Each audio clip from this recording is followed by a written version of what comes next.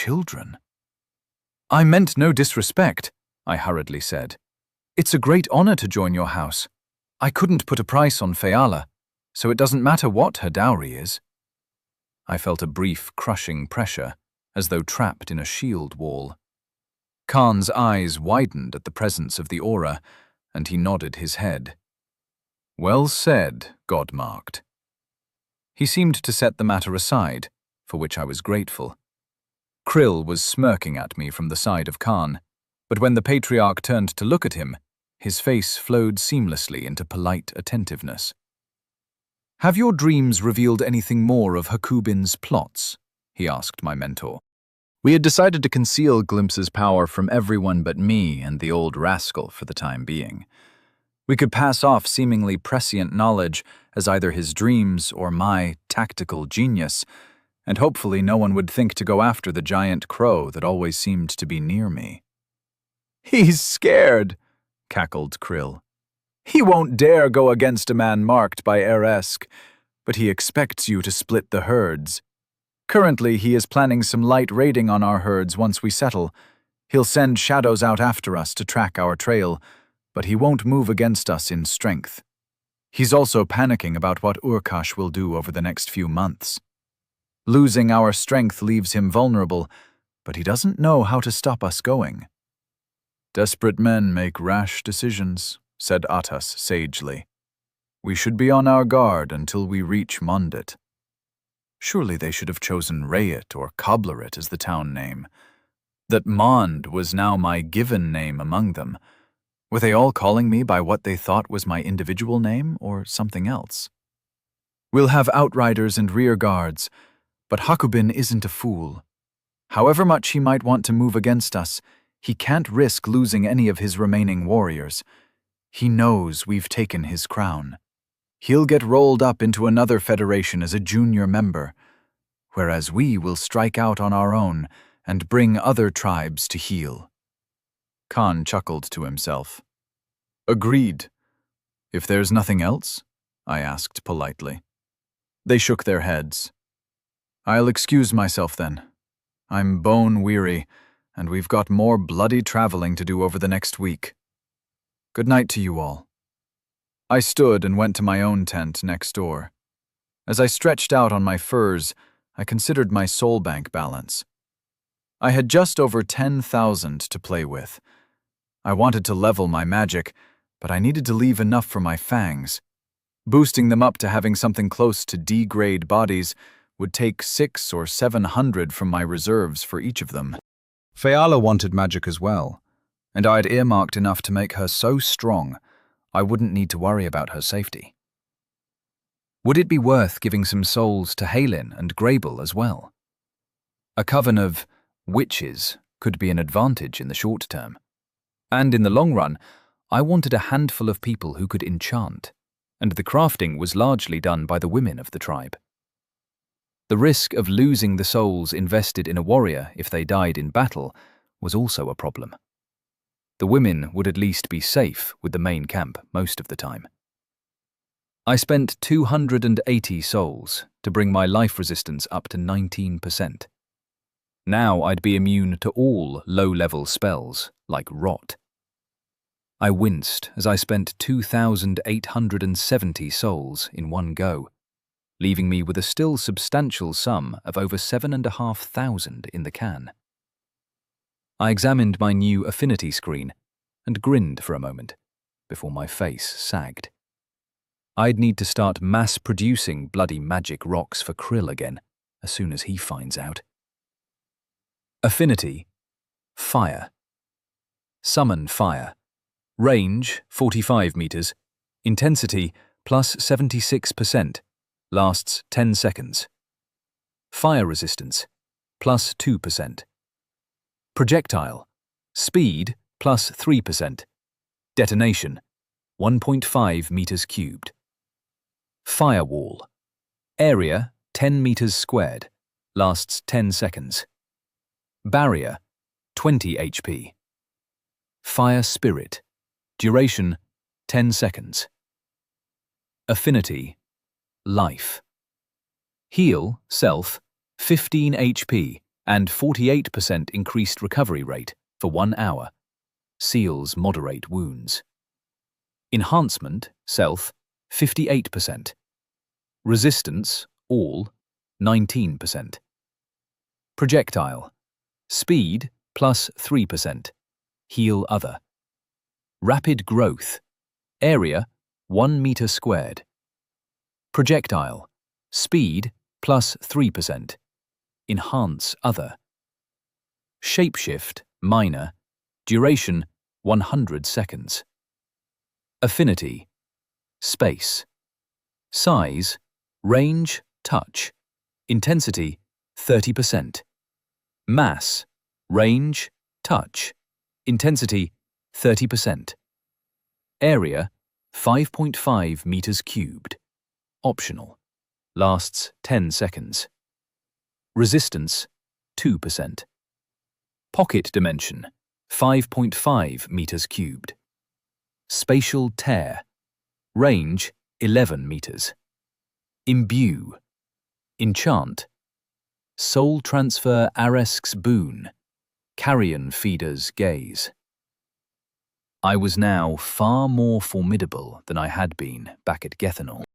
The jump in my enhancement spell, which cost me a measly 10 mana to cast, was insane.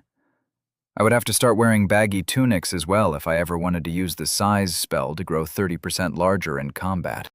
I had enough left to make my friends, and soon-to-be wife, stronger than any mortal ought to be. I might even have enough left over to boost Krill up a bit more as well.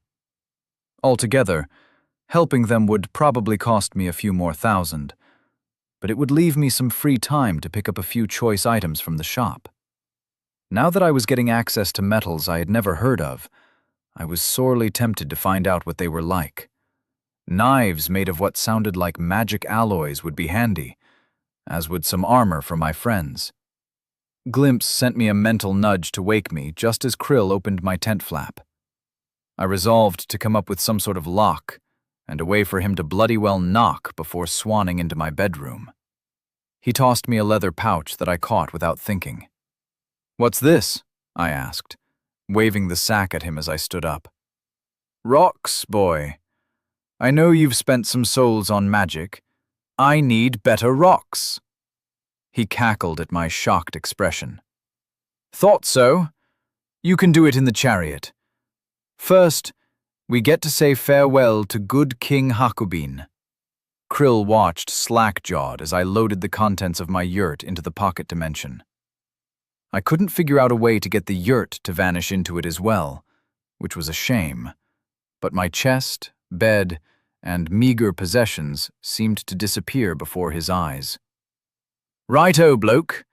Let's go kiss the ring for the final time." I grinned as we headed out towards the palisades. The Herm and Hotrick patriarchs were waiting for us by the paddock. The horses were ready in the traces of our chariots, and the wagons had already begun to roll out onto the nearby plains to wait for the rest of our party. "You cannot abandon your tribe now. We're faced with the wrath of Urkash, and you want to go running off after that fraud," Hakubin snarled. "Nonetheless, we will travel north with the God-marked," Khan replied calmly, his basso voice echoing out to the growing crowd of spectators. "He isn't one of us." "You cannot break faith with me, with the rest of us, for the sake of an outsider," Hakubin's wife called from where she held a surly-looking Hakudan by the hand. "You felt the god's aura, woman. Be silent," snapped Khan. Hakubin went red in the face, and Atas coughed as an excuse to cover his smile with a hand. "You will be forsaken by our ancestors. Our families have been united since Hakutakas and Hatrikilik joined our families generations ago," Hakubin argued fiercely. "All things must end, Hakubin. We don't want to split the herds with bad blood in the air. Aresk bless you with trials you may overcome," Khan said as he offered his hand for a warrior's clasp. Hakubin glared at the outstretched limb, then reached out and clasped arms. He pulled Khan in close and whispered something in his ear. Khan snatched his hand back like he'd touched a hot coal, and he scowled but took no further action. "Take us with you!" called someone from the crowd. Atas turned and raised his hands. "Any who wish to join are welcome, but please think hard. We are going north to make war on the Koprigin. It will be a winter full of violence and glory," Atas called out. Did he know who he was speaking to? These people were battle and honor mad. Ah, of course, he bloody knew the effect his words would have. We waited a while longer as the wagons formed up. Atas and Khan spoke to a number of brightly dressed men privately before we mounted up and the chariots rolled out ahead of a dozen wagons. In the camp behind us, I could see a significant percentage of the yurts being hastily pulled down and wagons beginning to roll along in our wake. Will we be able to feed this many? How will they complete the processing? I asked. There was still a lot of the herd to cull, although I had done the lion's share in the last few days. "They'll cope," snorted Krill. "And we're the stronger group now. Hakubin will think twice before he tries anything against us." "You shouldn't be worrying about that now, though." A cackle drifted back over his shoulder, somehow dirtier than his usual evil giggle. "What the hell are you talking about? Feeding everyone through the winter is going to be a bloody nightmare," I snapped. "Nah, rapid growth, remember? You probably didn't improve it, but I certainly did. What you ought to be worrying about is your nuptials, boy." Krill grinned back at me as he cracked the reins. Oh shit. I was getting married when we got back to Mondit. Chapter 45. Aresk blesses this union. Krill accelerated our chariot ahead of the slowly moving wagons. Two more of the rickety-seeming vehicles sped up to pace us as we raced north towards Mondit. "What's the rush?" I asked, as we bounced along, the wind blowing through my unruly hair and beard, sweeping them both back behind my head. "Have you ever been married, boy?" Krill snapped over his shoulder. "Yes, a long time ago. It didn't work out." Regret wasn't present in my voice, but it lurked in my mind. "Why not? It's not that hard. Pump a few babies into them and don't piss away your wealth," Krill cackled in reply. "It's not like that where I'm from. Well, it kind of is, very broadly speaking. But I went to war when I was young. I came back different from how I was when I went. Jenny put up with it well enough for a while. But then we lost a baby and things fell apart," I replied. The sadness from the miscarriage and the collapse of my marriage was well behind me, and I repeated the thought to myself to make it true. I spoke about it in an almost clinical fashion. "Losing one child broke her?" "She wasn't a good woman," Krill barked. "Infant mortality must be very high among the tribes," I carefully reminded myself. "Well, you remember the day you wed, I trust? How much faffing and pomp and ceremony was there?" he demanded. I had a sinking feeling in my stomach at this point, but I couldn't deny his point. "How much ceremony is there among the Ereskine?" I asked tentatively, as I clutched onto the rim of the chariot with one hand, the other clamped onto Krill's shoulder.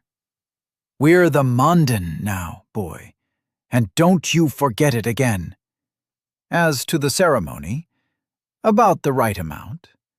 There'll be the sacrifice, the pledges, the celebration, and then the consummation. You'll have a grand old time." The cackle was back in force today, it seemed. As we headed north, I kept checking in on Glimpse, who I had left orbiting Ereskine. The coal had slowed down somewhat, but the remaining people were clearly still focused on that monumental annual task. A trickle of wagons and riders had left town to follow our trail, converts to our cause, I assumed.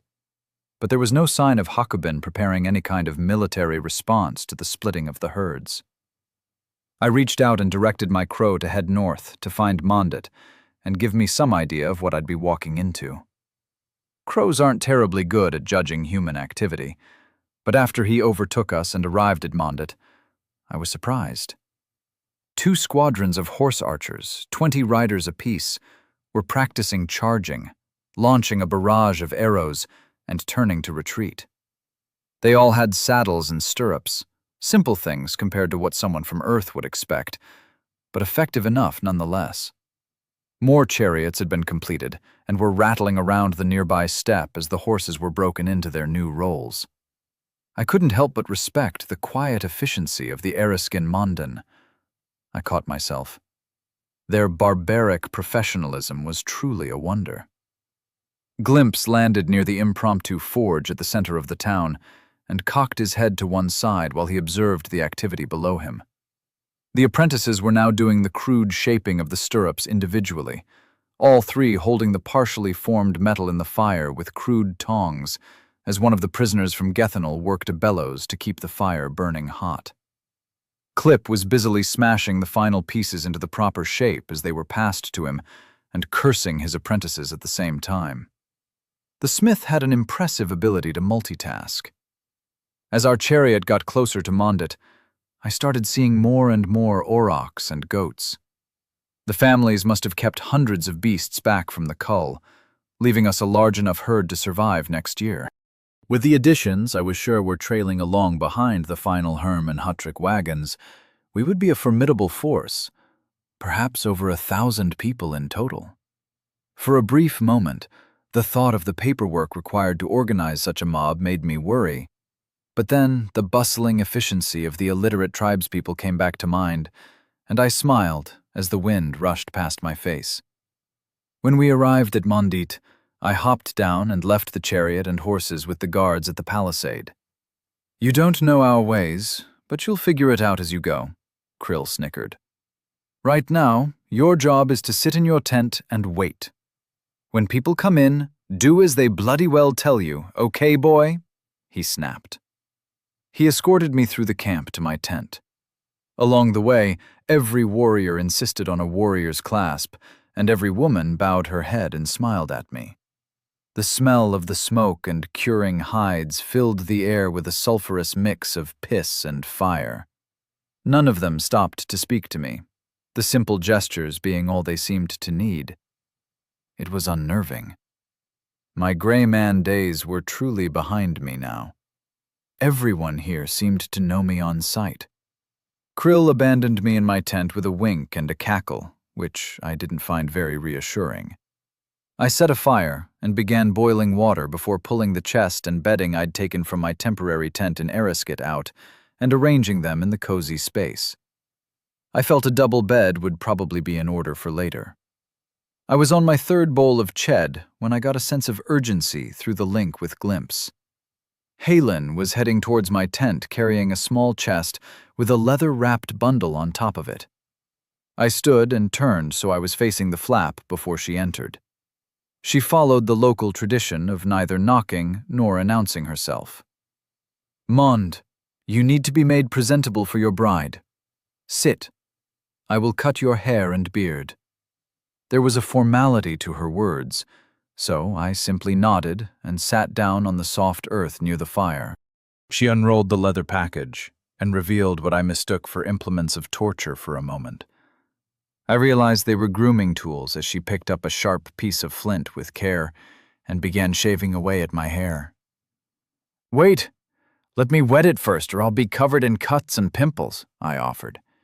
She slapped me on the head, hard enough that even with a strength stat of 30 it made my ears ring, and resumed her task. When she was done, the sides of my head were shaved down to the skin, the razor-sharp flint doing an excellent job and leaving the skin smooth. My fringe had been cut back to just above my eyebrows, and the back of my hair was left alone. I was now officially sporting the clan mullet, and I found I didn't mind at all. My hair had not been properly cut since I arrived, and the lack of mirrors had kept it from being something I'd thought of much. I called Glimpse into the tent, having to stop Halen from attacking the poor bird in the process, and examined myself through his eyes. I looked savage, like a bearded barbarian or a Norman knight of old. However, Halen wasn't finished with me yet. My beard went next, the smooth, chipped stone sliding across my skin to cut the hair away at the root. Glimpse had moved to sit opposite me, so I enjoyed the uncanny sensation of sitting with my eyes shut while a primitive tribeswoman ran razor-sharp stone across my face and neck. As the last of my beard fell away, I opened my eyes and looked up at her. "Thank you, Halen," I said solemnly. She snorted. "You can't see what I've done, fool. Maybe I've left jagged lines in places you can't feel." "I know you haven't. You be good to Faye. They're going to make you king. But if you turn out like Hakuben, or worse, Hakudan, I'll slit your throat myself." She was fierce, like all the Eriskin.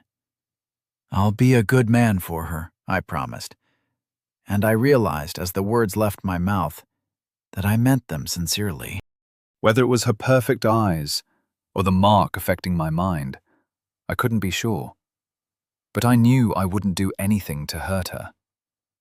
I hadn't realized my coronation would also take place today, and I quietly cursed Krill in my mind. Sneaky old bastard. "Here." Halen opened the chest, moving the leather wrap to the floor, and pulled out a brilliantly red tunic. She passed it to me, and I marveled at the texture. This wasn't the rough wool felt Aresk had told me it was felt that I was used to. It was clean and smooth, some kind of linen, almost as soft as silk. "Your tunic for the night.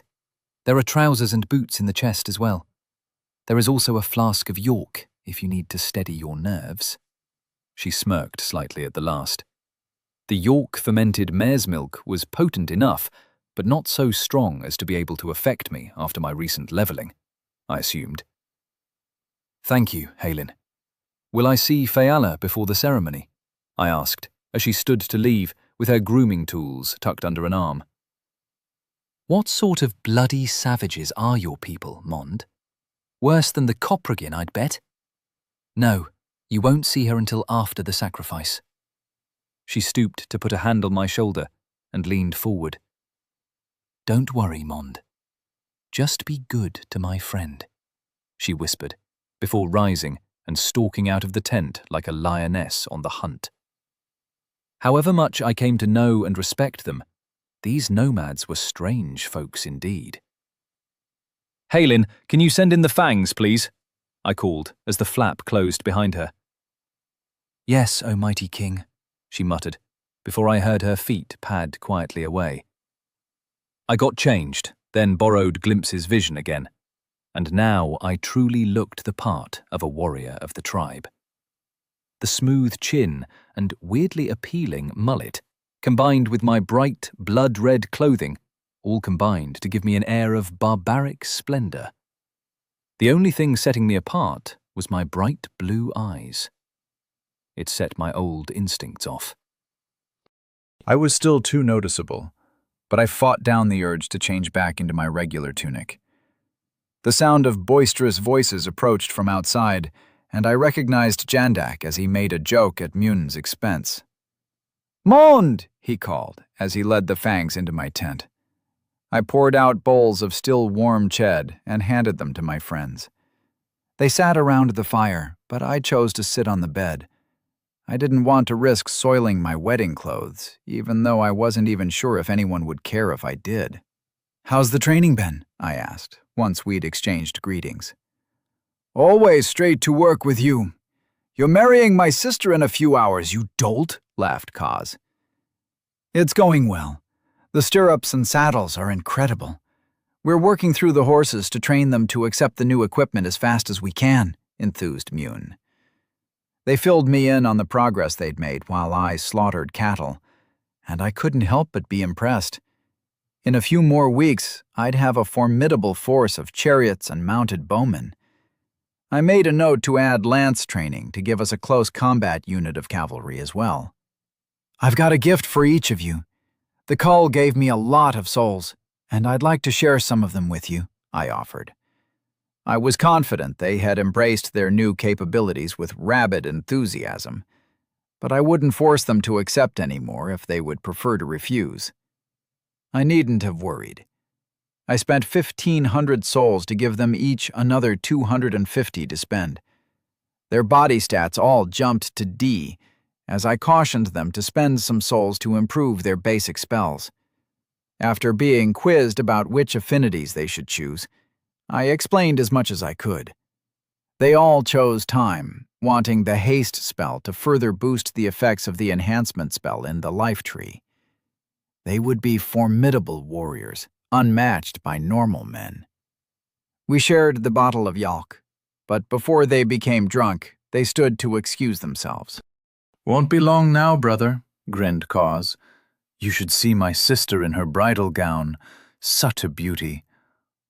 "I'll take her if you refuse," offered Mune, earning a slap to the face from Cause, but Jandak fell about laughing, and any tension fled the tent. "I look forward to our adventures, Lord. I expect fell deeds and great honor in my future," Jandak said when he stopped giggling. "Please extend my thanks to Halin for the grooming. She has deft hands and a gentle touch. She'd make you an excellent wife," I sniped back at him.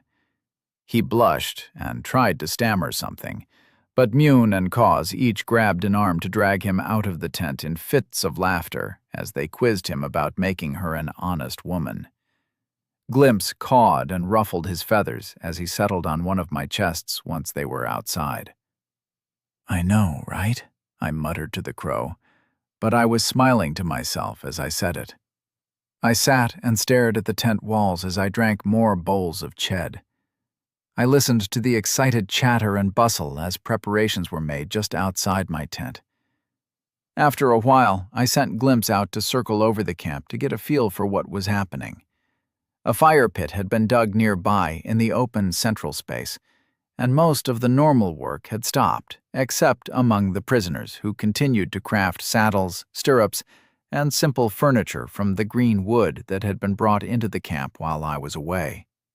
I sent Glimpse off to look for food, and eventually dozed off, stretched out on my bed. "Time to wed, little king!" Jandak shouted into my ear from close range. I jerked upright and lashed out without thinking. He blocked my fist, but went skidding back a few feet from the force. "I see you aren't neglecting your physical stats as well," he chuckled as he shook out the hand he'd used to block. "Come on, Mond. It's time." He led me out of my tent and to the fire pit that had been dug nearby. Khan was standing at one end of the depression with a stern expression on his face. Krill stood next to him, with a gap-toothed grin. As we arrived, Jandak guided me to stand facing the pair of old men, and backed away to stand by Mune at the front of the crowd. Every bloody person in the camp must have been present. Even the prisoners had now been relieved of work and stood to one side of the gathered tribe. "You are pledged to wed my daughter. Will you honor your word?" Khan demanded loudly. I flinched at the sudden silence following his call. "I will." He nodded, and a faint trace of a smile lit a face I'd only ever seen scowl and grimace. "Bring out the offering!" yelled Krill. I turned to look behind me, but a slight shake of Krill's head told me I should stay as I was. A perfectly white heifer was brought forward and stopped in front of the dreamer. Pink eyes rolled in the beast's head. I had no idea where they'd found an albino aurochs. "Aresk blesses this union of your families," Krill called, as the bone dagger that I'd only seen once so long ago flashed out and crimson blood painted his lower legs and feet. There was a wash of pressure as Aresk flexed his aura over the crowd, and a hushed murmur ran through them. "Thanks, Aresk, but I'm pretty sure you weren't invited to my wedding." I felt rather than heard the faint chuckle in response to my thought. Another murmur ran through the crowd, and I started to turn, but Krill coughed and glared at me, so I stayed facing Khan and my grumpy mentor. A presence stopped next to me, and I dared to glance across. My jaw dropped. Fayala had flowers woven into her flaxen hair, giving her a colourful crown of organic beauty. She was wearing a long dress of sheer linen, pure white, and sealed at the front with lacing to hold it together. The braiding ran from halfway up her thighs to her throat and gave the dress a simple elegance. As she stopped next to me, I saw a flash of cream skin as the dress parted briefly over her bare feet. "Daughter." "Your price is 6 heifers and a bull, which I will cede to Mond if you are willing to accept his hand," Khan said.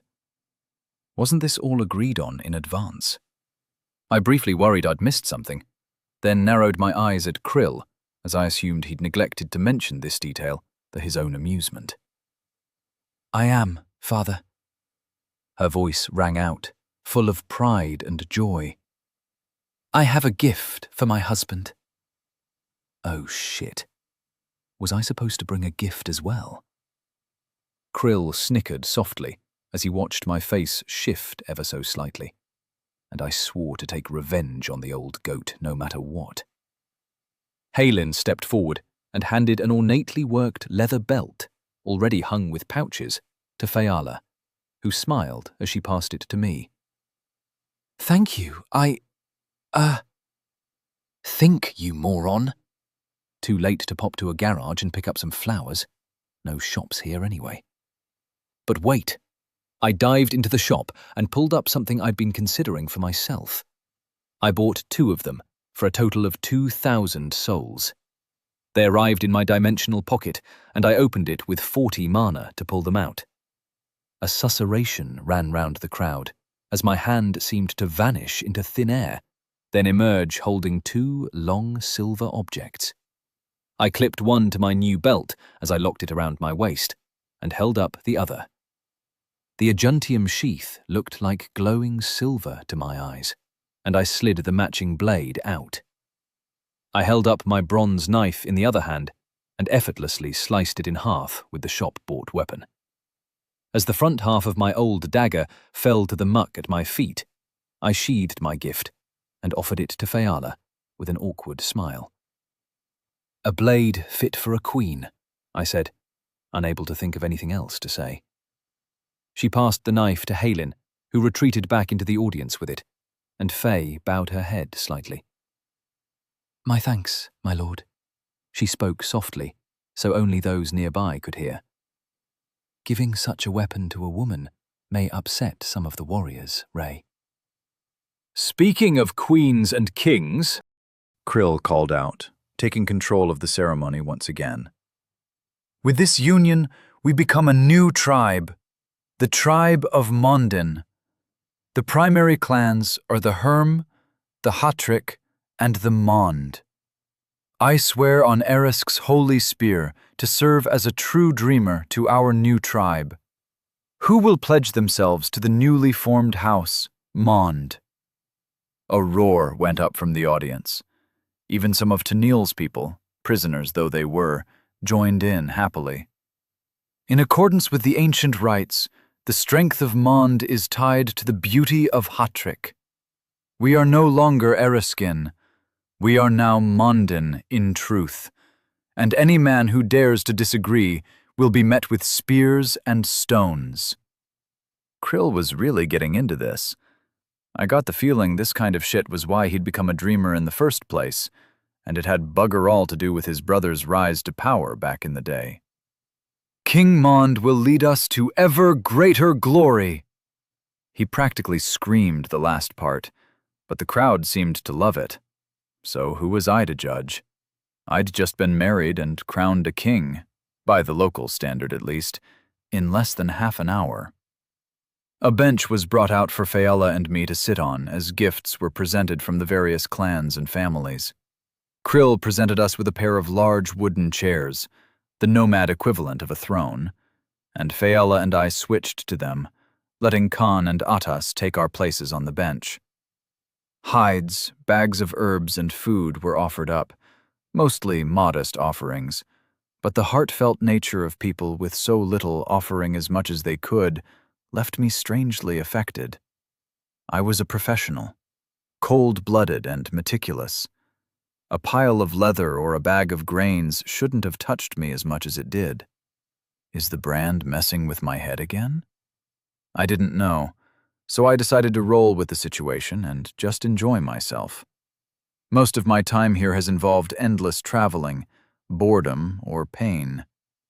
I reminded myself that those times had been interspersed with moments of terror and rage. It felt to me like I'd earned this brief reprieve from the horrors of my new world.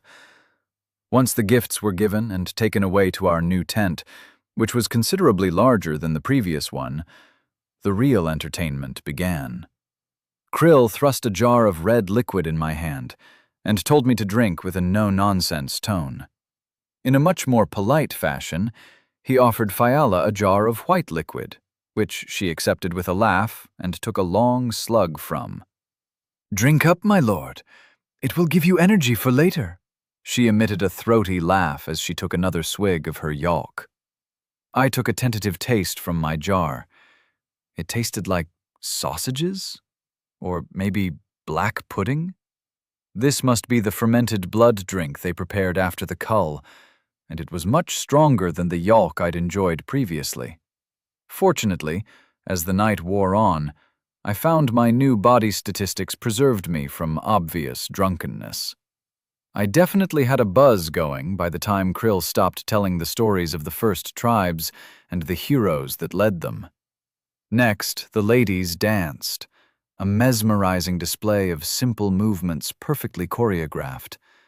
They flowed back and forth, their skirts swirling around them, and even the shit-sitters clapped along to the beat of the drums and the atonal humming that passed for singing among my warriors. They were my warriors, I realized with a shock. These were my people.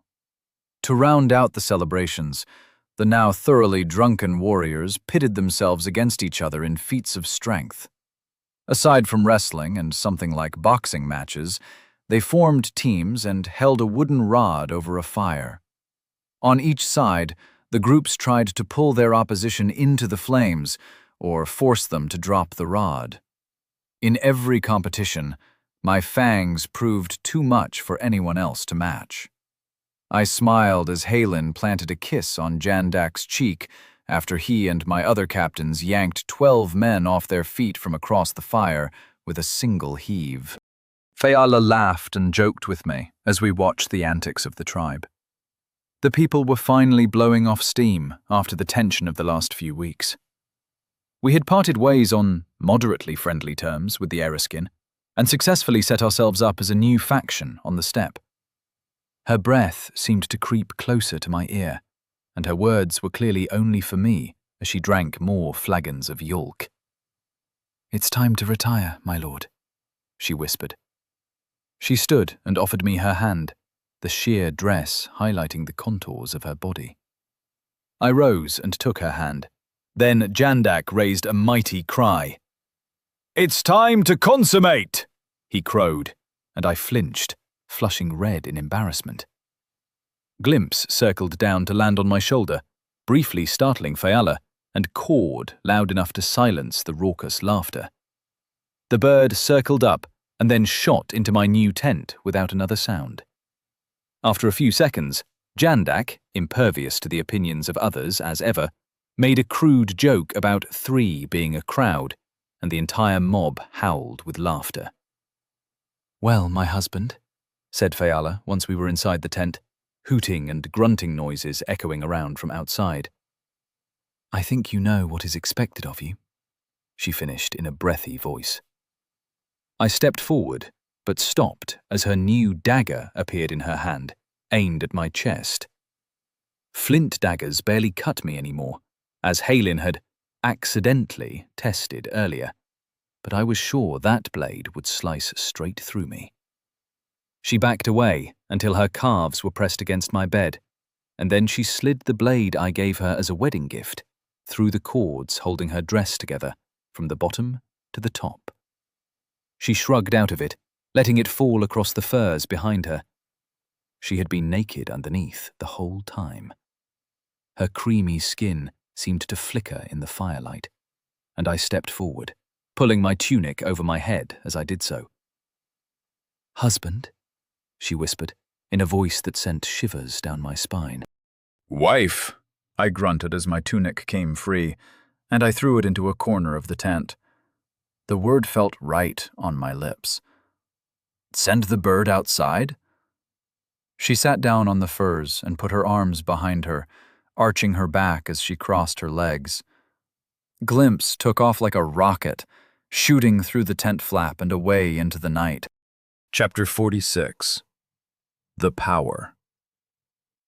I awoke alone, which surprised me into sitting bolt upright. I scanned around my empty tent and reached out to Glimpse, but he was currently devouring every scrap of meat he could find that had been dropped or cast aside at the party last night. I sent him a warning not to get fat, but all I got in reply was a mental raspberry. I shrugged the furs off me and looked around for my new red tunic, just as the flap swept aside and Fayala entered the tent wearing it herself. It was an uncanny sight, like a girlfriend back on Earth wearing one of my t-shirts the morning after.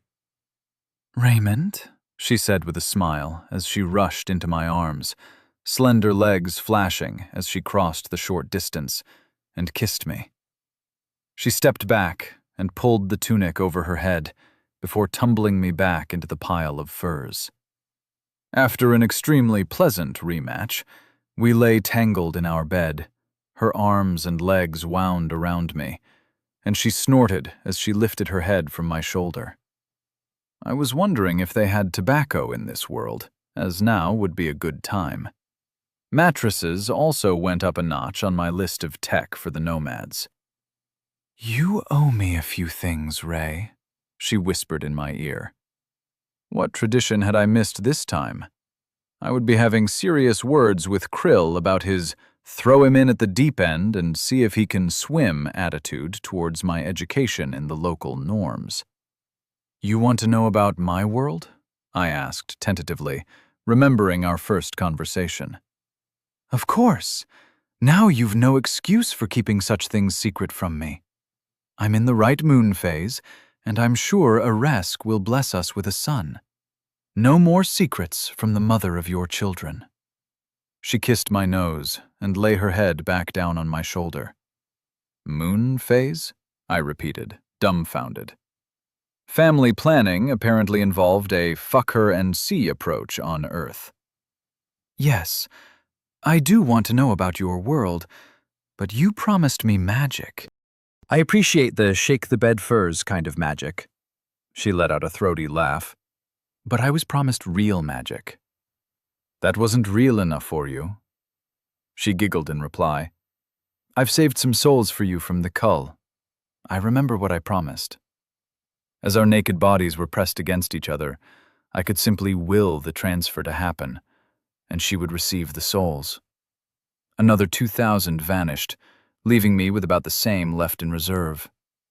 Her body went rigid for a moment, then melted back against me. "What does focus do?" she asked quietly. "You can read?" I gasped, raising myself up on an elbow to stare down into her hazel eyes. "Of course. Most of the noble women are passably competent in Crathen.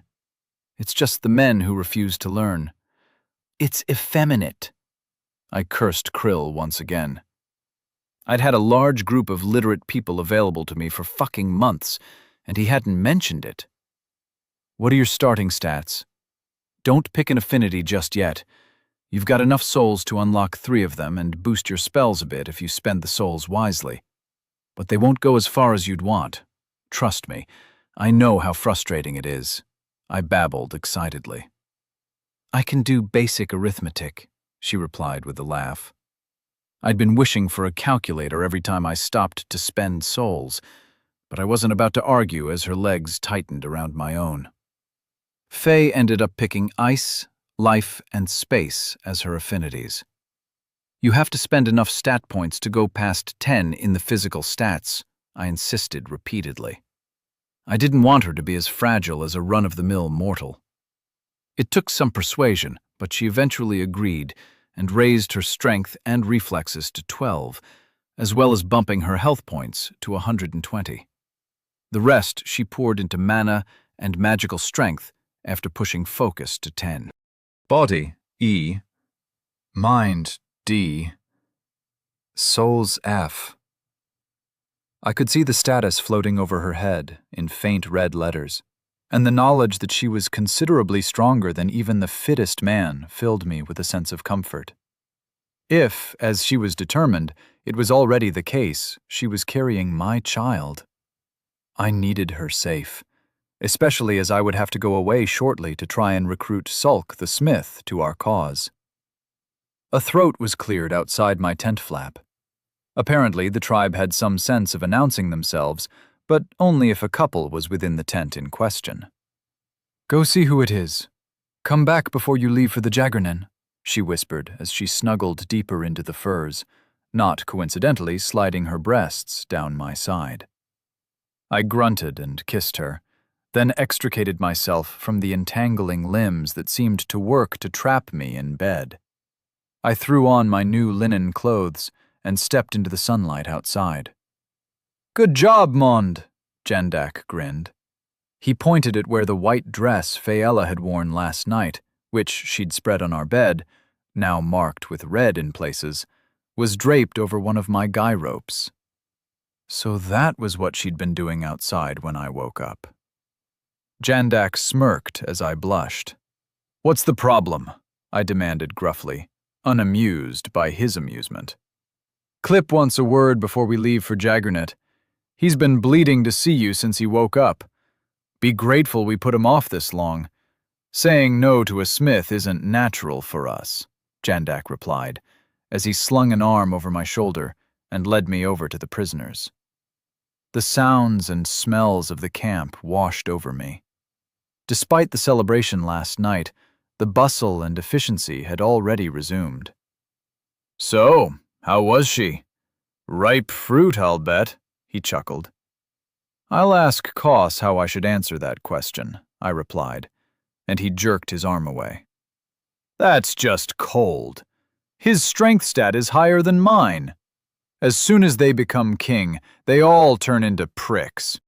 He laughed to take away the sting of his words, and I couldn't help but join in as we stumbled into the area set aside for my prisoners. "You! What the fuck was that metal?" rang out, cutting through the noise of the bare bones smithy and the other work going on around us. A brief silence descended. "Did I tell you to stop hammering, you bloody layabouts?" Clip spun and snarled at his apprentices, who had frozen as their master harangued the new king. The smell of the forge and molten metal filled the air here, giving it an acrid tang that kept most of the tribe away. "It's called adjuntium. It isn't common." I was getting good at understatement. "I might be able to get you some ingots, but I'm not sure you could work them. I mean no disrespect," I added as his face darkened. "It's just that I don't even know what ore they come from." Clip strode forward and held up a small lump of orange metal.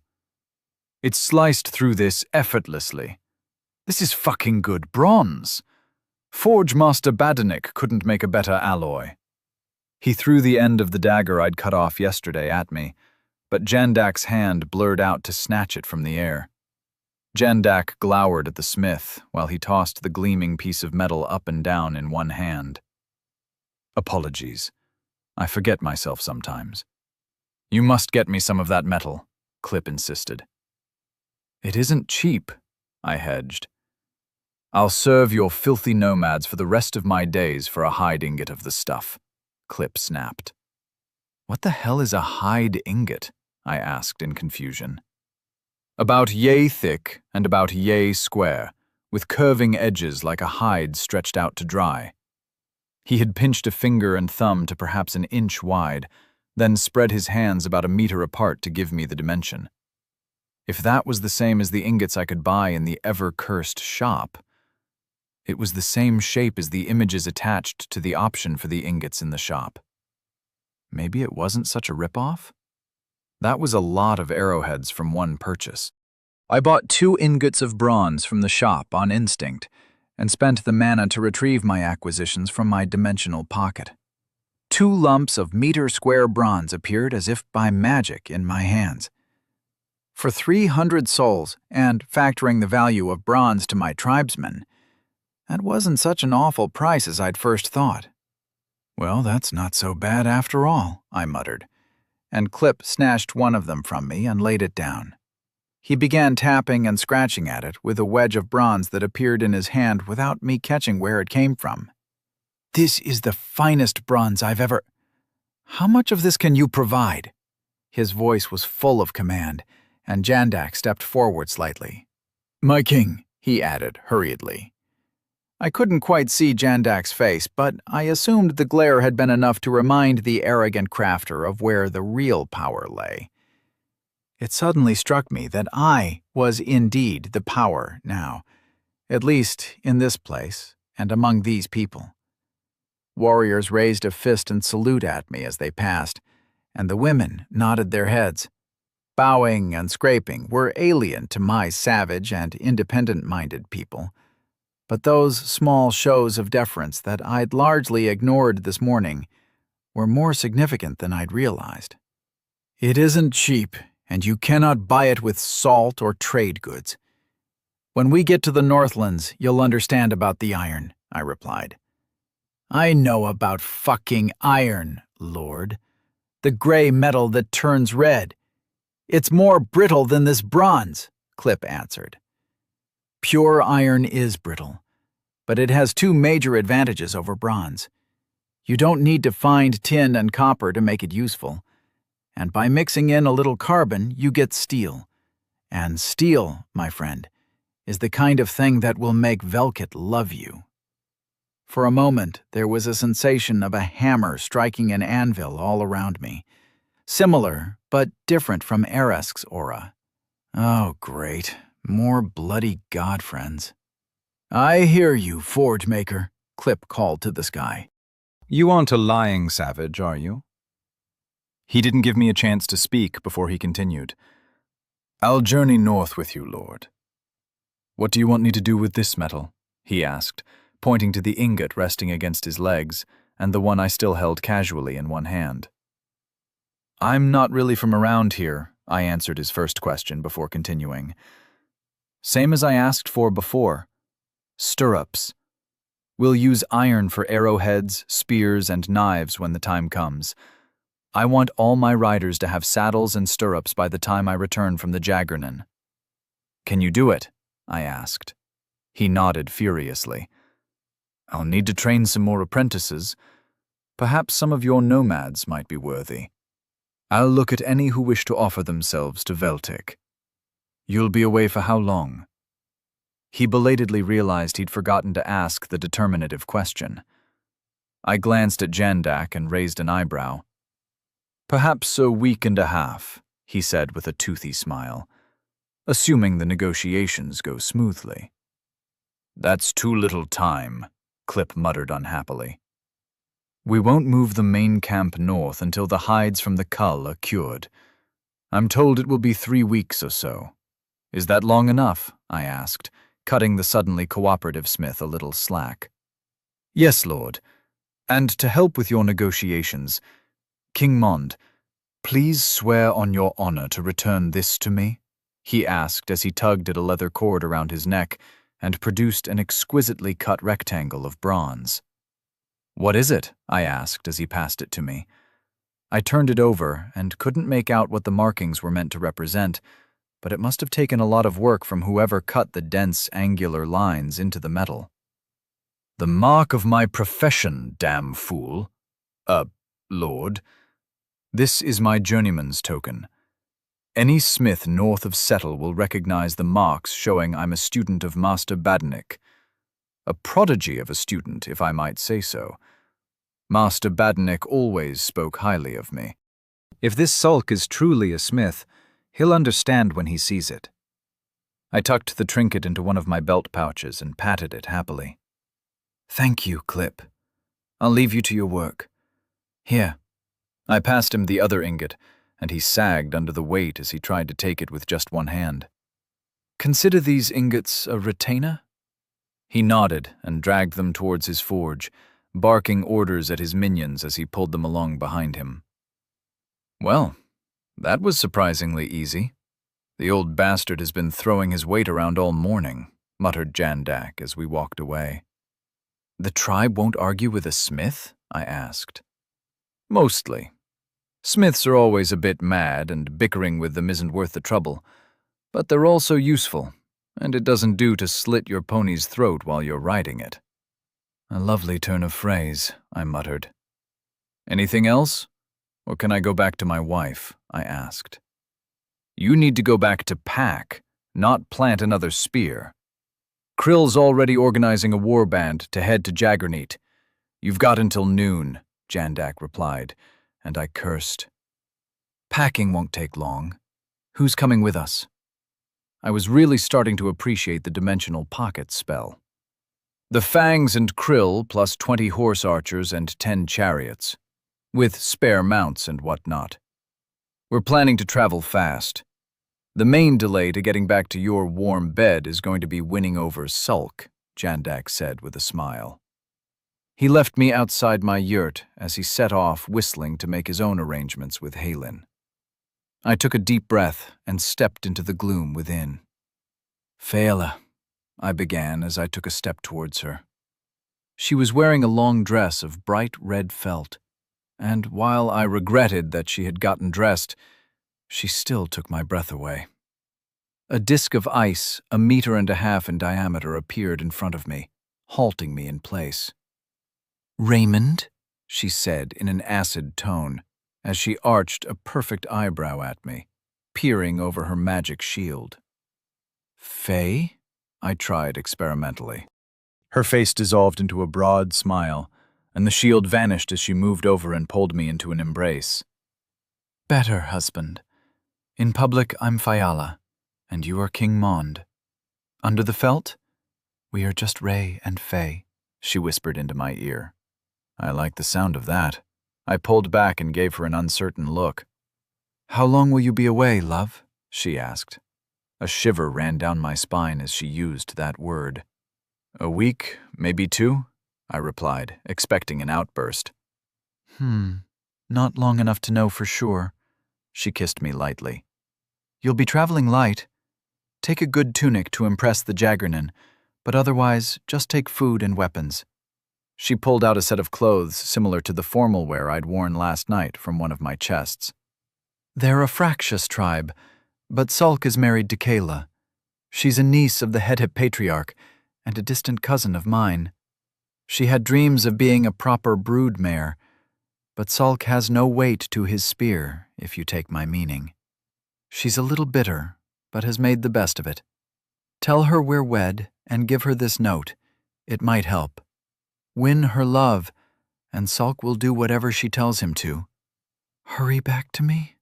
She finished with a slight quaver in her voice as she passed me a bundle of clothes. Chapter 47. Being Brash.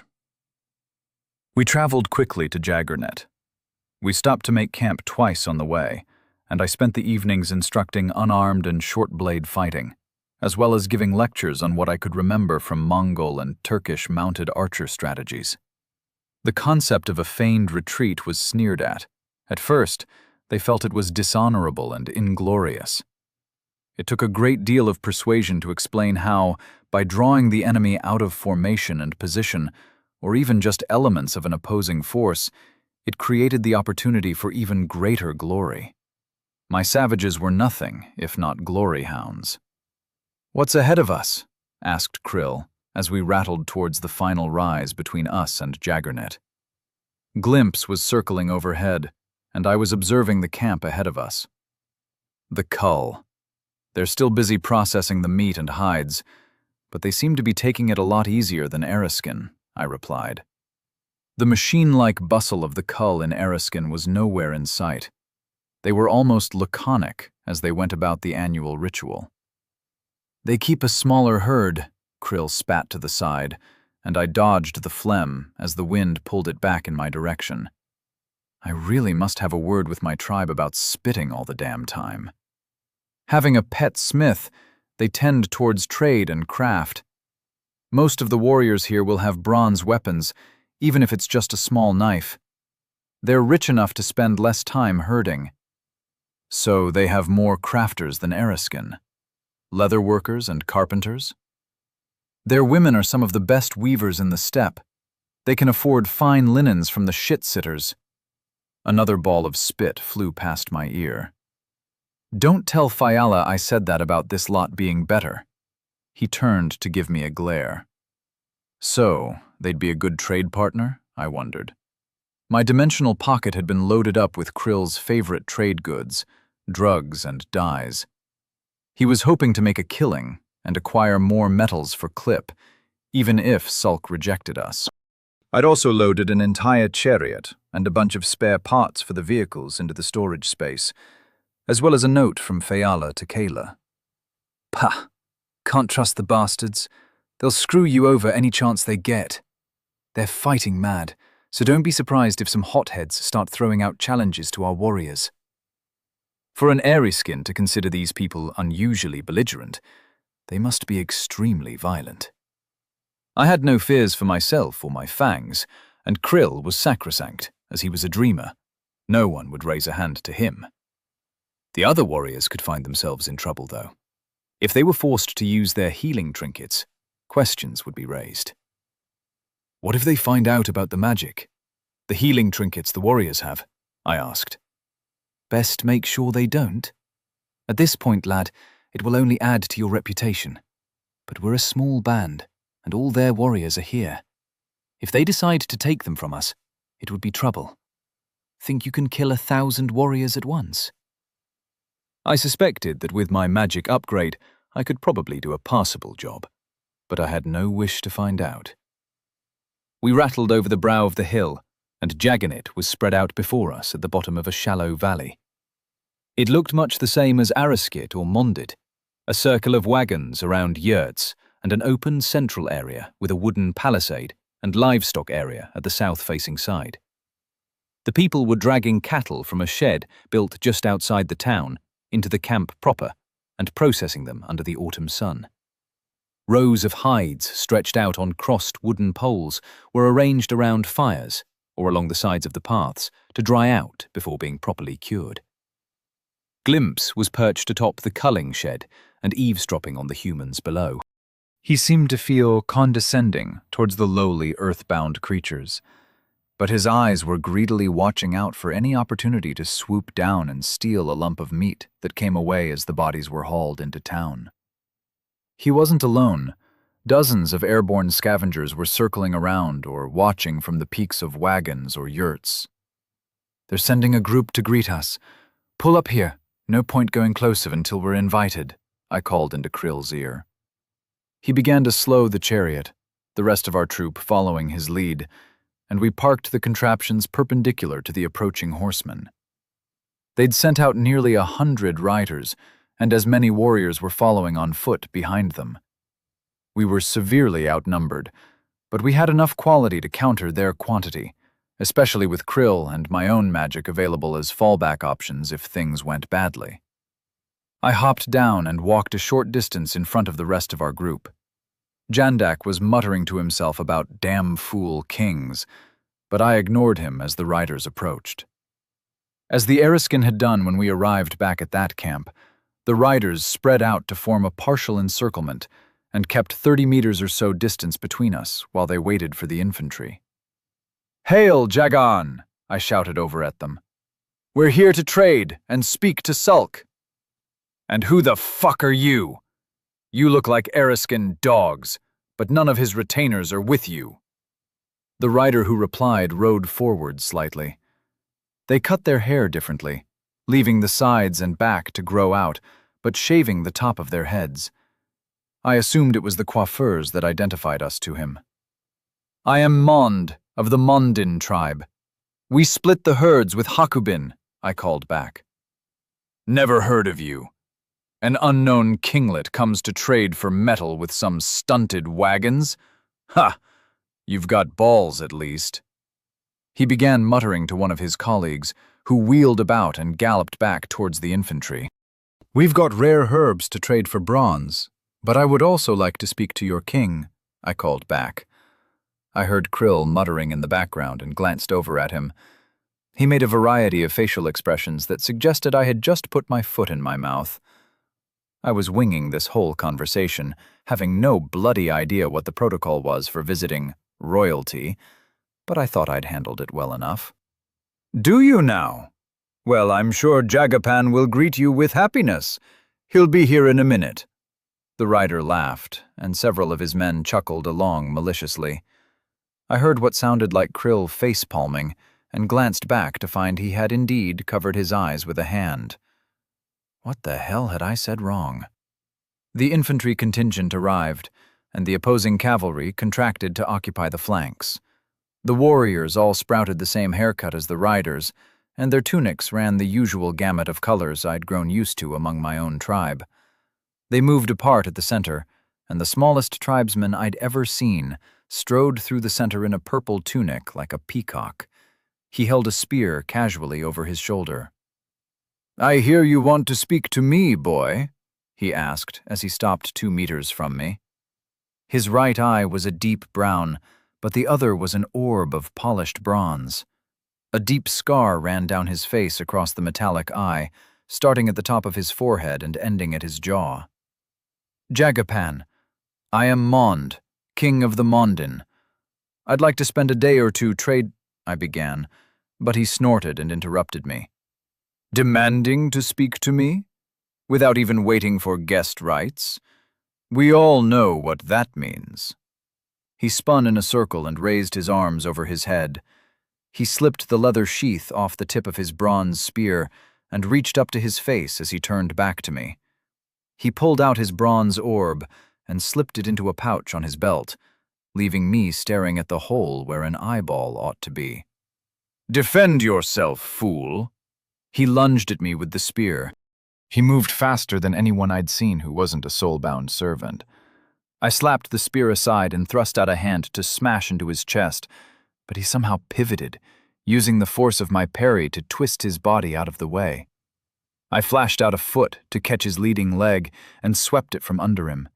He rolled and flowed back his feet like he was made of rubber and launched another strike at my face with the spear.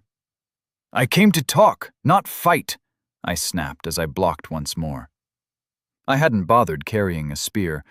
All I had was my shop-bought wedding dagger in my belt. "You don't demand to speak to a king, moron. You ask his guards to pass on your greetings, and he will see you if he thinks you're worthy." A flurry of blows flickered out at me, and I leapt backwards to avoid them. He had switched tactics, no longer going for a killing blow, but trying to wear me down and make me bleed. It wasn't going to work out for him. As he moved in again, I caught the spear in my left hand and held it still. He jerked to a stop and tugged before releasing the spear and leaping away to pull out a bronze short sword. I flexed my hand, and the spear shaft snapped in my fist. "I apologize for being brash. I did not know the correct protocol.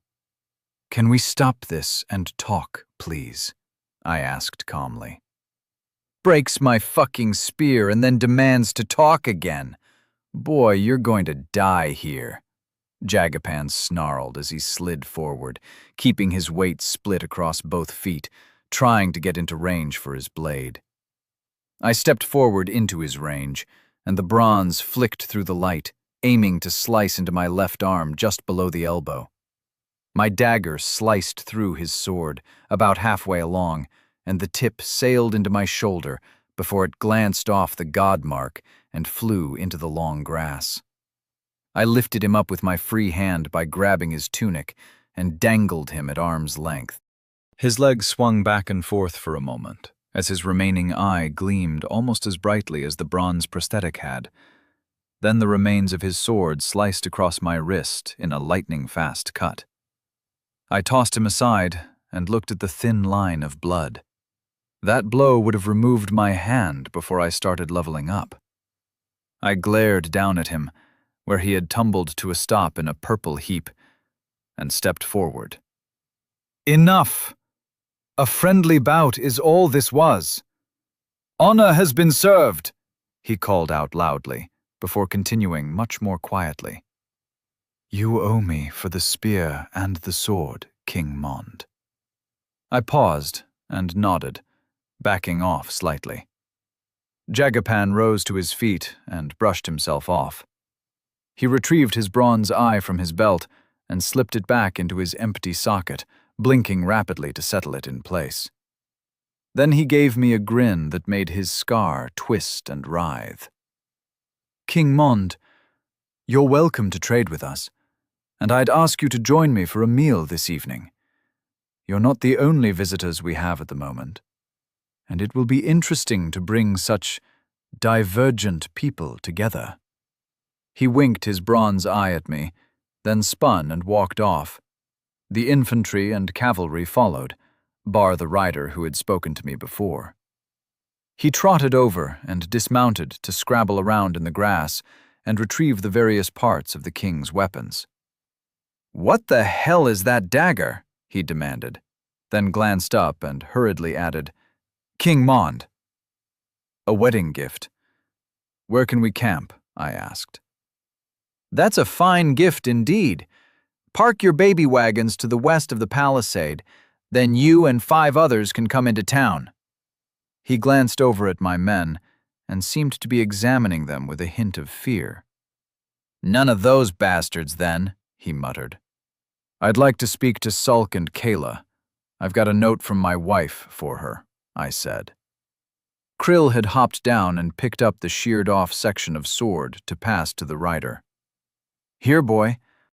Is Jagabant still your dreamer?" "I'd have words with him as well," Krill said in a friendly voice. "He was till not long ago. Everyone wants to speak to Sulk whenever they come.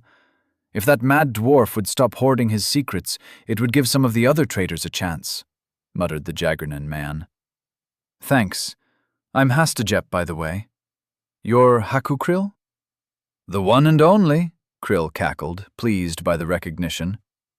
"Hakubin must be pissed that this boy poached you away," Hastajep said. "Jagabant died a few moons back. Hastakark has replaced him as the dreamer."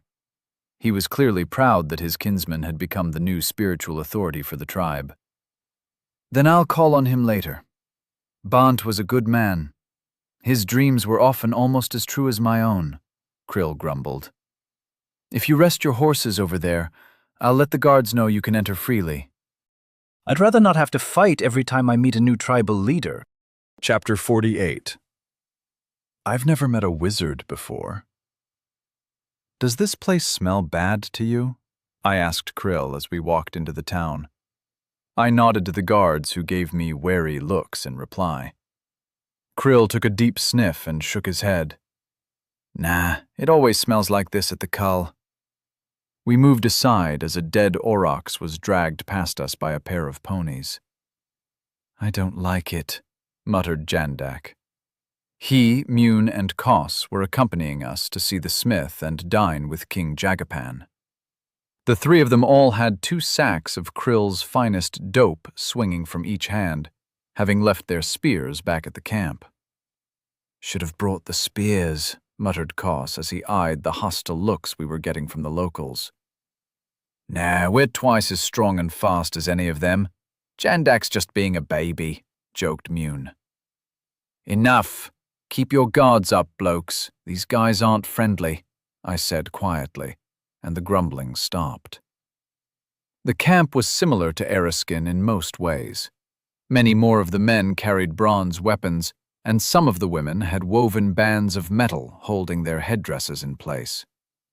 Krill led us towards the sound of hammering, and we arrived at a large open-sided shed. It looked like a permanent building, unusual for the tribesmen, but I noted the fittings at the side that suggested it could be broken down and loaded on a cart. Under the sloping roof of wooden shingles, a man worked with a hammer, smashing it down on glowing metal.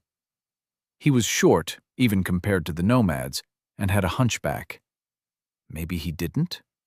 Perhaps his right shoulder and back muscles had simply grown disproportionately large compared to the left. The hammer in his right hand swung down, and sparks flew. Krill called out to him, then waved a hand at us to wait. I watched him refining the edges of a neat bronze dagger, having to reheat the metal several times in the process, then dump it into a bucket of water waiting nearby. Only then did he turn and look us over. "What you want?" he barked. His face was lopsided as well, like he'd had a stroke at one point, and now his left side drooped slightly. One eye was open wide, the other squinted, half closed, and from only a few meters away I couldn't see his pupils. They must be pinprick small. "Sulk, we come for trade and opportunity," said Krill jovially, as he walked under the roof and offered his hand. Sulk looked down at the hand and clamped his right hand on Krill's forearm. A look of confusion passed over his face before he yanked his hand back. "You got stronger, old man. A lot stronger," he grumbled as he lowered himself down onto his anvil and shook out his hand. "I repeat, what do you want?" He waved at the rest of us, and we moved in to join them. "Trade and opportunity," Krill repeated with a broad smile, but he hurriedly continued as Sulk glared at him. Krill never seemed to care to be polite to anyone, but this man was clearly exempt from his lack of respect.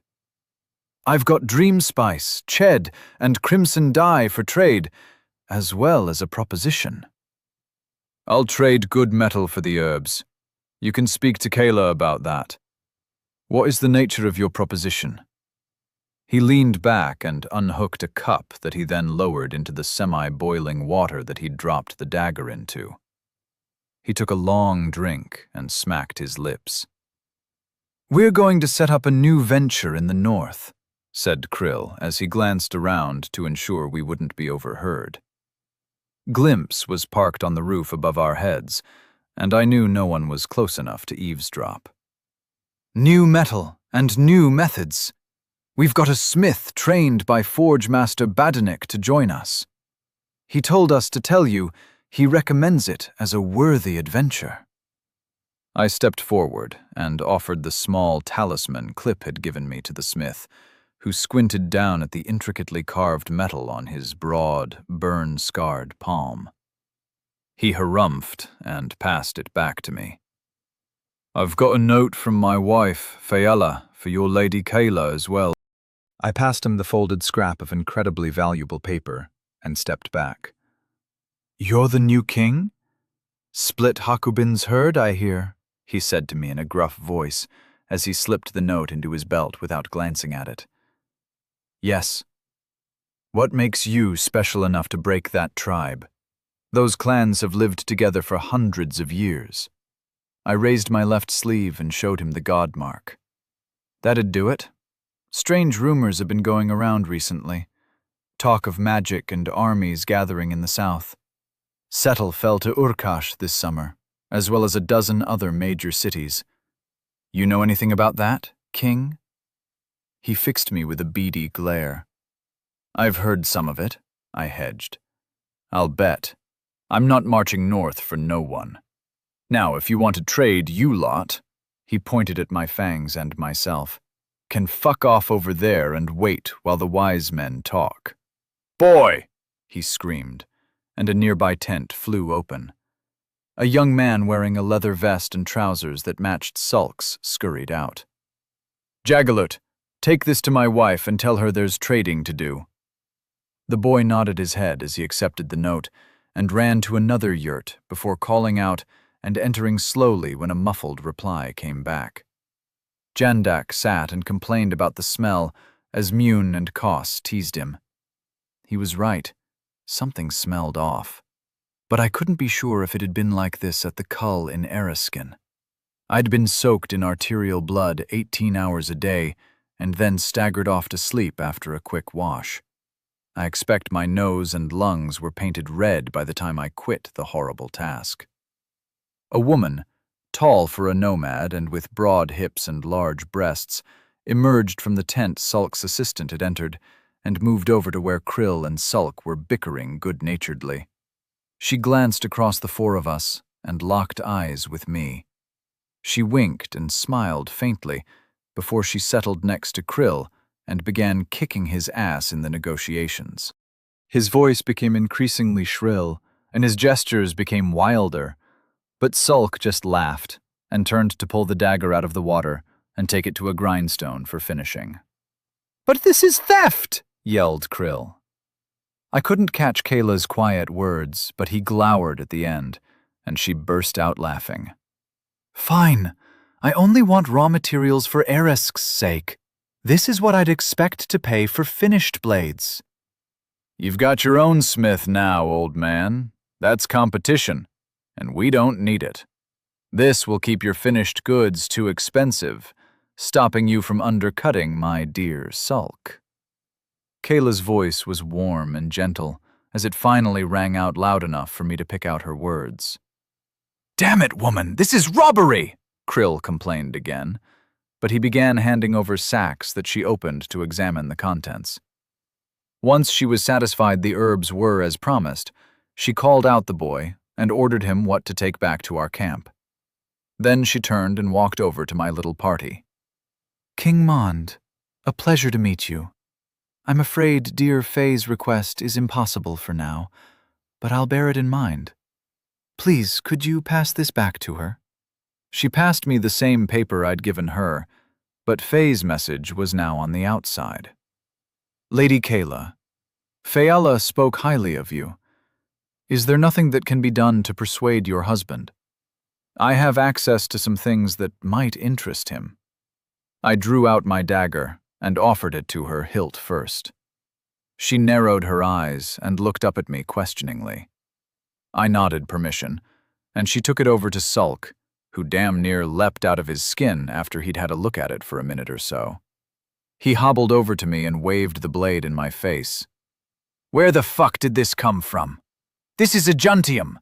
No one can work it anymore, but here's you with a shiny tattoo and an impossible blade," he barked at me. I deftly snagged the blade from his outstretched hand and sheathed it at my waist. "I can only give you details if you come away north with us," I said firmly. "I can get more of it, though." While technically true, I had no wish to spend the amount of souls I'd need to buy that metal in bulk. Sulk went bright red and looked ready to explode, but Kayla laid a hand on his arm and pulled him gently backwards. "That's understandable, but I'm afraid we cannot go north with you. You'll be riding to war with the Koprig, and it's not safe for a smith and his wife to wander at times like that," Kayla said, as Sulk seemed to melt into calm at her touch. I was fairly confident she wasn't a witch, but her power over her husband was every bit as impressive as Faye had promised. "We're eating with King Jagapan this evening. Would you join us?" I asked, silently hoping I wasn't breaking some obscure rule by inviting another guest. To be honest, even back on Earth, that would have been bad form. She laughed, her whole body shaking as the surprisingly deep sound rang out. "Thank you, mighty king, but I wouldn't presume on Jagapan's hospitality. I'm sure we can speak again before you return to your people." Kayla nodded her head at me and went back to her tent with a spring in her step. "I want to see that blade again before you leave," muttered Sulk as he gave me an angry stare, his tiny pupils flaring slightly. I nodded, and we began to make our way towards Jagapan's tent in the center of the camp. "Bloody thieves," Krill grumbled loudly. "4 ingots for all those herbs. They were out to shaft us." His voice dropped, and he glanced around, then grinned at the rest of us and winked. "Good thing they don't know how easy it is to grow more," he whispered as he waved a finger like he was casting a spell. The fangs grunted in amusement as we threaded our way through to the heart of the camp. Jagapan's tent was the largest in the settlement, perhaps 8 meters across. It was even larger than Hakubin's. 2 guards with bronze daggers, maces, and spears waited outside the entrance. I eyed their simple armor in appreciation. It was much more refined than the junk I'd inherited from Jatan. Smooth discs of bronze overlapped from their throats to their thighs and provided impressive coverage all around their bodies. "Here at Jagapan's invitation, King Mond wishes to pay his respects," Krill said with a mocking bow to the one on the right. He scowled and spat to one side before heading into the tent. We waited patiently as the remaining guard fidgeted and glared at us. A few moments later, the other guard returned and held the flap open for us. We ducked inside, and I was impressed with the place. Bronze sheets hammered thin and cut with intricate designs hung on the walls, and there were metal swords and spears propped upright all around us.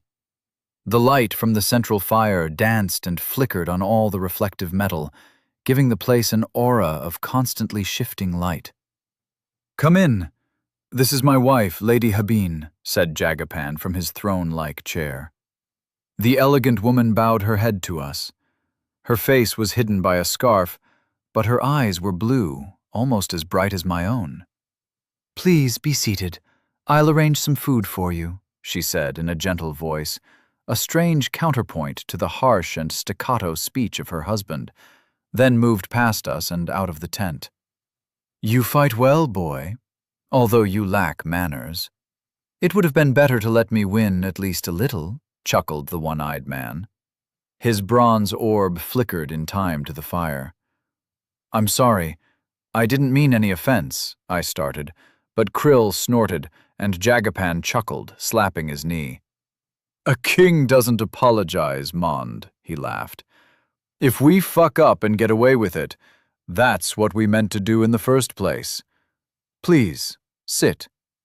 He gestured to the cushions placed around the fire. They were the first soft furnishings I'd seen in this world, and I resolved to buy as many as were available before we went back to Mondit. "Thanks. We're looking to establish a more regular trade with your people," I said. "Pah! Krill and Kark can sort that out between them later. Where did you learn to fight that way? You moved like liquid metal." He leant forward to stare down at me eagerly. "I've had some training that your people may not be familiar with," I offered, hoping to avoid any comments about my abnormal strength and speed. "Where are you from? You speak the language fluently, but with an accent I've never heard before. I've been to 40 Halath festivals and never heard its like. You aren't one of us, so you must be either from the tribes in the far west or somewhere in the south. You're not a shit-sitter, are you, boy?" he asked with a mock glare. Speaking as a shit-sitter myself, I must say I do not recognize the accent either, so it must be the far west, said a mellifluous voice from the entrance. As my head snapped round, I was already reaching out to lock a hand on Jandak's arm. He'd started to rise and draw his knife at the same time. At the entrance to the tent stood a man in flowing robes of fine linen, dyed red and lined with dense yellow threadwork. His face was angular, and his eyes were intelligent.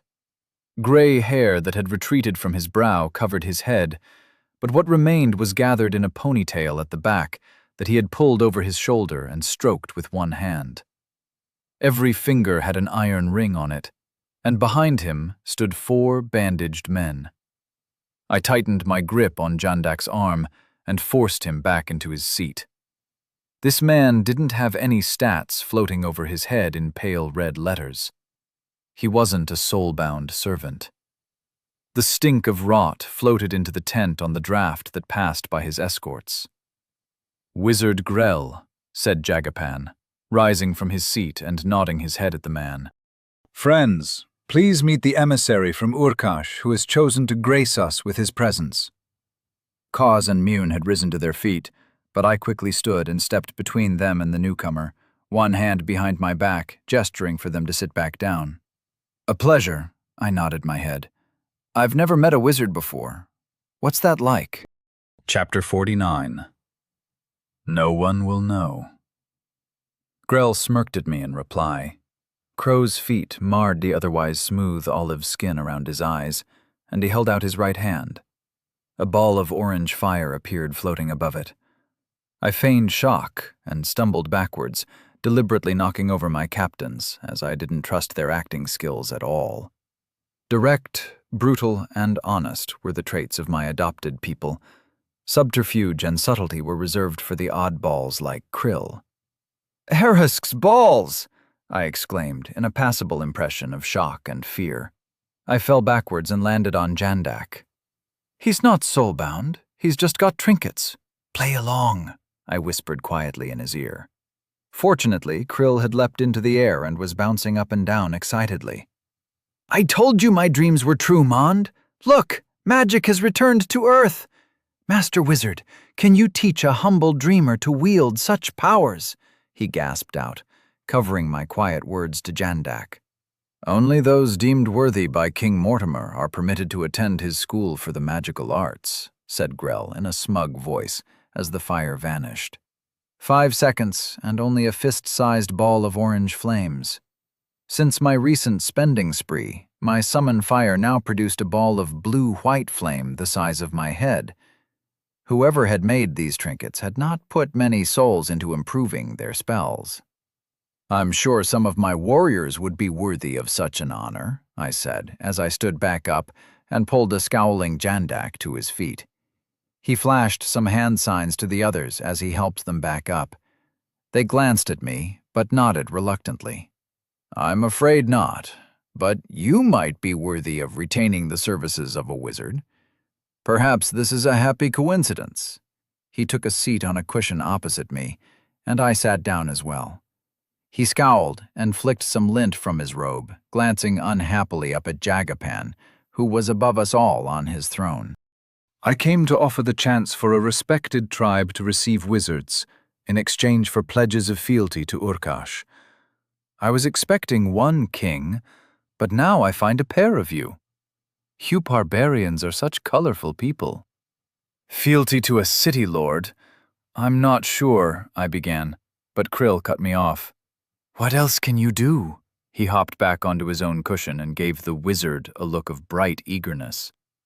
"No respect for authority," Grell muttered. "We can heal injuries almost perfectly, cast fire, ice, and lightning, as well as cause weakness in our enemies." "Thanks, Krill. So they've got the elemental affinities as well as life and death covered for trinkets. Useful to know." "And what is the King of Urkash's price?" I asked, pretending enthusiasm at the new information. "To serve him, you would need to pay a tax, you people call it a tithe, I believe, on all your earnings, and your warriors would have to join him in times of war. My king is a wise and generous ruler who only seeks peace with his neighbors, but some people are simple-minded peasants who cannot see the sense in his kindness. Already we have had to settle accounts with Setall, among other primitive cities." Grell was waxing poetic, his voice flowing smoothly from one well-rehearsed line to the next. "What do you think, King Jagapan?" I asked. "I think it would be a great sacrifice on my part," grumbled the old king, his bronze eye reflecting the fire at me. "Pfft, you should be honored, Jagapan. If you do not accept, you'll find the northern towns closed to you for trade, and you need the raw metals for your—" he sniffed pointedly. "Smith." "And why should this be a problem? The trade truce cuts both ways. If they won't trade, then we will raid." Jagapan leaned back and crossed his arms. "Those towns are under the protection of Urkash now. You would not like the reprisals should a cadre of my brothers be sent to deal with you." Icy confidence. Grell truly believed what he said. How many of these buggers had old Morty trained and equipped with trinkets? How far behind the curve was I? Nonetheless, nomads rule the steppe. You'd not be able to chase us down, and we'd be constantly cutting at your flanks, Jagapan replied with a toothy smile. Grell sniffed again. Perhaps sniffing was the shit-sitter equivalent to the tribe's constant spitting. "You could not stand against us, mighty king," Grell said sarcastically. "I am here to offer peaceful terms, not badger and harangue. I apologize. I will excuse myself for now. Perhaps we can speak again tomorrow? Grell asked as he rose to his feet. Jagapan grunted and nodded. The air freshened noticeably as the wizard and his bandaged men left the tent. Jagapan snorted and moved to get some wood from a corner. He tossed it on the fire, then sat back down on his throne. No Aurochs shit. What do you think? He glared at me. My acting may not have been all I'd hoped it was. I don't trust him. A man like that at my side, I'd end up dancing to his drum and not the other way around, I replied carefully. You'd seen them before, his guards. Jandak would have attacked them if you hadn't interfered. Tell me why you hate them, Jandak. Lord, they seemed off to me, Jandak hedged, glancing from the king to Krill and me. No lies, warrior, I said, and nodded to him. Jandak sighed, then turned to face Jagapan properly. They are dead men, made to walk with magic. They're hard to kill, he said simply. The smell? That doesn't prove what you say. Is this simple superstition? Jagapan asked. No. We've dealt with their kind before, I interrupted, as Jandak opened his mouth to reply. Only damaging the brain will truly stop them. If they took off those bandages, you'd see rotting faces and the rictus grins of those already taken by the god of the dead. Hadestes minions? The gods haven't troubled us for a long while, but here you are with Aresk's mark on your shoulder and too many herbs for trade. You've a pet smith as well, and wanted to steal Sulk away from me to join you in the north. Oh, don't bother denying it. I'd opened my mouth to deny it. I was a young leader once as well. I know how you think, or how Krill thinks at least. Who is the master here? He glanced between me and my rascally mentor. Mond is my god-marked lord, and I am sworn to serve him until death. He commands, and I obey, Krill said in a serious voice. Ha, so a bit of both then, Jagapan said with a grin, and Krill cackled back at him. This is a lot for me to think about. Do you have anything else you'd like to share, King Mond? He fixed me with a glare, one eye brown and the other bronze. Urkash isn't the only source of magic. I know another. In the north, we are going to mine the grey metal, I began. Iron. It's called iron, Jagapan muttered. Iron and then make steel, which is much stronger. We will sweep across the steppes in the near future with new ways of fighting. Once I unite the tribes, we'll ride south and teach the shit-sitters who the real power is in this world, I declared, channeling my inner dictator. Perhaps I don't know how you think then. That's ambition beyond anything I'd thought possible. I like you, kid. You've got balls. I look forward to the next spring festival. Now piss off and let me think. I've lost my appetite, but I'll have some food sent to your tents.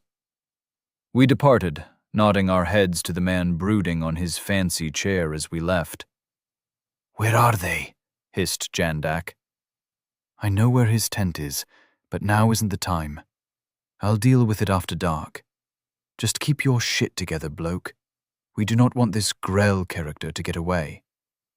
I'd resolved that he had to die. Not a chance I was letting him take a description of my physical appearance back to Mortimer.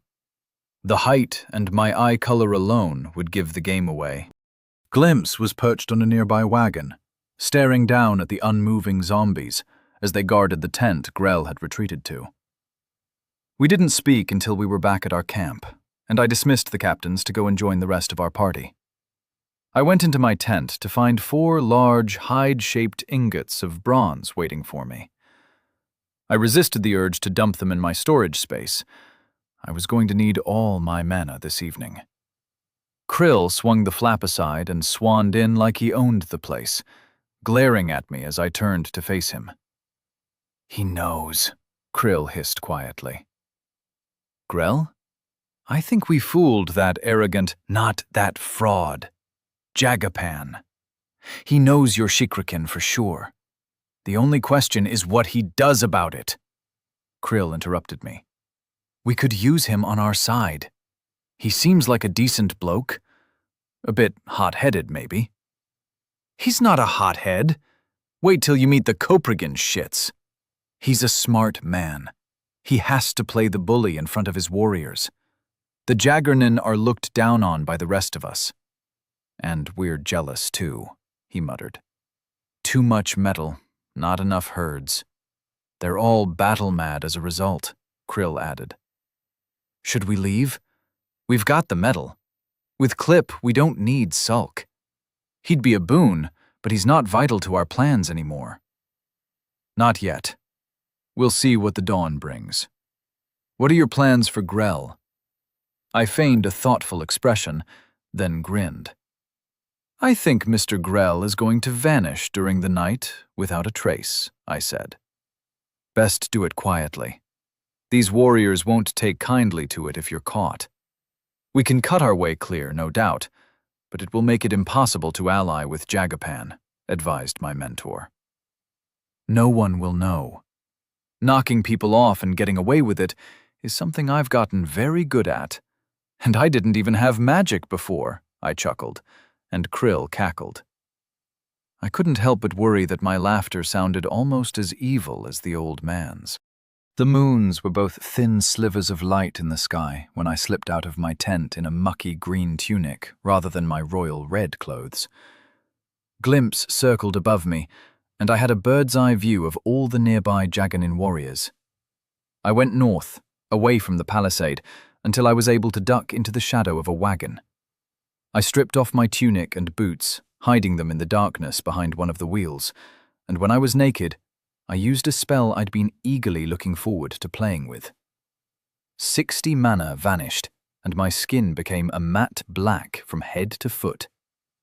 I lifted the pair of flint daggers I'd brought with me, then rubbed them in the mud to hide the faint gleam they gave off in the thin light. I slipped between the wagons and headed for Grell's tent. I paused occasionally to let a wandering warrior pass me by and fretted as I counted down the duration of the spell in my head. I had 1 minute and 40 seconds per cast. I'd chosen to infiltrate the town as close to Grell's tent as I could, and fortunately, possibly due to the stench of his undead guards, he had been placed only a couple of rows inside the outer wall of wagons. I had 40 seconds left when I paused next to the yurt along from my soon-to-be victims.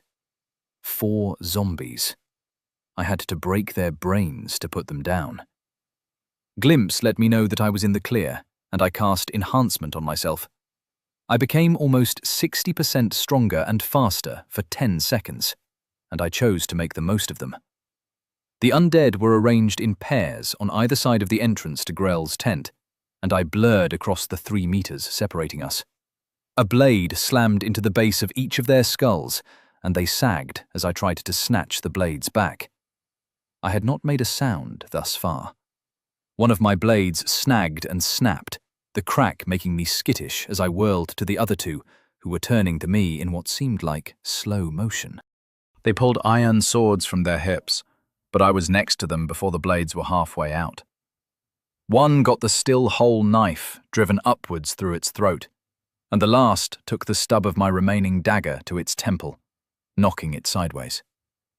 I abandoned the still intact blade in the 3rd zombie's brain and threw myself onto number 4. My fist rose and fell twice. The meaty thuds turned the skull into a concave mess, brains leaking around the sides of my fist. I heaved the last 2 into a pile on top of my first pair of victims, then spent 40 mana to dump the zombie corpses and their equipment into my pocket dimension. My shapeshifting ran out, and I found myself naked, unarmed, and painted red and pink over my right forearm. Reanimated Humano slain, ×4. 60 souls gathered. I ducked into the tent, ready for violence, but Grell was still asleep, his robe tossed in a pile in the corner of the yurt. His fingers were still covered by his many rings, so I had to do this without him waking up and firing off any magic. I stepped forward slowly, the dry dirt rough on my bare feet. I could throttle him? Or punch him unconscious, perhaps. Either option would give him the chance to cast something, though. I didn't want to kill him. Ideally, I wanted to take him prisoner and smuggle him out of the camp. Glimpse was still circling overhead, so I knew I was currently in the clear from the Jaganin. A revelation struck me. I spent another 40 mana, and the man vanished into my dimensional pocket, along with all his goods. Whether he would survive or not, I couldn't be sure. But I'd noticed food held in my storage space didn't rot as it would in the outside world. I hurried over and pulled his robes over my body.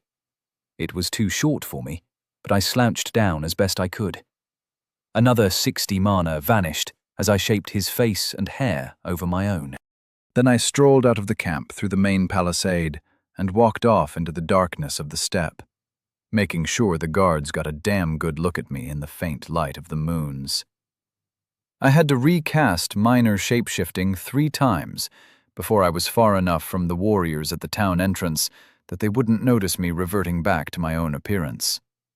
The robes should be enough to confirm who the stranger wandering onto the plains alone had been when they were quizzed in the morning. Once I was confident I was clear, I crouched low and made my way back to my tent, hopefully with no one the wiser. As I swung the flap up, Krill leapt at me with a dagger in his fist, but I batted him away. "It's me, you fool. It's done." Above me, a crow cawed happily in the night. Chapter 50. Schrodinger's Wizard. "And you didn't see him at all?" asked Jagapan, fixing me with his mismatched stare. We were back in his tent, and in addition to Krill and my fangs, we were joined by Sulk, his wife Kayla, as well as Jagapan's wife, Habine. "It seems a remarkable coincidence," said Kayla with a faint smile. "I haven't laid eyes on him since he left this tent yesterday," barked Krill. "Jagarin manners don't include accusing guests of crimes, do they?" The missing wizard and his guards had been noted come the dawn. "No one said anything about crimes. Perhaps a secret meeting with him out in the plains? He was seen walking out alone last night. Strange, though. He never went anywhere without at least 2 of his guards," Habine said softly from behind her mask. Jagapan removed his brass eyeball, put it in his mouth, and rolled it around for a moment before spitting it out and slotting it back into his socket. "I want no friendly dealings with Urkash," I said firmly. It was a simple truth. "Fucking shit-sitters," muttered Jandak from my right. Shit-sitters or not, I appear to have misplaced an emissary from a mighty southern lord. There may be consequences for my people. Jagapan glared at me once again. I was getting used to it now. The bronze orb had been off-putting at first, but now it was just part of who he was to me, despite his method of cleaning it. "The steppe can be dangerous at night," Krill said with a shrug and a toothy smile. "It can indeed. Small bands, let alone a single man, should take care that nothing ill befalls them as they travel," Habine replied pointedly. "What about the trade?" asked Krill to change the subject. "We've more herbs to exchange. King Mond has taken a liking to the fine cushions you use. If you have some for barter, we'd gladly take them off your hands." "You can trade when we're done here. Speak to Jentackle. His family makes the cushions." "I'm afraid I cannot allow Sulk to go with you," said Jagapan flatly. Sulk bristled a little, but Kayla put a hand on his shoulder and he stilled. "I cannot. But if you wish to trade for more metal, or can tell me more about your dagger, I'd be happy to offer you good prices," Sulk grumbled. I glanced at Krill, who nodded. "Plan B, then. The offer remains open to you and all the Jagarin. If you ever find yourself in need of warriors, the Mundin will come to your aid. We'll be heading for the Paliat Pass to winter in the north. You would be welcome to join us." Krill had drilled me on the correct language to use for this possibility last night, and I'd repeated it verbatim. "I'll remember your offer. I think the Coprigan will not be happy with you, though, Jagapan replied gruffly. We exchanged some small talk, during which Kayla caught my eye and winked at me. Was she working for us or against us? I couldn't be sure, but I didn't want to try and force the issue with Sulk and the king. I'd just have to hope things worked out in the end. My old job had been so much simpler. Get access to someone and kill them. None of this swaying them to my cause bullshit. I sighed as we left the tent, and Krill scurried off to do some final trades. Let's get back to camp and pack up. We'll set off as soon as Krill is back, I ordered, and my captains grinned back at me, happy at the thought of heading home. Finally! I need to wed Haylin soon, you know. She was pretty pissed off about Lady Faela getting married before her, Jandak grumbled. I'll get you a nice wedding gift, I promised, although I had no idea what would be appropriate. I couldn't afford 1,000 souls to get him a fancy knife. What about you two? I asked Mune and Koss. Koss blushed bright red, and Mune cackled in his best impersonation of Krill. It might be an idea to keep some of your captains free and easy for the sake of political marriages in the future.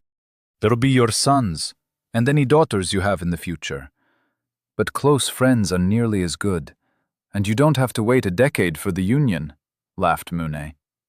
I gave him a flat look, but concluded that if they were happy with arranged marriages, who was I to judge? Krill returned with a number of women following him who were carrying large wrapped bundles of things that looked soft. My heart warmed. No more sitting on the cold ground in my tent. If we were going to winter in the north, we'd need to look at more furniture and cushions. Possibly felt mats would help at least a bit for the prisoners and the poorer freemen, or the chill could begin to cause health problems. I loaded all the goods into my dimensional pocket inside my tent. Then we finished breaking camp and rode back towards Mondit. A group of Jaggernon riders shadowed us for half a day, but they turned back eventually, and Glimpse made sure none of them turned around to resume trailing us. We were free and clear. I'd failed to recruit Sulk, but it seemed we'd made a good start towards a possible future alliance. We skirted north of Areskit and made camp well out into the wilderness. My bird's-eye view assured me we were alone, and once our tents were up and the animals hobbled, I led the warriors a few hundred meters off to one side. I spent the mana from my storage space and dumped out the corpses of the 4 bandaged men. I nudged them into a pile with one foot. I don't know if Grell is alive or dead. He's very much Schrodinger's wizard right now. They looked at me blankly, not understanding the reference. I mean, I don't know what to expect when I pull him out. I ordered everyone but the Fangs and Krill to form into 3 blocks, carefully positioned around the circumference of a circle so they could shoot arrows into the center without the risk of a miss hitting a comrade on the far side. Once I was happy with the positioning, I moved to the next phase. Knock! I yelled, and arrows were slotted into place. The archers put enough tension on the string that they were a heartbeat away from drawing and releasing in one fluid movement. All of them aimed at the pile of zombie flesh in the middle of their formation. I stepped forward into the kill zone and pulled Grell out, letting him fall onto the remains of his guards. He spluttered awake as he landed and rolled to the side, but I was on him in a flash. A single blow rang his bell to knock the sense out of him as I snatched off his rings and tossed them towards Krill.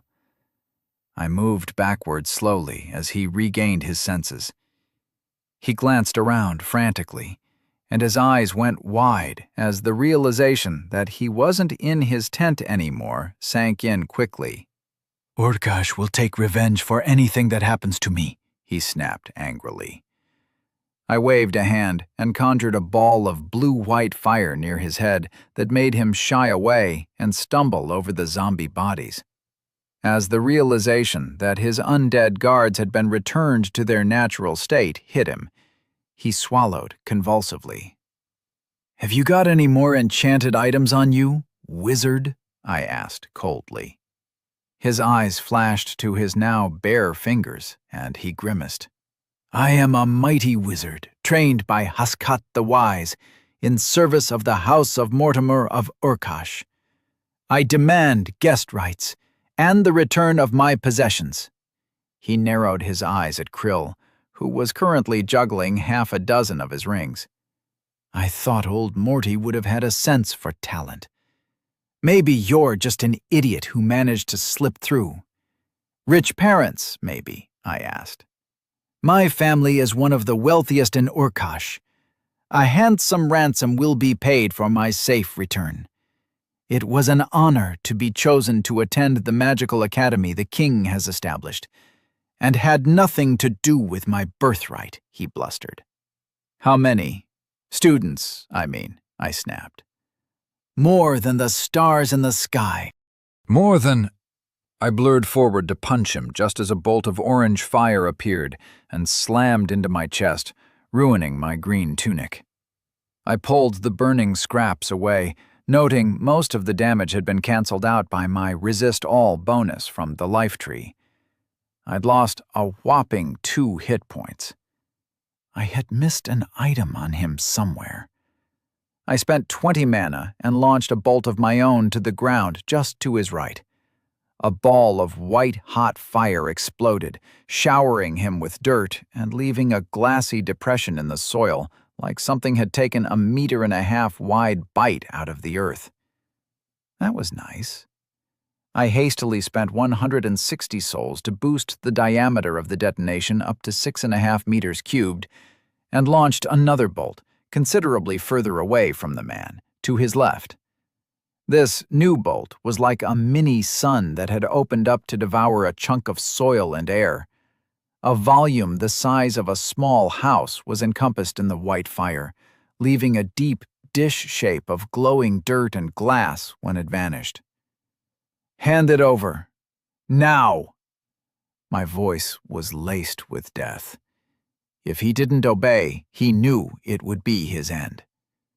He jerked a necklace over his head and tossed it at my feet. "How many students?" I asked again, in a more friendly tone this time. "About 300, Lord," he stammered, clutching his nightrobe around himself like a girl caught changing clothes. "So there are 300 fake wizards working for him?"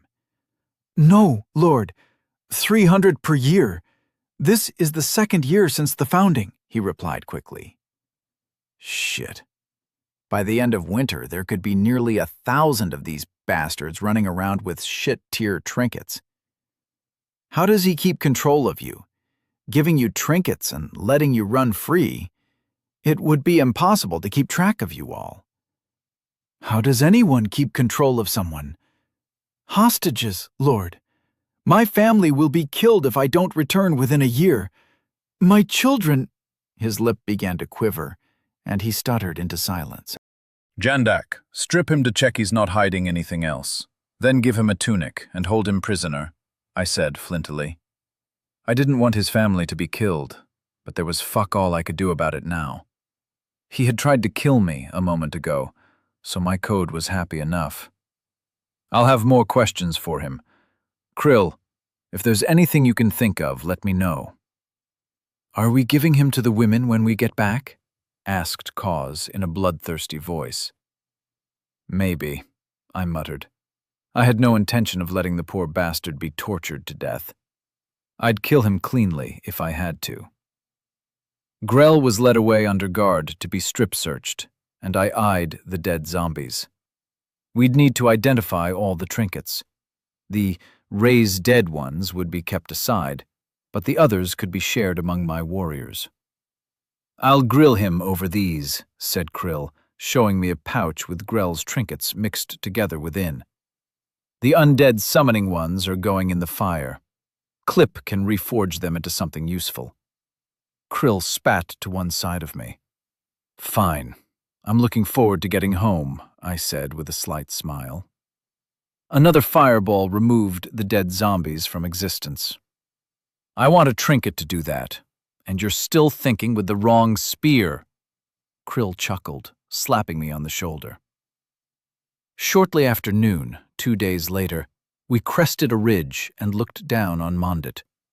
As soon as we became visible, one of the 3 columns of horse archers doing exercises in the area, each of which was 50 riders strong, peeled off and galloped towards us. They slowed as they spotted the chariots and waved as they drew close.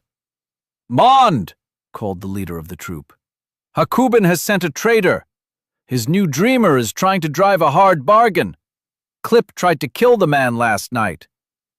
"Who's the new dreamer?" snapped Krill, as he whipped our horses, and we rattled down the slope towards my little town. Chapter 51. That word again. We didn't catch the name of the new dreamer from a resket as we bounced and shook our way past the horse archers who wheeled about to follow in our wake. Glimpse had circled down and landed on Faye's shoulder, receiving a fond pat on the head for his trouble. "Hello, Crow. Hurry home, husband," she whispered into the bird's ear before stopping her meeting with a handful of the female nobles and heading towards our tent. As she vanished through the entrance, Glimpse cawed, took to the sky again, and spiraled upwards to keep watch.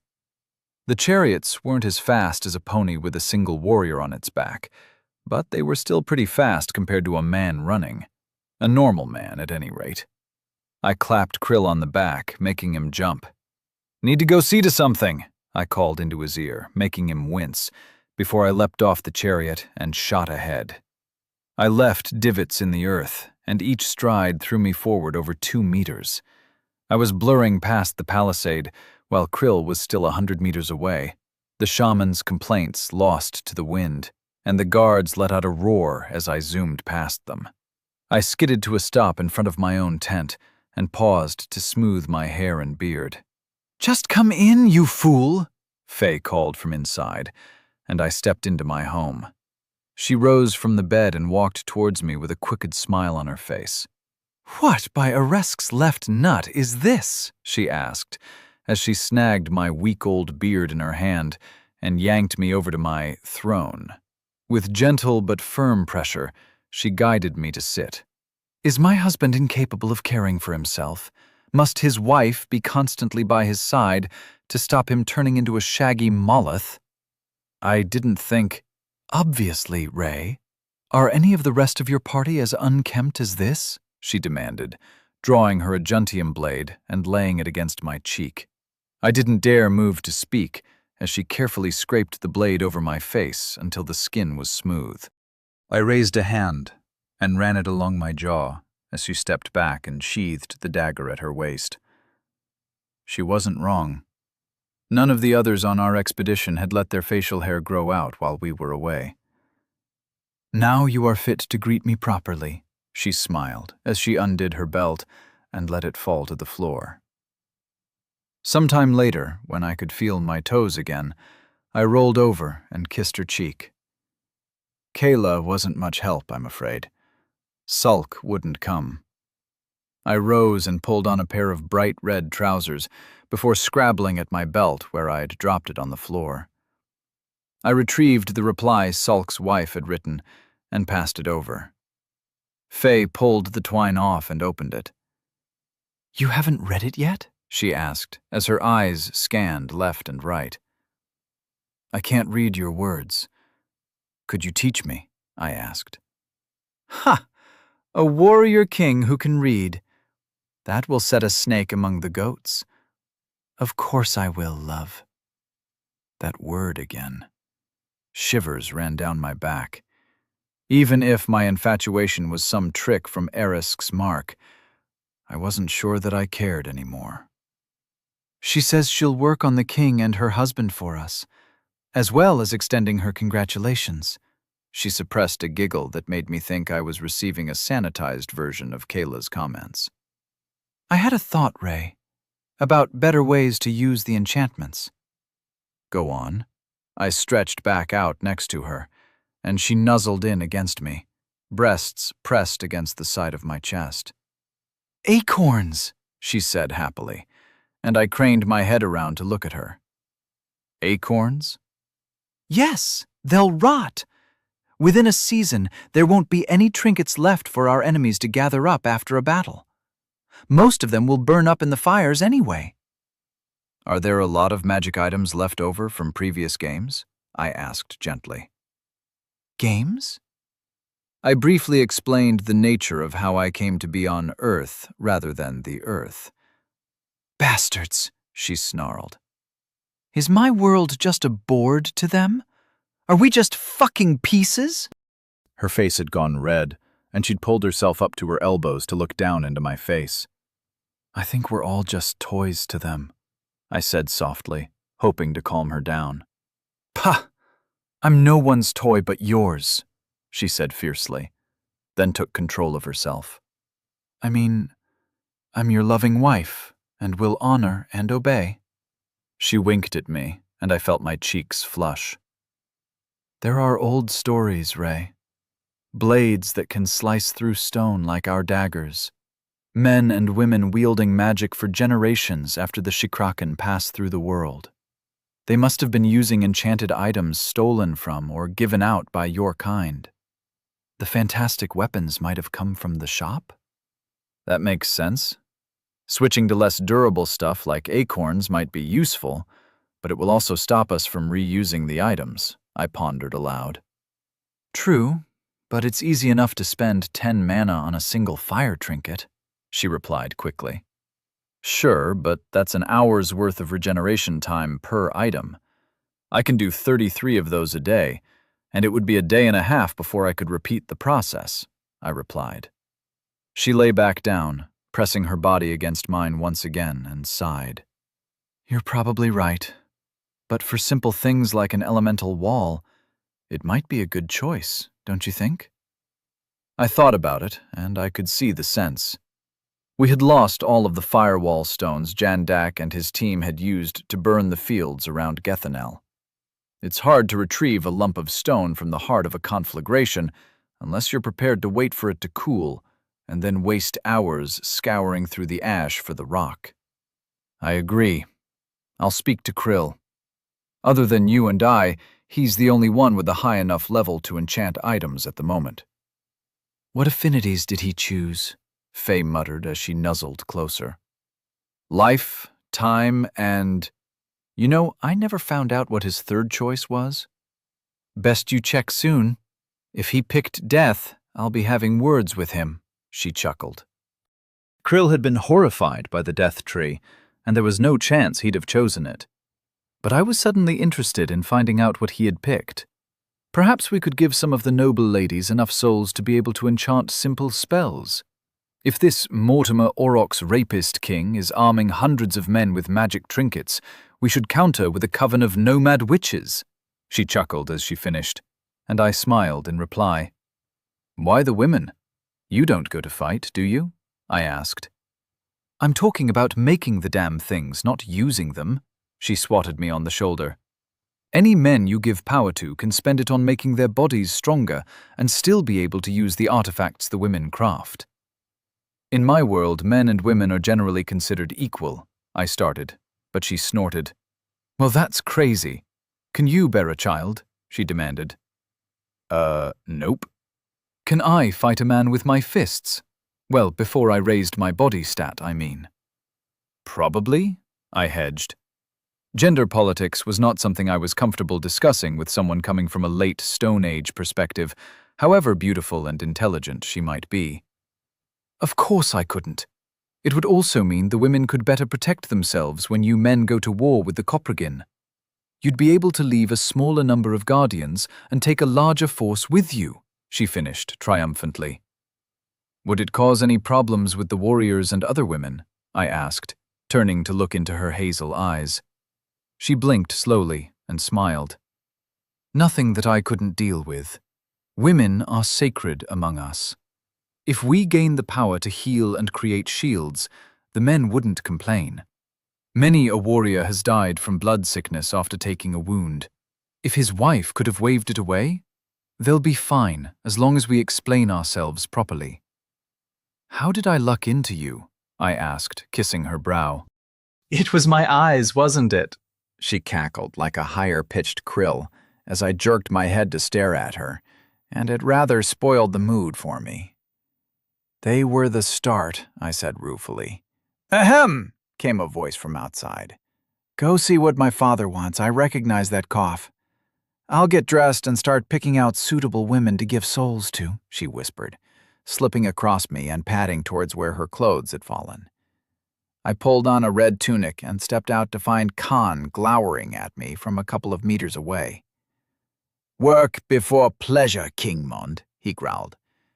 Krill is having some problems with the trade delegation from Ariskit. He's asked for your wisdom. Then he really is in trouble, I joked, and my new father-in-law cracked a faint smile. Lead on, noble father-in-law, I declared grandly. He snorted and turned as Glimpse flew down to settle on my shoulder.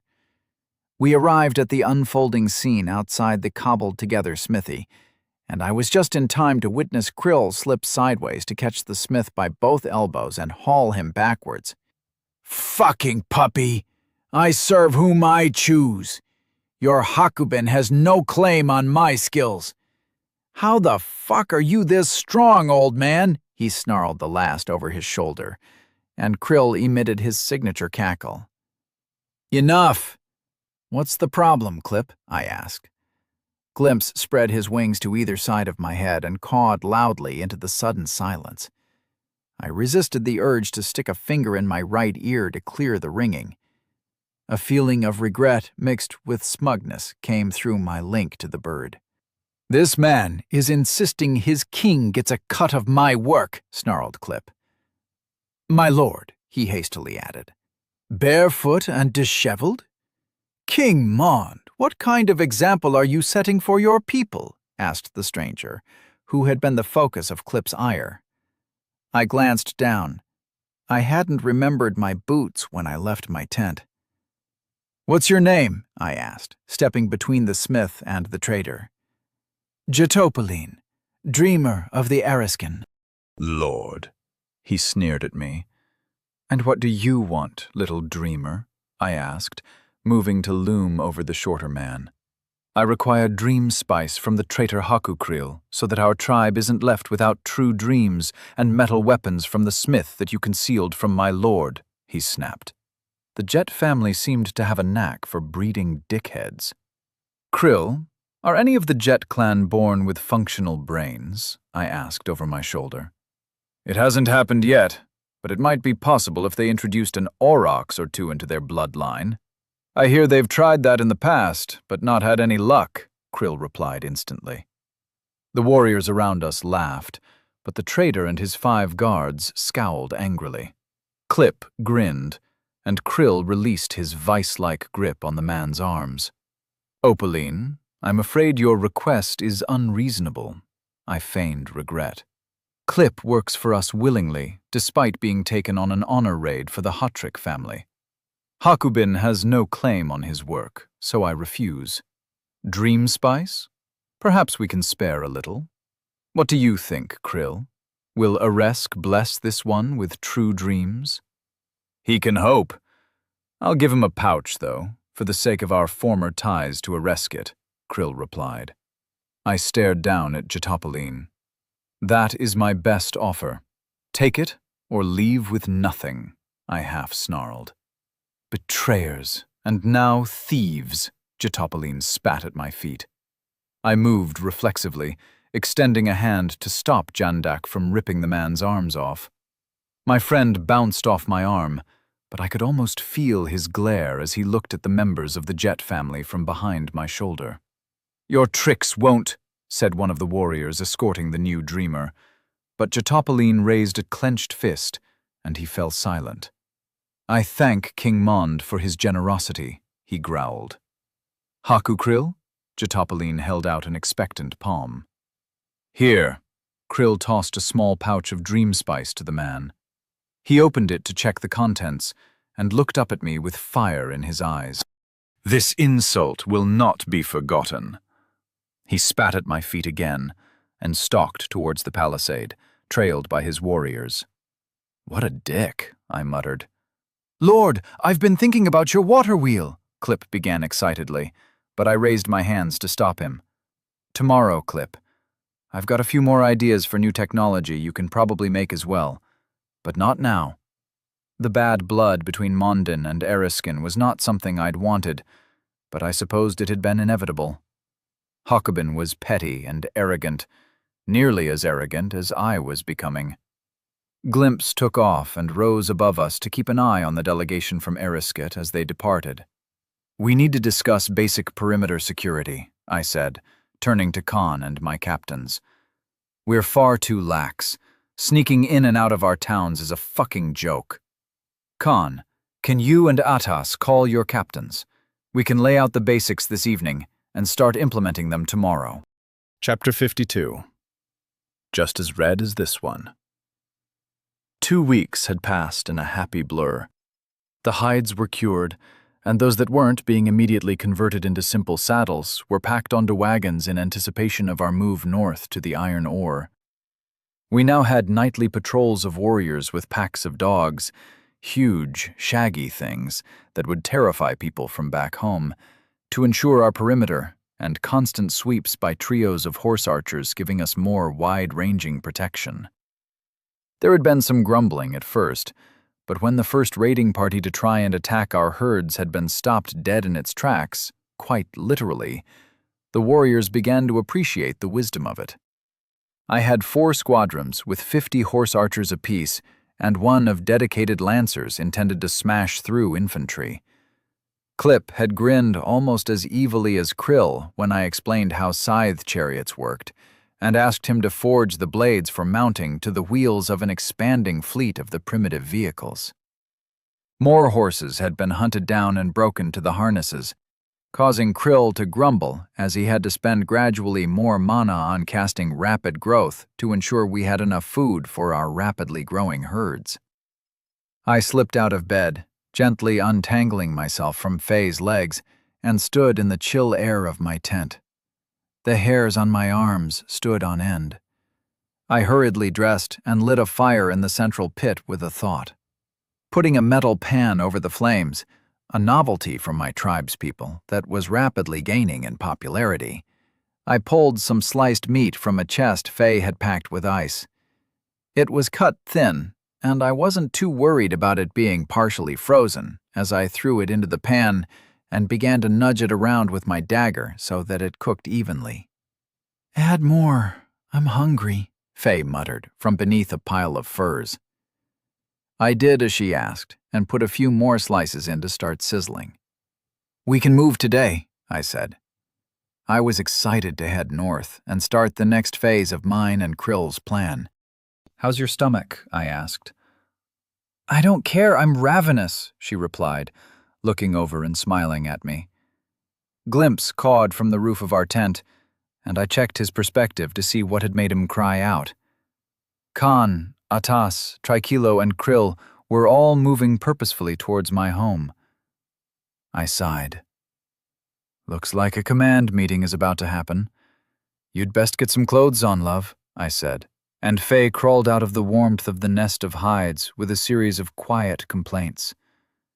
I admired her body as she slipped a red dress over her head and pulled it tight with a thin leather belt. She saw me watching and pulled the belt closed slowly, turning to one side as she did so and shooting me a smoky look. "Enough of that. Here." I passed her half the fried meat in a bowl and took the rest for myself. I'd come a long way from the badly smoked vile bear meat I'd started out surviving on in this world. I still missed bacon, though. The Southerners had pig herds, so I was told, and I made a note to send some raiders out to steal some of the delicious beasts. "Come in," I called out as my visitors arrived outside the tent. "How do you do that? Is it Shikrikin's senses or something?" muttered Khan as he swung the flap aside. "A man must know when to preserve the modesty of his wife," said Atas with a smile. "Lady Fayala." He bowed his head to her. "None of that, Uncle Atas. Would you like something to eat?" she asked politely. "Thank you," said Trikilo. I fished out some more strips of aurochs meat and put the pan back over the fire. Faye nudged me aside and took over, shuffling the meat around so it didn't burn. "Today's the day?" I asked eagerly as I sat down in my chair and received a round of nods. Paliat Pass is a 2-week journey with the wagons. It will get harder as we go north. The cold is already on us, said Krill with a grimace. It was no colder than a mild winter day back home. The temperature was far enough above zero that the light frosts melted halfway through the morning. How much worse will the cold get? Are we looking at deep snow over the next few months? I asked. No. North of the pass it gets a lot worse. But where we're going, you rarely see more than a foot of snow, said Khan firmly. A foot of snow sounded like a lot to me. It would interfere with our training and make forage for the herds, a useful supplement to Krill cheating with magic, much more challenging to find. How will the animals manage? Mond, this isn't the first time we've wintered in the north. We don't do it unless we have to, but it's happened often enough. We know what we're doing, replied Atas. Clip is packing up his forge, and we're breaking down the town now. We'll be ready to ride out before noon. We should arrive before the snows come, and that's all we need to worry about. Are the gathering parties from yesterday back? I checked. We'd sent out groups to fill wagons with wood for fires and hunt some game to pad out our food supplies. Not yet, but they'll catch up by this evening. We'll only move 15 miles or so today, a light camp overnight, then we start early tomorrow. Excellent. Krill, I'd like us to take a chariot and scout ahead. I want flankers and a rear guard as well, I ordered, then rose to my feet. Gentlemen, once we get to the pass, you'll see the wisdom of it. We need to hold that place permanently. We won't become shit-sitters, snapped Khan. Father, we'll still live under felt and move the herds. We will just have to keep control of the iron and the wealth we can gain from it, chided Faye. Khan glared at her before one side of his mouth quirked upwards. I'm proud of you, daughter. Your son will be a fine addition to our families, he replied. Son? We don't know if it's a boy yet. It's too early for those signs. But my breasts already ache, and that is a good omen, Faye replied casually. I carefully controlled my reaction as a wash of emotion flowed through me. Thanks, gentlemen. Krill, I'll see you at the palisade shortly. Good day. I ushered them out hurriedly. You're pregnant? I hissed as soon as they were gone. Of course. The wedding was perfectly timed. She winked at me, and I wondered how much the date had been quietly planned behind my back. Krill had wanted to stay for longer at the cull, but Khan and Atas had both urged me to split the herds and move back to Mondit for a day or two, before I agreed. That's great, I said, and I genuinely meant it, somewhat surprising myself. How long? Christ, we need to get all the baby stuff, bottles and blankets and a cot. We need a cot. I'll get the carpenters to work on it as soon as we reach the north, I babbled. Faye laughed gently and came over to take my face in her hands. The women will make all the arrangements. And why would we need bottles? It's so strange, my alien husband, to hear a man speak like this. Tonight, you can get drunk with your captains and boast about our child's future glory. That's all you need to worry about. Why didn't you tell me? I was sick every morning for the last week. I told you to be gentle with my breasts when we made love. Are men in your world completely ignorant about such things?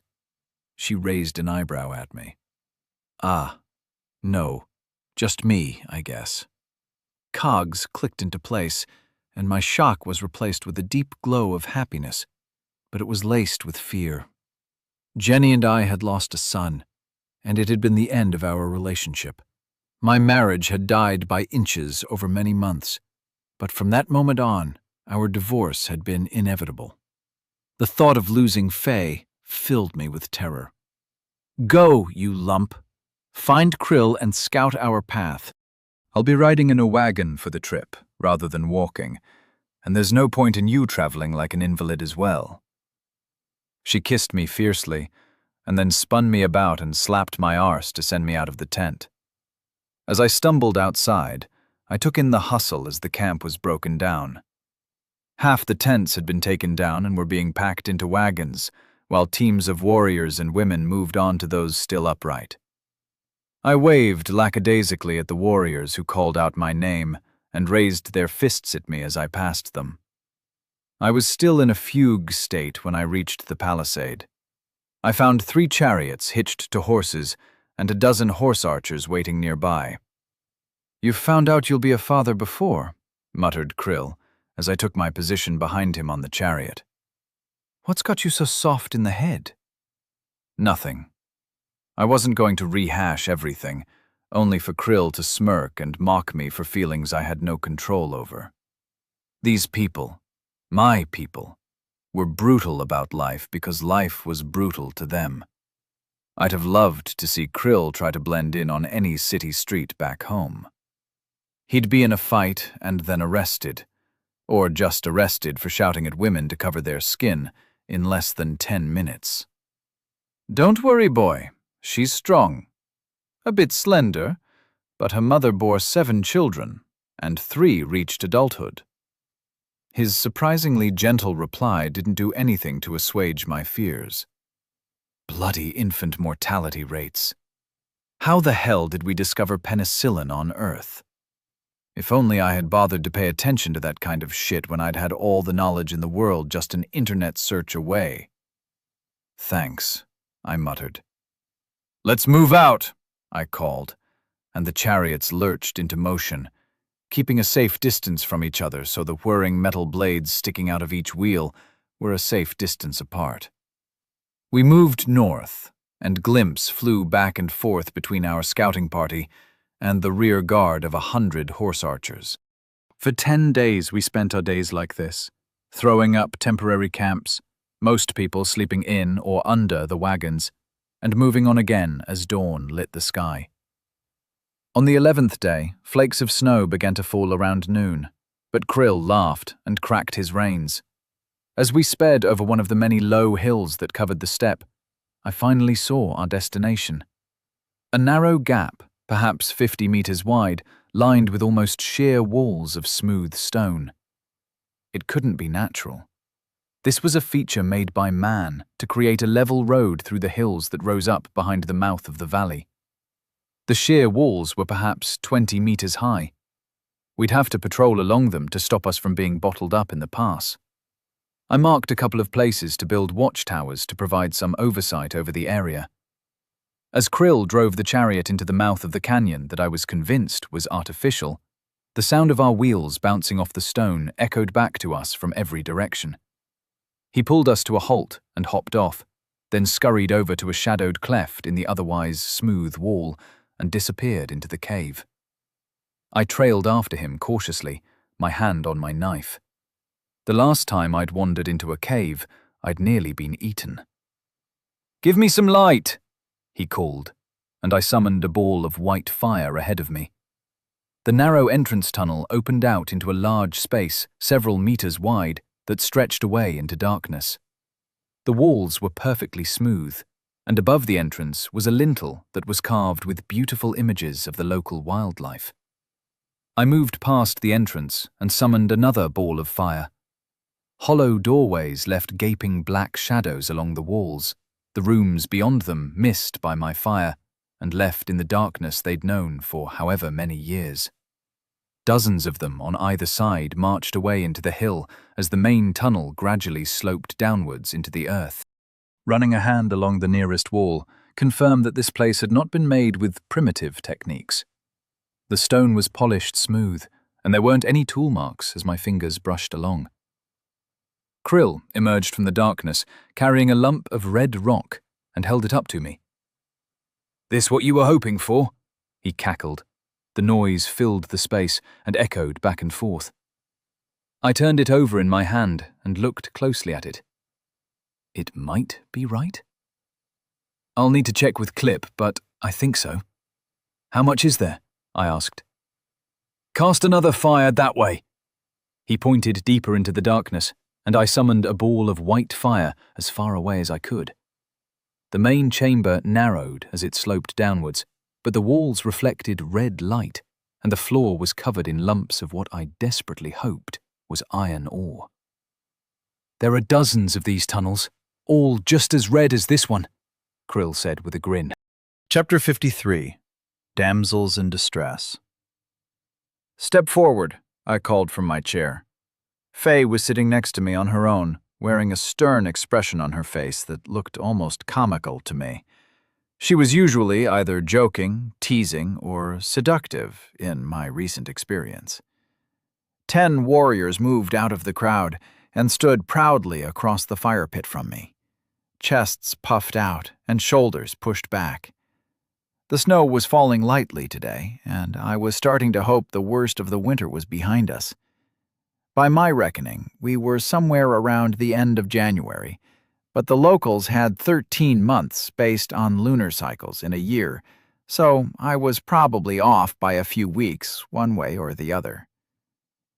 You have completed your training as lancers, and now join Jandak as the armored fist of our forces. I spent 40 mana, and 10 saddles appeared at my feet. You may choose your mounts. 10 iron-tipped spears, nearly 3 meters long, followed. Take up your weapons for the tribe.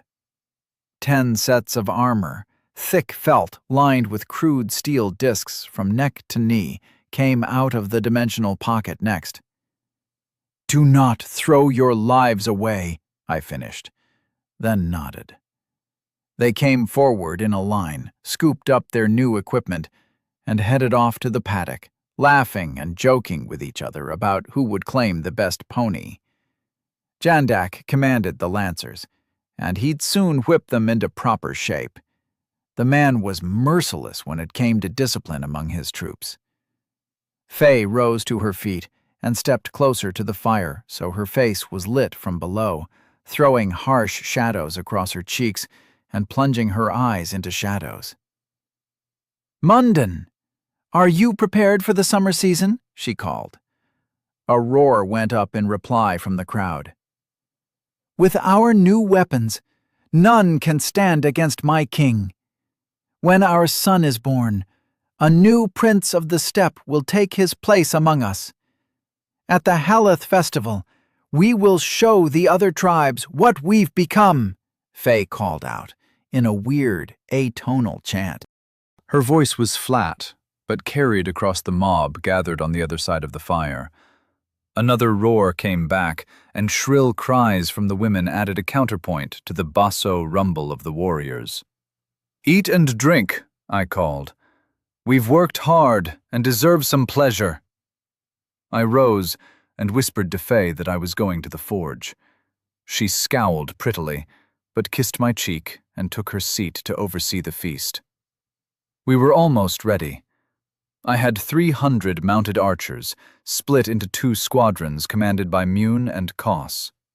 100 lancers answered to Jandak, and we had 60 chariots, which I commanded personally.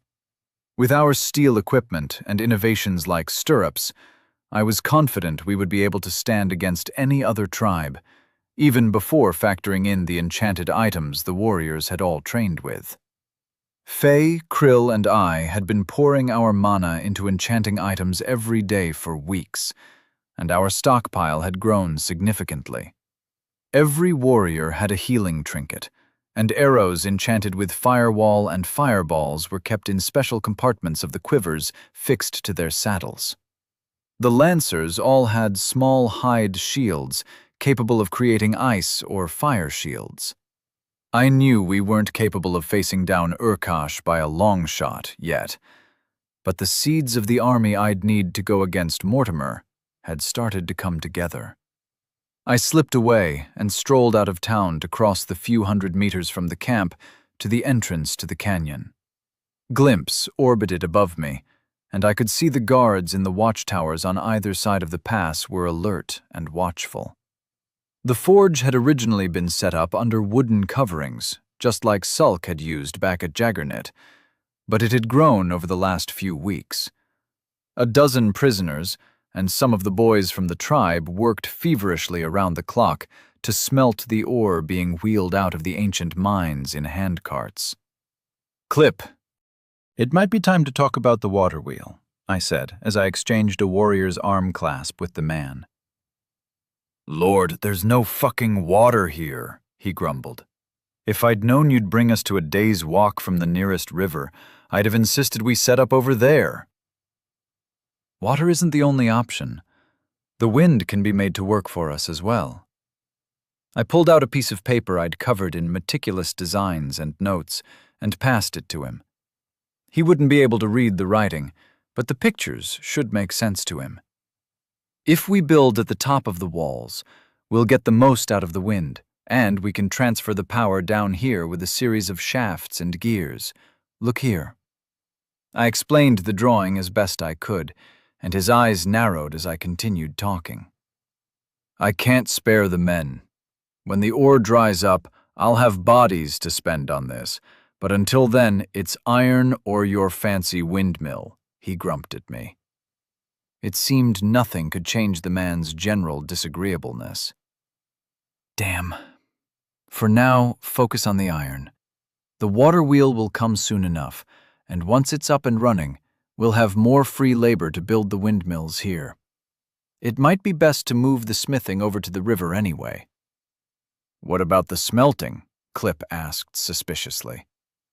Best keep that here. Windmills can run bellows to do that work here, and we can ship the finished ingots to the river in wagons, I said as I scratched at my chin. Bloody logistics. Fine. You going back in again? He asked with a raised eyebrow, and I nodded. He moved over to the forge and lit a torch, the end wrapped in felt and dipped in pine resin. He passed it to me with a glint in his eyes. Here, no point wasting your magic, Lord. Torch in hand, I went into a nearby tunnel. They were all crafted to look like small gaps in the cliff face from the outside, and they all had a short corridor that opened out into a wider tunnel lined with rooms on either side. I'd grilled Krill about the history of the place, but he didn't know very much.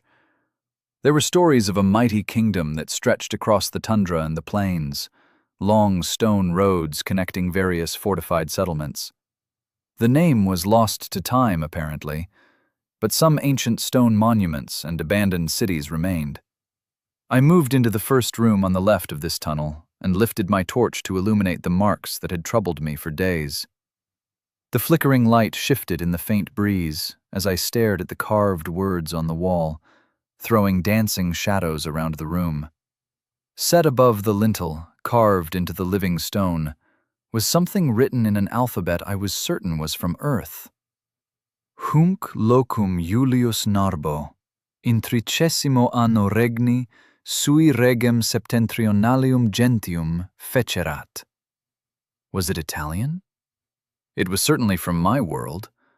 The letters were angular but cleanly cut into the stone in the Latin alphabet. How long ago had someone from Earth taken power here and ruled as an exile, far from home, stranded among an alien culture? I ran my hands across the letters, as I'd done 100 times before, and felt a faint sense of kinship for whoever had been responsible for leaving this sentence behind. A sense of alarm from glimpse snapped me back to reality, and I hurried back to the campsite, throwing my torch to the side as I left the abandoned mine. Long strides let me cover the distance from the pass in a minute, even while I watched 5 unknown warriors make their way into the camp from the south, under escort by Jandak and 2 of his warriors. The newcomers had their heads shaved except for a fringe cut level with their eyebrows.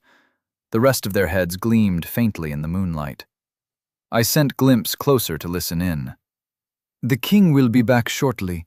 We have food and water for you if you want," said Jandak. The leader, walking ahead of his companions, snorted but inclined his head gracefully. "I accept guest rights. This is a violation of our lands, and it will be held to account. But if you're lucky, we can avoid violence." His voice was like gravel sliding down a metal pipe, discordant and harsh, high and low notes mixed together in a strangely accented version of the steppe dialect. I sped up and covered the last 50 meters to the town in a couple of seconds.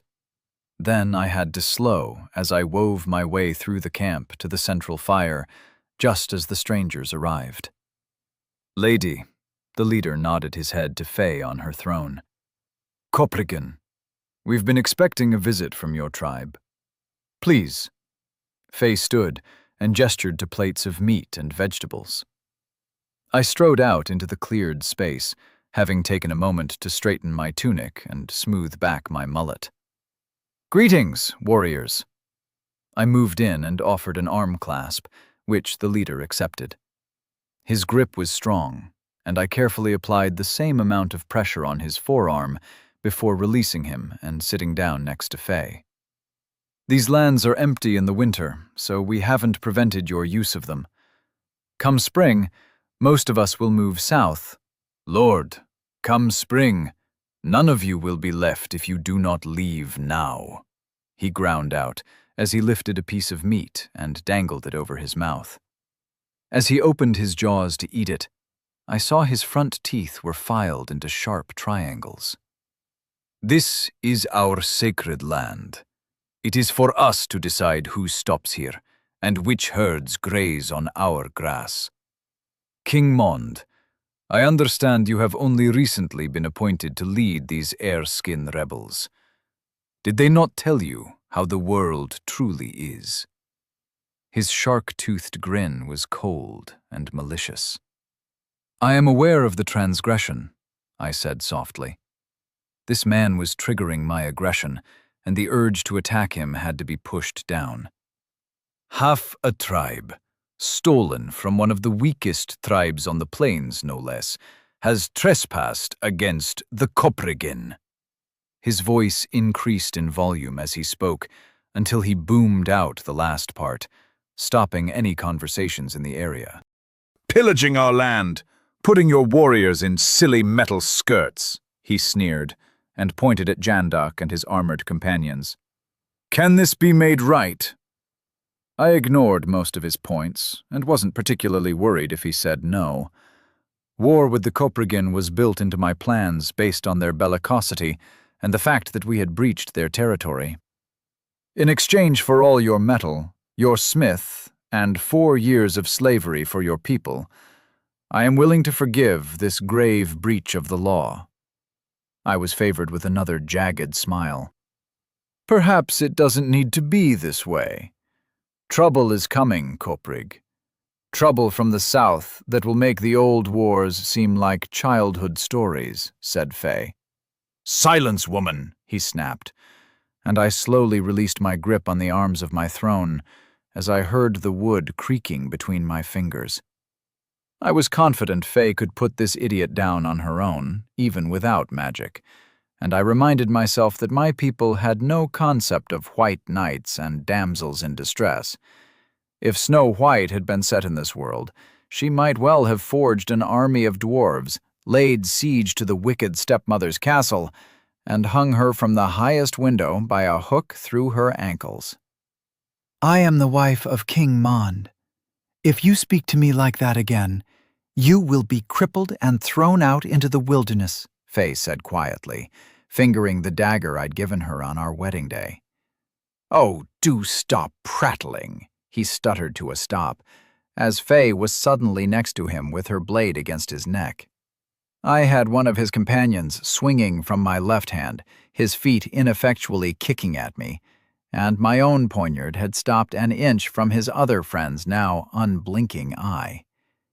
I had moved without thinking as soon as Faye blurred into action. Jandak had the final member of their party, both arms pulled behind his back and locked in place. I should take you for the women, Faye snarled, a feral note in her usually soft voice. We'll take your balls and your eyes. The boys can kick your head about for a few days. Her blade flicked twice, carving lines from either side of his mouth up to his ears. The man gasped and stumbled away, clutching at his face. Faye advanced on him and kicked him hard enough that he landed in a pile 3 meters away from where he'd started. I smacked the one I was threatening with my dagger in the temple with the pommel, knocking him out, and tossed the other towards 3 of my warriors, who beat him down as he landed at their feet. I moved towards Faye, but she had stopped over the leader and lashed out again with a foot. She struck down on his ankle, and I heard the bones crunch as she twisted a foot I used to think of as dainty. She ignored his screams, and her dagger flicked out to slice into the man's right elbow. I watched in horror as his bicep rolled up into a ball under the skin as the tendons holding it in place were cut. She'd crippled his left leg and his right arm. A warrior should have better manners when it comes to women. No wonder all the Coprigan women prefer to fuck goats. Her tiny foot lashed out again into his balls, and he cried out, all the bass missing from the high-pitched groan. "Throw these animals back into the steppe," Faye commanded, and warriors began dragging the poor bastards out into the wintry plains. Chapter 54. Did they eat them? "And this is what they do?" I asked Krill in icy horror.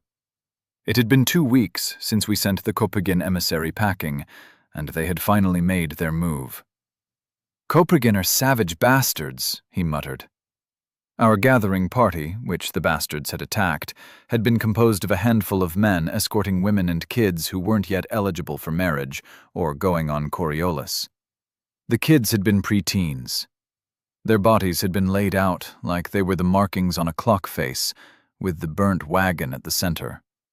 All of them had had their left legs removed, the flesh stripped, and then the bones laid back out in about the right places for the limb to be. The macabre set piece was meant to send a message. They weren't going to like my reply. "Anything from your dreams?" I asked flatly. "Aresk doesn't like to give too much away when it comes to wars, boy. Makes it more interesting for him, I guess. I've seen their wagons moving north, but that's it. The warriors will run ahead of the main camp, won't they?" He nodded at me. "Then we hunt them down and prepare a reception for the rest of them. Looks like Clip will get the extra workers he's been begging for." I was ice-cold inside. "They'll be too much bother. No one takes them as slaves. They've got no honor. We should just kill the men and let the boys and women run back south," Krill growled. "How many?" I asked the critical question. "They're a large tribe, Mond. Maybe 5,000 or 6,000. Less than half are warriors, but they're Sicarescan like us. Even the women and boys are tough compared to the shit-sitters." "They're nothing like us," I snarled as my mind ran the numbers. I had 400 cavalry and 60 chariots. "How many of them will be mounted?" I asked in a calmer voice. "Fewer than you'd expect, I reckon," he spat to one side. "We usually fight on foot. Without saddles and stirrups, fighting on horseback isn't easy. Maybe 400 or 500 will be riding? With a bit of luck, they'll send the riders out ahead so that we can pick them off piecemeal and even the odds in terms of cavalry. They'll try to raid and harass? Attack the herds? Probably. If they can kill the herds, we'll starve or have to raid from other tribes. When we get back to town, we push most of the herds north through the pass. Keep a couple of dozen back to act as bait. We'll keep our forces close to Mondit. As soon as they get close, Glimpse will spot them, and we can move on them united to overpower them. We overwhelm the smaller forces, then move out to fight the main group as far away from home as we can. It's harsher through the pass. Some of the Aurochs will die from exposure, Krill said with a shrug. It's not a bad idea. We'll lose 1 in 10 rather than maybe losing them all. But it will have a cost, Mond. We'll be inheriting a bunch more cattle before I'm done with Coprigan. What do you do with the bodies of the dead? I asked. Some tribes leave them to scavengers in sacred places. Some bury them, some burn them. We burn ours, like Gedrick, he said softly. I cast enough fireballs to immolate the entire area, reducing the remains of the wagon and my dead workers to ashes. With a thought, I sent Glimpse circling around us with instructions to find the band that did this, then to head south and find the main force. The Crow would find these bastards, and when he did, I'd take revenge for the poor buggers I'd just burned. Let's go, I growled. We got back on the chariot, and Krill whipped the horses into a canter towards Mondit. As Krill started to slow down, I leapt off the chariot and ran to the palisade. "Warrior, what's your name?" I asked, as I offered a forearm clasp to the nearest guard. "Jokutrak, Lord." He gripped my arm and gave me a gap-toothed grin. "Please ask all the patriarchs, the Fangs, and my wife to join me in my tent before noon." He nodded and rushed off to carry out my instructions. I strode through the camp, and while warriors called my name and women nodded their heads as I passed, I ignored them. The expression on my face must have been terrible, as no one dared to approach me for any kind of more personal greeting. I flicked the tent flap aside and strode over to my chair, plonking myself down and resting my elbows on my knees, chin cupped in both hands.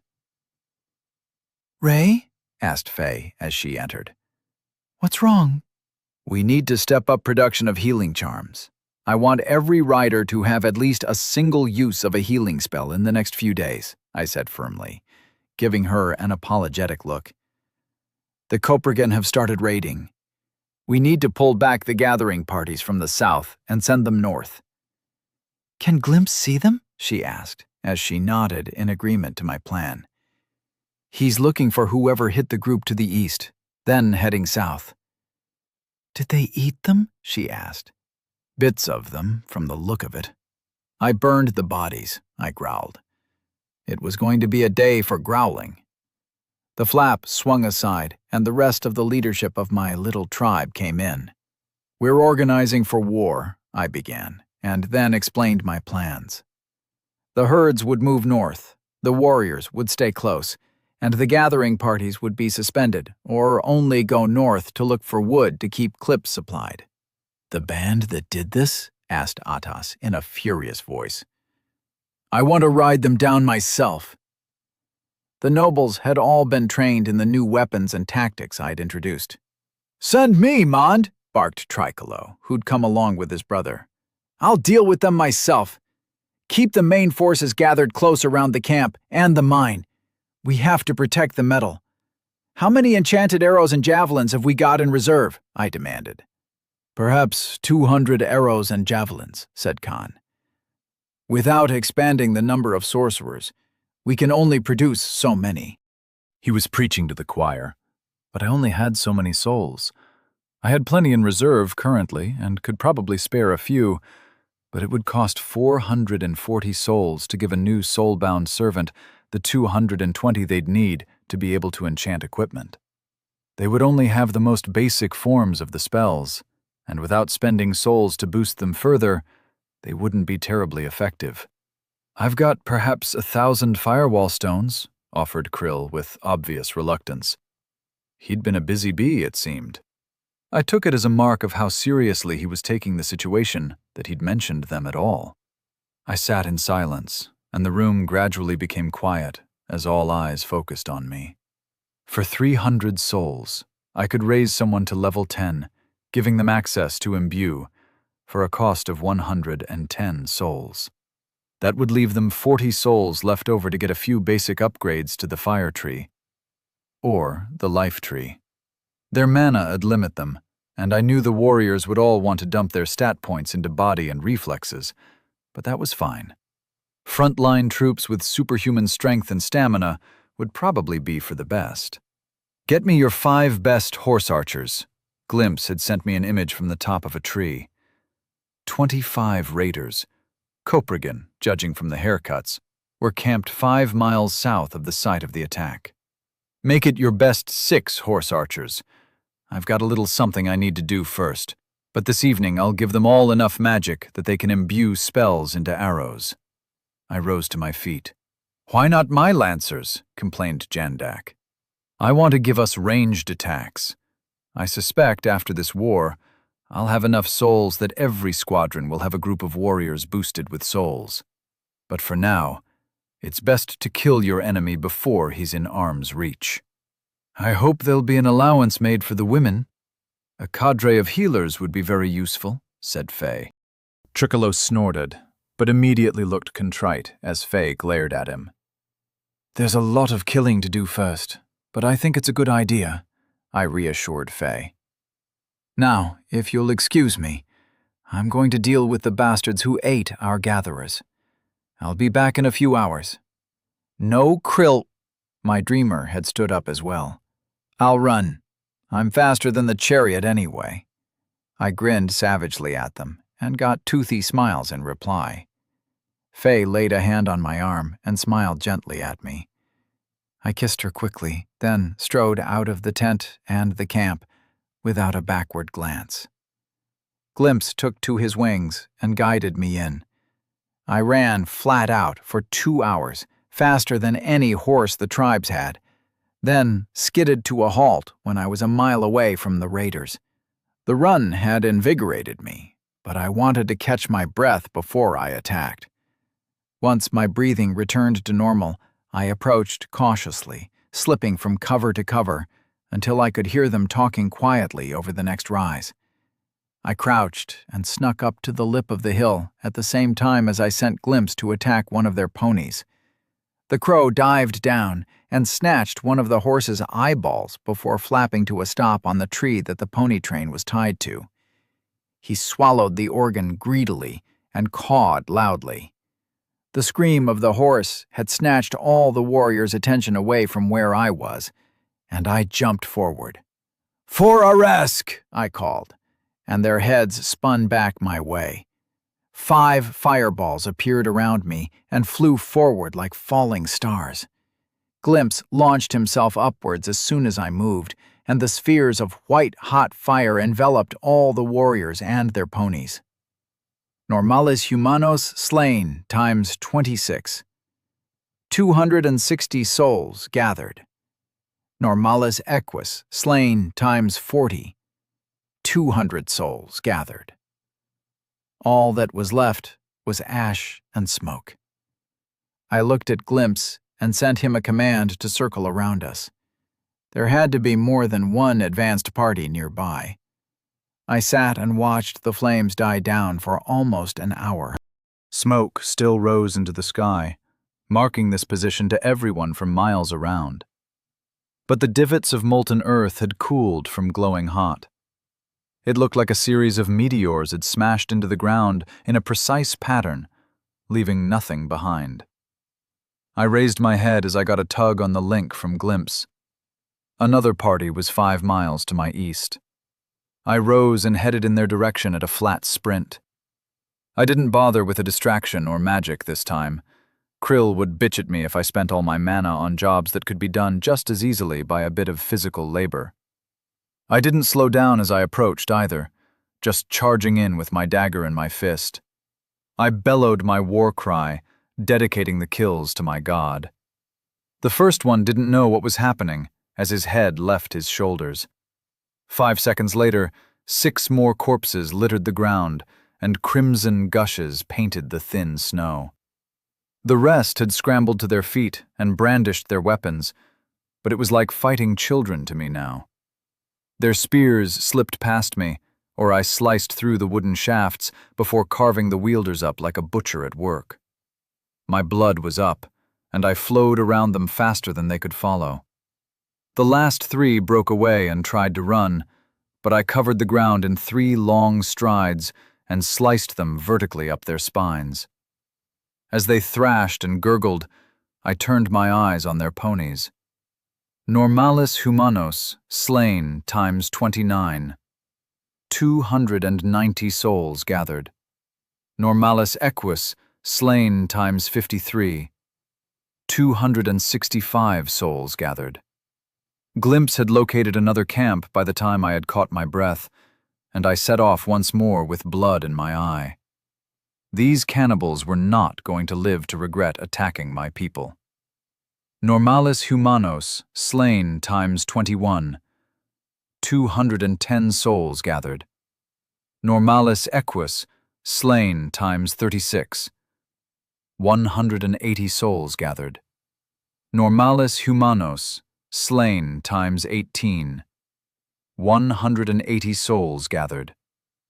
Normales equus slain times 32. 160 souls gathered. The sun had set as I finally saw Mondit again. I trudged forward as a swarm of horse archers charged out at me. "It's me! Mond!" I yelled as they got closer. They didn't slow down, falling into an orbit around me with arrows nocked and bows drawn, until one slowed and rode forward.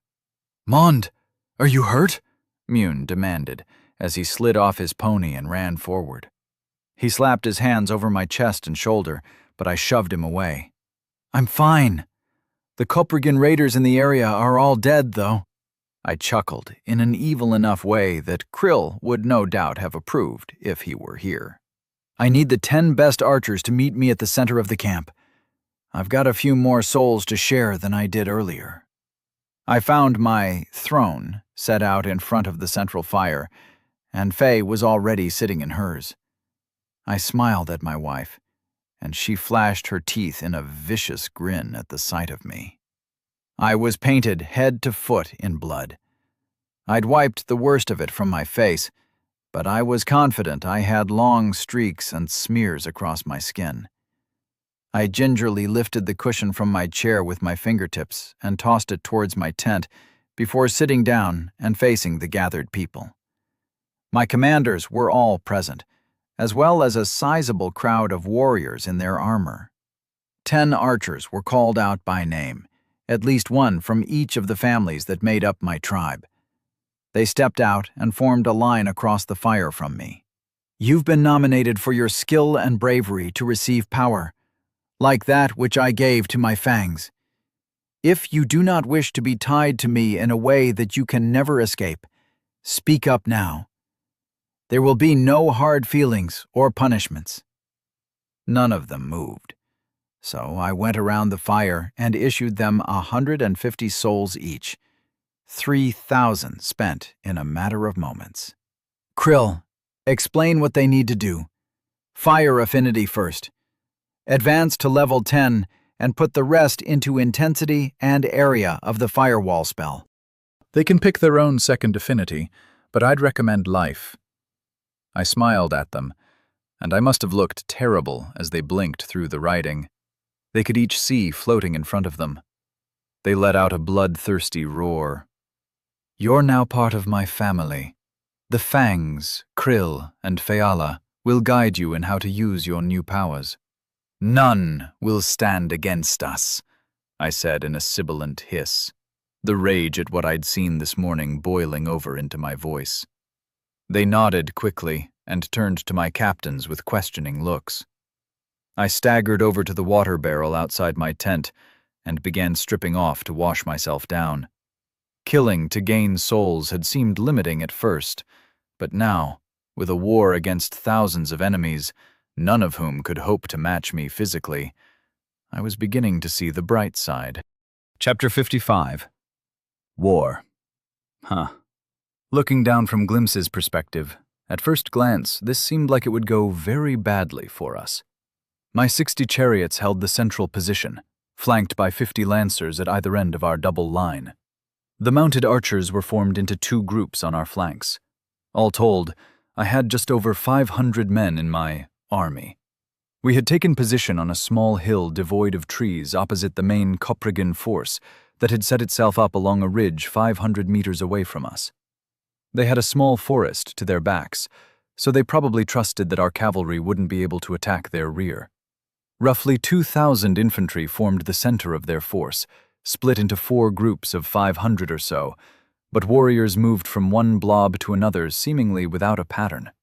On each of their flanks, 200 riders waited for the order to charge. We were heavily outnumbered, but I was confident things would work out to our advantage. I sent a command to Glimpse, and he circled down to fly over Mune on the right, emitting 3 short caws as he passed. I saw the archers tense and ready themselves, but they didn't move quite yet. Using a crow to issue orders on the battlefield was unwieldy at best, but we'd worked out a series of coded bird cries. Glimpse passed over the center of our line and flew down to Koss, emitting the same 3 short caws. Koss raised his bow over his head and waited until Mune's troopers did the same, then they all thundered forward at once. The earth shook to the sound of the hooves smashing into the dirt as both of my flanking units charged.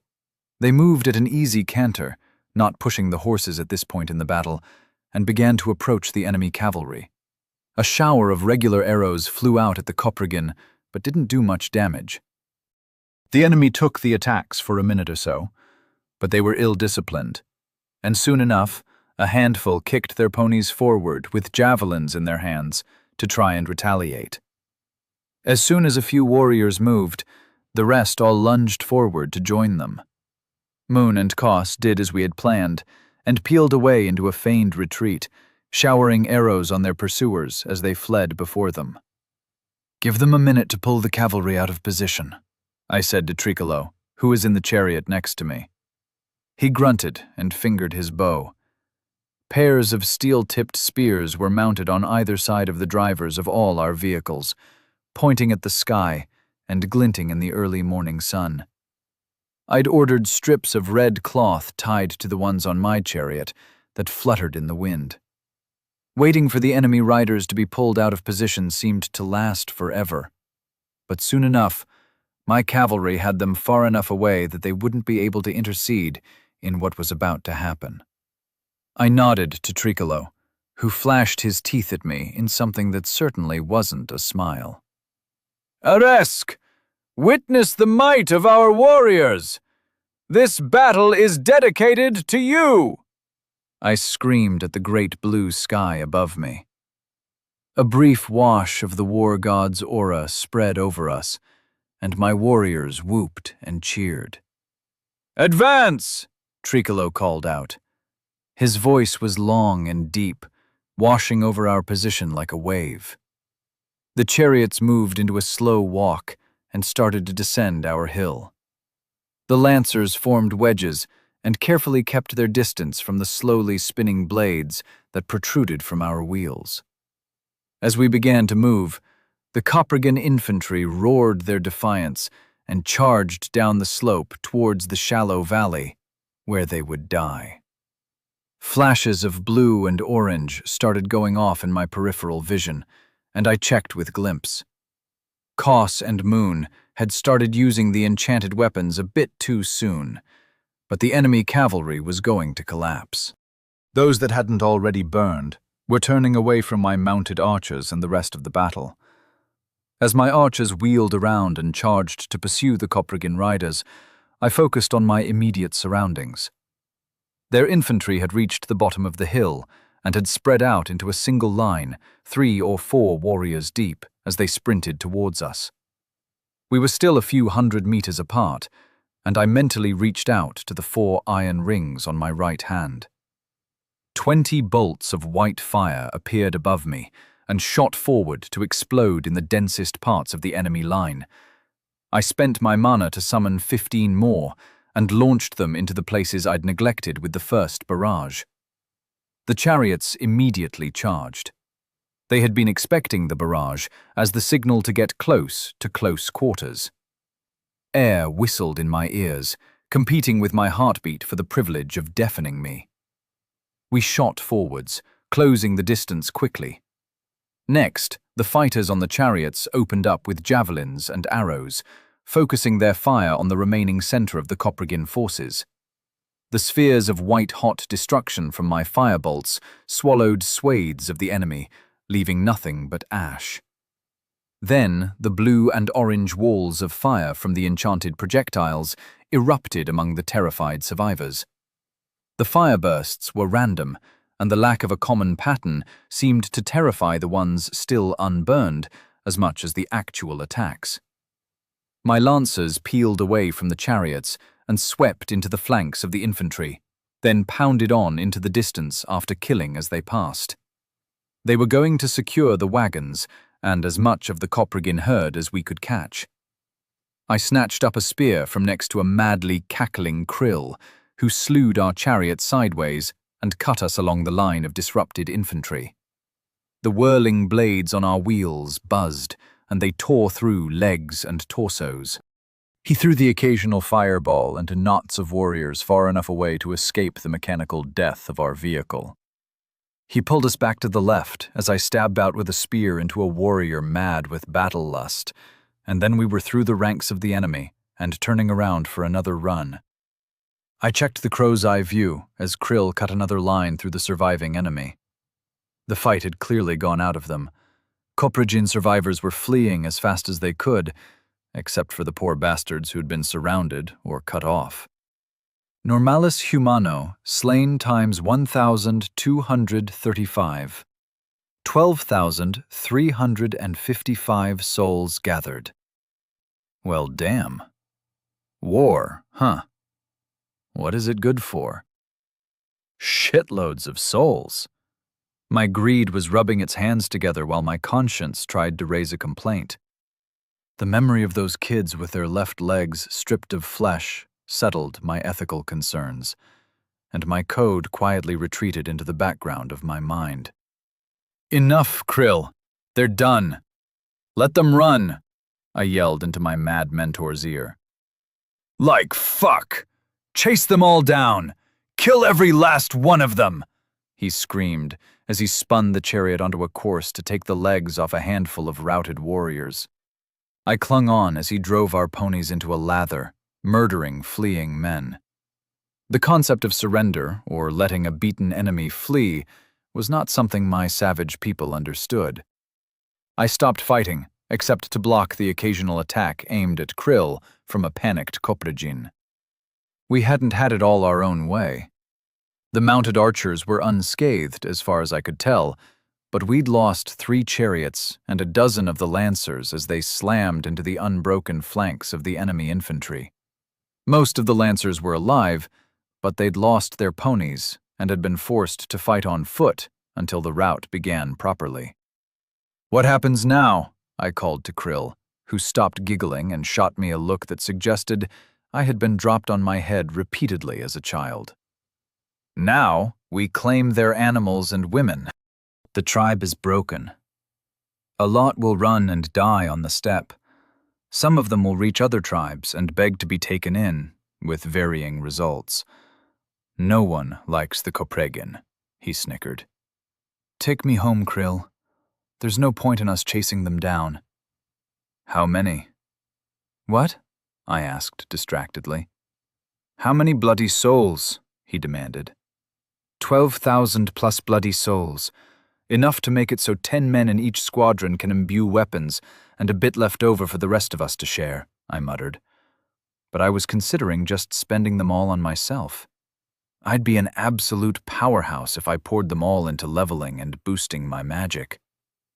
I'll take a few hundred off you, Krill called as he wheeled us about and began trotting back to where we started the battle. Cause, Mune, and Tricolo were already waiting for us when we got there. We shouldn't have done this well, called Tricolo as we arrived. I jumped down, and he rushed over to wrap me in an extremely unexpected bear hug. Thanks, bloke, but we still lost a few.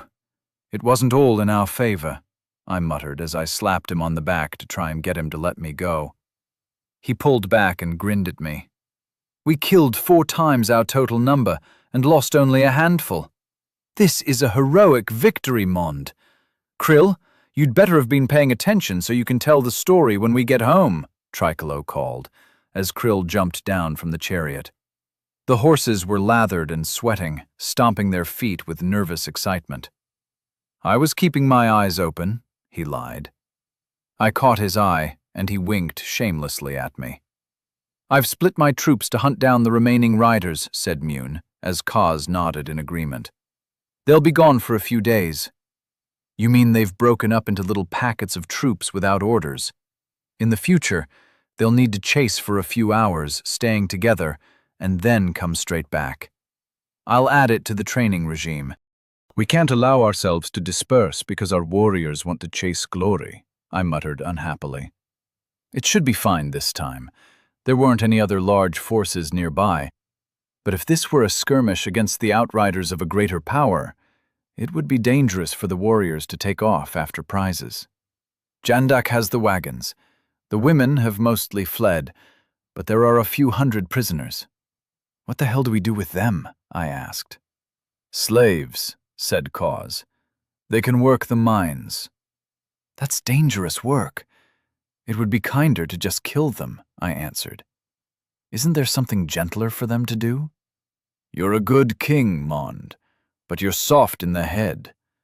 2 winters of slavery, then they're free to leave or marry into the tribe. They're Coprigan women.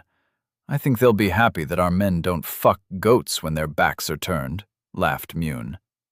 I'm heading back to town. Send out riders to pull back our more enthusiastic warriors. I'll be able to share some souls with the tribe. If Mortimer has hundreds of trinket-wielding wizards in addition to his soul-bound servants, we need to find a way to counter him. Urkash is a problem for the summer, snapped Krill. You need to focus on winter and spring. The Heleth Festival is your best chance to gather more tribes to your cause. Urkash is the threat we need to plan for. He'll have tens of thousands of soldiers backed with trinkets and soulbound. Shit-sitters, all of them. Even without magic or the new weapons, any of us is worth 3 of them, barked Cause excitedly. Tricolo, what do you think of the new tactics and weapons? I asked. The old warrior's opinion would carry a lot of weight with the patriarchs and the rest of my fighters. They're something I wish we'd known about before. We'd have ruled the steppes. As it is currently, no tribe can stand against us. We will rule the plains. His voice faded away as the realization sank in. We will. But the other tribes aren't our enemies. We need their numbers. After this, I waved at the burned and blasted landscape strewn with bodies behind me. The tribes will know we're serious. If they ride against us, we'll put them down, but it's better if they join us.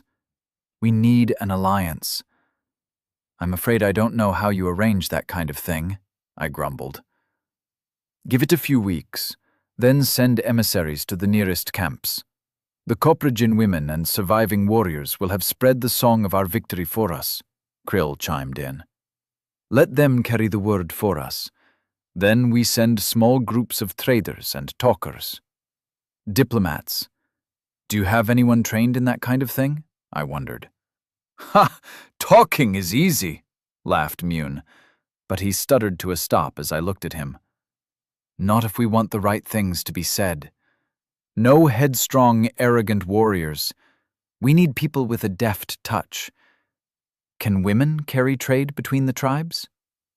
You want to set Fiala's friends on them? Just don't send Halen or Jandak might mutiny, barked Koss. Tricolo cuffed him on the back of the head, but Koss's head didn't move, and the old leader shook out the pain in his hand from the impact. No, but Kayla and Habene carried a lot of sway among the Jaggernan. Could it work? I asked. No one would attack them, but they might not listen either, said Tricolo slowly. I assume you mean the men won't listen. Do you think they'll listen to their own wives, though? I smirked. Oh, that's nasty. It might just work, said Krill with a chuckle. His evil cackling from earlier seemed to have worn him out, and a mild chuckle was the best he could manage now. Glimpse landed on my shoulder and rubbed his head against my cheek. I knew what he was after and sent a mental confirmation. He flew off to look for eyeballs among the fallen. Send out riders to bring back our crazies. We might need to move some of the archers over to the lancers if they can't learn some discipline. We'll regroup at Mondet, share the loot, and make plans for spring. And yes, Krill, I'll share some of the souls I've gathered today. My mentor grinned, hopping up and down happily. Chapter 56. Levels and Loot. So what's the final tally? I asked Tricolo. His savage grin looked sinister in the dancing firelight. It had taken 3 days for us to round up the Coprigan herds and bring their wagons to join our main camp. Hundreds of warriors and women stared at me from the cleared area in the middle of the camp. They were almost all nursing hangovers and practicing the old adage of the hair of the dog that bit you. Lord, we've taken 1,000 wagons and all their carried goods. The aurochs that pulled them, plus 800 from their roaming herds. Nearly 1,000 slaves as well. The old leader took a swig of yalk, the fermented milk dribbling down his chin as he smacked his lips and swiped it away with his forearm. We'd quadrupled our supplies of tents and wagons, and our herd was larger than it had any right to be. We were rich by the standards of the steppe. The slaves will serve for 2 more winters, and then become free men and women. They can choose to stay with us, or can leave in peace at that time, I said firmly. Taking the losers and their families as slaves was common practice for these people, and as much as I loathed the idea, I couldn't fight centuries of tradition without losing a large chunk of my support among the nomads. I could ensure they were treated properly while they served their time, though, and I had just doubled the population of my little tribe with a single battle. They'll be put to work in the mines. If any show signs of talent, I want Clip and the other craft masters to look them over and take them on as apprentices. I glanced at the smith, who grinned and nodded at me. He'd become a firm supporter since the iron mines had proved so productive. "And the goods?" asked Khan greedily from my right. 2/3 will be split among the families. The rest I claim as a warlord. Does anyone dispute my claim? I stared around with a stoic expression, but I could practically feel the ice in Faye's eyes as she glared at the crowd from my left. A roar of approval echoed out, and I relaxed slightly. I had no idea what the hell I'd do with so much stuff, other than maybe sell it, but Faye had assured me she'd make good use of it. I want to establish a permanent presence here. No, I won't ask you to become shit-sitters, I added to cut off the immediate grumbling. We'll still live under felt and move our camps as the seasons change, but the mine is too important to abandon over a little snow. There's a river to the west, and I want to start building there. Machines, to make all our work easier, will be powered by the flowing water. Looms to weave and hammers to shape metal will increase our wealth beyond your imagination, I announced. Lord, we don't care about wealth. We want to ride to glory with you, called one of Jandak's lancers as he thrust a spear at the moons. There'll be plenty of that. I rose to my feet and stepped closer to the fire so it lit my face from below. Now for the real loot. I killed over 1,000 of the cannibal bastards with my magic.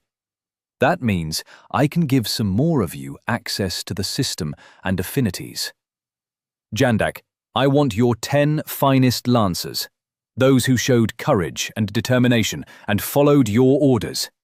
Those who ran off to loot and chased down the enemy for the longest are not yet worthy. I need men I can trust to obey the instructions they're given. Lord, Jandak said, as he stepped around the fire and stood next to me. He rattled off 10 names, and the men in question moved out of the crowd and nodded their heads at us. Jandak will explain the details to you. Do not spend any souls until he has explained everything to you. You are to be my greatest fighters, unstoppable warriors, capable of dueling Erviles single-handedly. Put your points into your body statistics. I recommend life as your first affinity, and fire as your second. But you can choose as you see fit, once Jandak explains them to you. I passed down the line, clasping each warrior's arm and muttering a few words of congratulations as I spent 300 souls on each of them, to give them half that amount. Enough to get them to level 10 and gain imbue. They'd all be beyond peak human capabilities physically, and have access to weak spells for their own protection. Mune, Kos, each of you send me your 5 most disciplined archers. I wanted to drive home that following orders led to better rewards than charging off like a berserker for personal glory. The riders called out, stepped forward, and smiled at me uncertainly. You aren't like the Lancers. You need to put your stat points into your mental abilities. Magical strength and mana are your best choices. You don't need to fight up close. You rain death on our enemies from afar. I paused for breath and looked at the slightly disappointed faces. You kill at range, so the enemy never even gets a chance to hurt your brothers. Your honor can never be questioned. You are my left hand, as the Lancers are my right. There is no difference between you in my eyes. I passed down the line and gave them each enough souls to get to level 10. 6,000 souls gone in the space of a few minutes, and a couple of cringe-inducing speeches. I wish I'd studied rhetoric back home, but school had been one of those things I'd avoided as much as possible. I was fairly confident that rhetoric and public speaking weren't big parts of the curriculum anymore anyway. Lady Fayella, have you found the candidates I requested from among the women? I asked, as I turned to look at my wife. This pomp and ceremony bullshit were for the birds. I wanted this done, and then to rush her back to our tent for some privacy. She quirked a slight smile, as though she was reading my mind, and rose to her feet. Her long red dress swirled as she stepped closer to the fire and to my side. Halen, Grable, Jeston, and Calasti. Step out, she called, and the named women stopped forward. We need more magic items, but we cannot ask warriors to spend all their days putting spells on arrows and necklaces. She waved a hand, and a ball of ice appeared over the fire and spewed steam into the night. Women are the better crafters among our people, she added, and I saw Clip snort to himself. He was a proud man. These women are from the 4 major families in my husband's tribe. They will be empowered to create the weapons and healing items we need, and I will teach them how to cast magic in combat. You'll never need to fear leaving us women behind again when you go to war. She nodded to me, and I passed down the line again, taking each of their hands in turn and giving each of them 250 souls, enough to get to enchant at level 20 and have some left over to get basic spell upgrades. Another 2,000 souls gone. The warriors were silent, not quite sullen, but clearly not entirely on board with this shift in the power wielded by the women.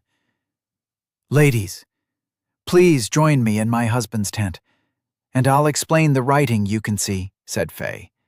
But I raised a hand. One moment, please, wife. Krill, Mune, Koss, and Jandak, please step forward.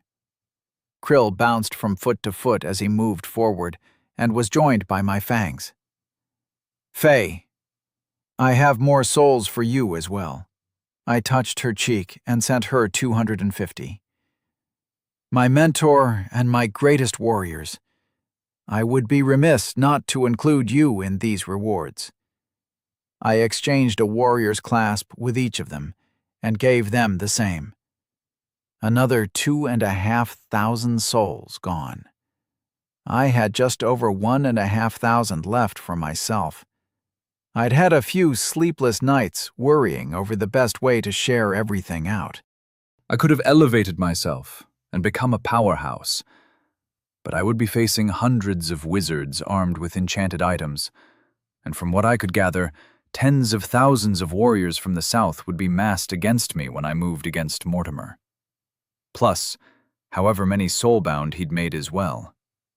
Alone, I would be pulled down sooner or later by some lucky spear throw or arrow. However strong I became, I couldn't cut my way through tens of thousands alone.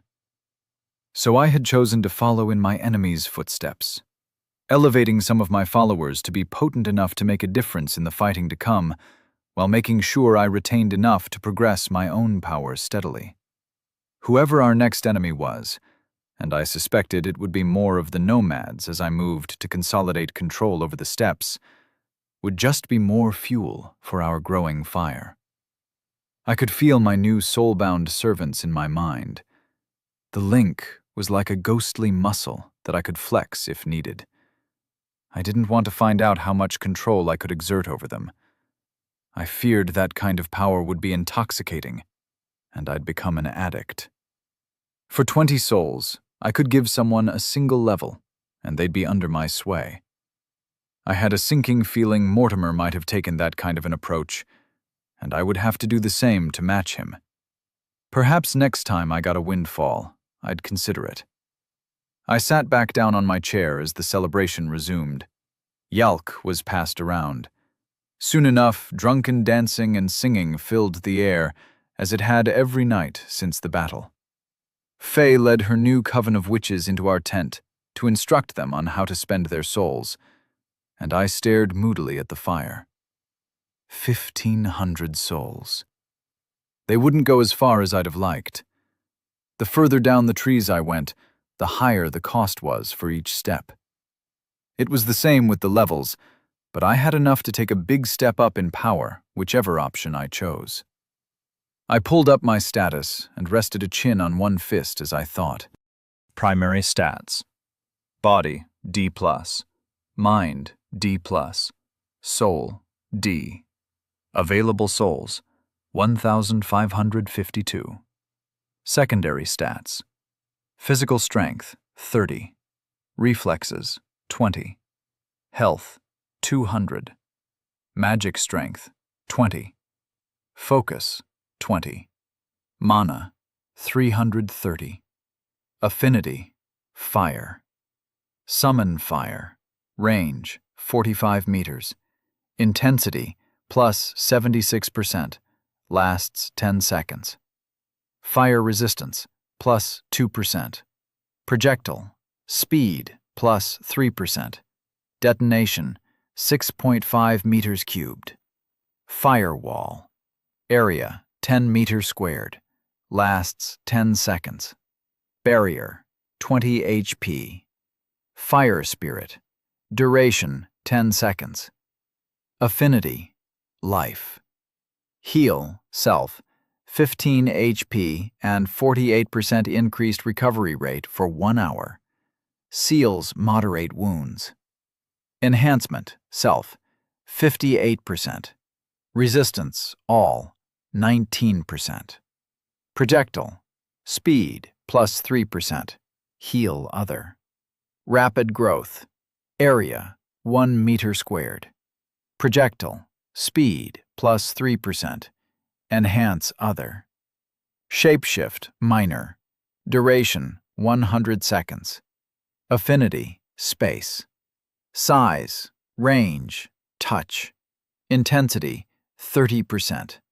Mass, range, touch. Intensity, 30%. Area, 5.5 meters cubed, optional. Lasts 10 seconds. Resistance, 2%. Pocket dimension, 5.5 meters cubed. Spatial tear, range, 11 meters. Imbue, enchant. Soul transfer, Eresk's boon, carrion feeder's gaze.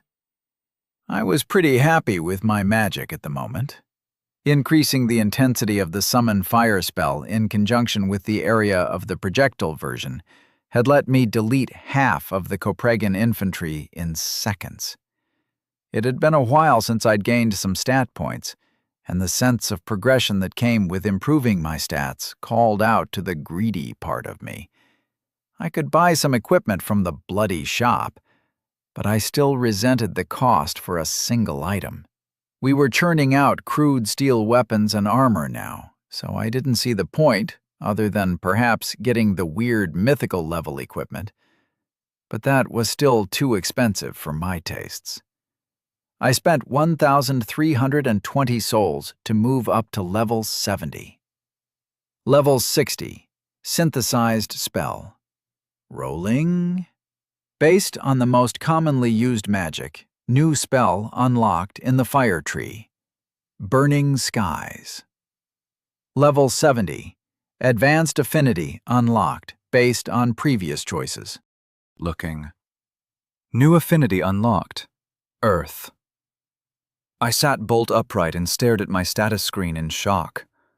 Were there more affinities? This changed everything. My enemies would get the same. I pondered for a second before spending my stat points, and then quickly spent them. Level 70. Primary stats. Body, C. Mind, C. Soul, E. Available souls, 232. Secondary stats. Physical strength, 40. Reflexes, 25. Health, 250. Magic strength, 30. Focus, 20. Mana, 430. Affinity, fire. Summon fire. Range, 45 meters. Intensity, plus 76%, lasts 15 seconds. Fire resistance, plus 2%. Projectile, speed, plus 3%. Detonation, 6.5 meters cubed. Firewall, area, 10 meters squared, lasts 15 seconds. Barrier, 20 HP. Fire spirit, duration, 10 seconds. Burning skies, area, 50 by 50 meters. Duration, 15 seconds. Affinity, life. Heal, self, 20 HP and 48% increased recovery rate for 1 hour. Seals moderate wounds. Enhancement, self, 58%. Resistance, all, 19%. Projectile, speed, plus 3%. Heal other. Rapid growth. Area, 1 meter squared. Projectile, speed, plus 3%. Enhance other. Shapeshift, minor.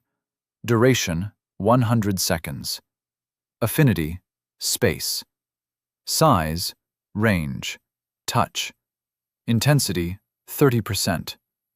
Mass, range. Touch. Intensity, 30%. Area, 5.5 meters cubed. Optional. Lasts 15 seconds.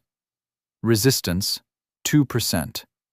Pocket dimension, 5.5 meters cubed. Spatial tear. Range, 11 meters. Affinity, earth. Shape, earth. Range, touch. Duration, 15 seconds. Imbue, enchant. Soul transfer. Eresk's boon. Carrion feeder's gaze. I flexed my fists in pleasure. My muscles had become like steel bands under my skin some time ago, but now they felt like machine presses as I flexed my fingers open and shut. The additional mana I'd gained would be useful, seeing as Shape Earth and Burning Skies each cost a whopping 100 mana to cast. How the hell could I protect my warriors from someone like me? I could throw a spear hard enough to impale 10 men in a line. I could lob 20 fireballs a day that would incinerate huge areas with each hit. All the levels and loot were great, but I needed to start thinking about how to counter myself. My enemies would all be just as strong, if not more so, than I was. Chapter 57. Barefoot King. I cannot believe you aren't wearing shoes. The ground is still frozen for Eresk's sake, Faye grumbled good-naturedly as we walked from Mondit to the pass hand in hand. I paused and stamped a foot, leaving an inch-deep imprint in the frozen earth, and then raised it to show her my soul. Foot beats stone now, I grinned. You wouldn't believe how happy I was to finally have shoes after I first got here. They weren't even shoes, just cloth and hide wrapped around my feet. I need to be in contact with the ground to use one of my new abilities, so— Barefoot King, she snorted. It's hardly an impressive sight, Ray. You'll see the benefits soon, love. How's your coven doing? I asked, hoping to change the subject. Trinket production is steady, about 60 a day for single-cast items, but it doesn't leave us any mana to learn to use our new powers, husband. Some more souls would be helpful. Faye was now almost as avaricious for souls as Krill had become. When she called me husband, I knew she was being deadly serious. It's at the top of my list. It's why going north on your own in winter, without shoes no less, is crazy. You should take guards and hunters to process the meat, she interrupted me. I could come along as well. We'd been low-key arguing about this for 2 days now, since I told her my plans. It's almost spring. I'll put the loot in my storage space. You know I can outrun the cavalry now. They'd only slow me down, I gently repeated once again. And what about me? Weeks on my own? No one to warm my bed for me? She rested her free hand across her gently curving stomach. You had to pay attention, but the growing bulge was just starting to show. It made me a little uncomfortable. I didn't have to worry about my more violent tendencies and professional inclination in this world. Hell, here they were viewed as bloody advantages. But I felt vulnerable when I rested my palm on Faye's stomach in a way I'd never felt back on Earth, where I was usually only a single slip away from blowing my cover. It won't be that long, I tried to reassure her. 10 days, tops. I've got Glimpse to scout for me, and the tusks and meat will just go in my storage space. I didn't mention my other idea. Neither Krill nor my wife would appreciate what I was considering. Faye continued to grumble, but the fight had gone out of her, and a resigned annoyance settled in. We reached the pass and stepped aside as a slow-moving wagon rumbled past, carrying finished steel products, arrowheads, spear tips, and the new helmets I'd asked Clip to produce, back towards Mondit. The Paliat Pass was now thoroughly changed. The western side was lined with crude smelters being serviced by dozens of apprentices. They were mostly from the prisoners, slaves, I suppose, but more and more of the warriors who hadn't made the cut for the horse archers or lancers had made approaches to Clip, looking to learn the smithing arts. The eastern side was composed of streams of people pulling hand carts in and out of the small entrances to the previously excavated tunnels. They dumped their loads by the smelters and went back for more, weaving between each other.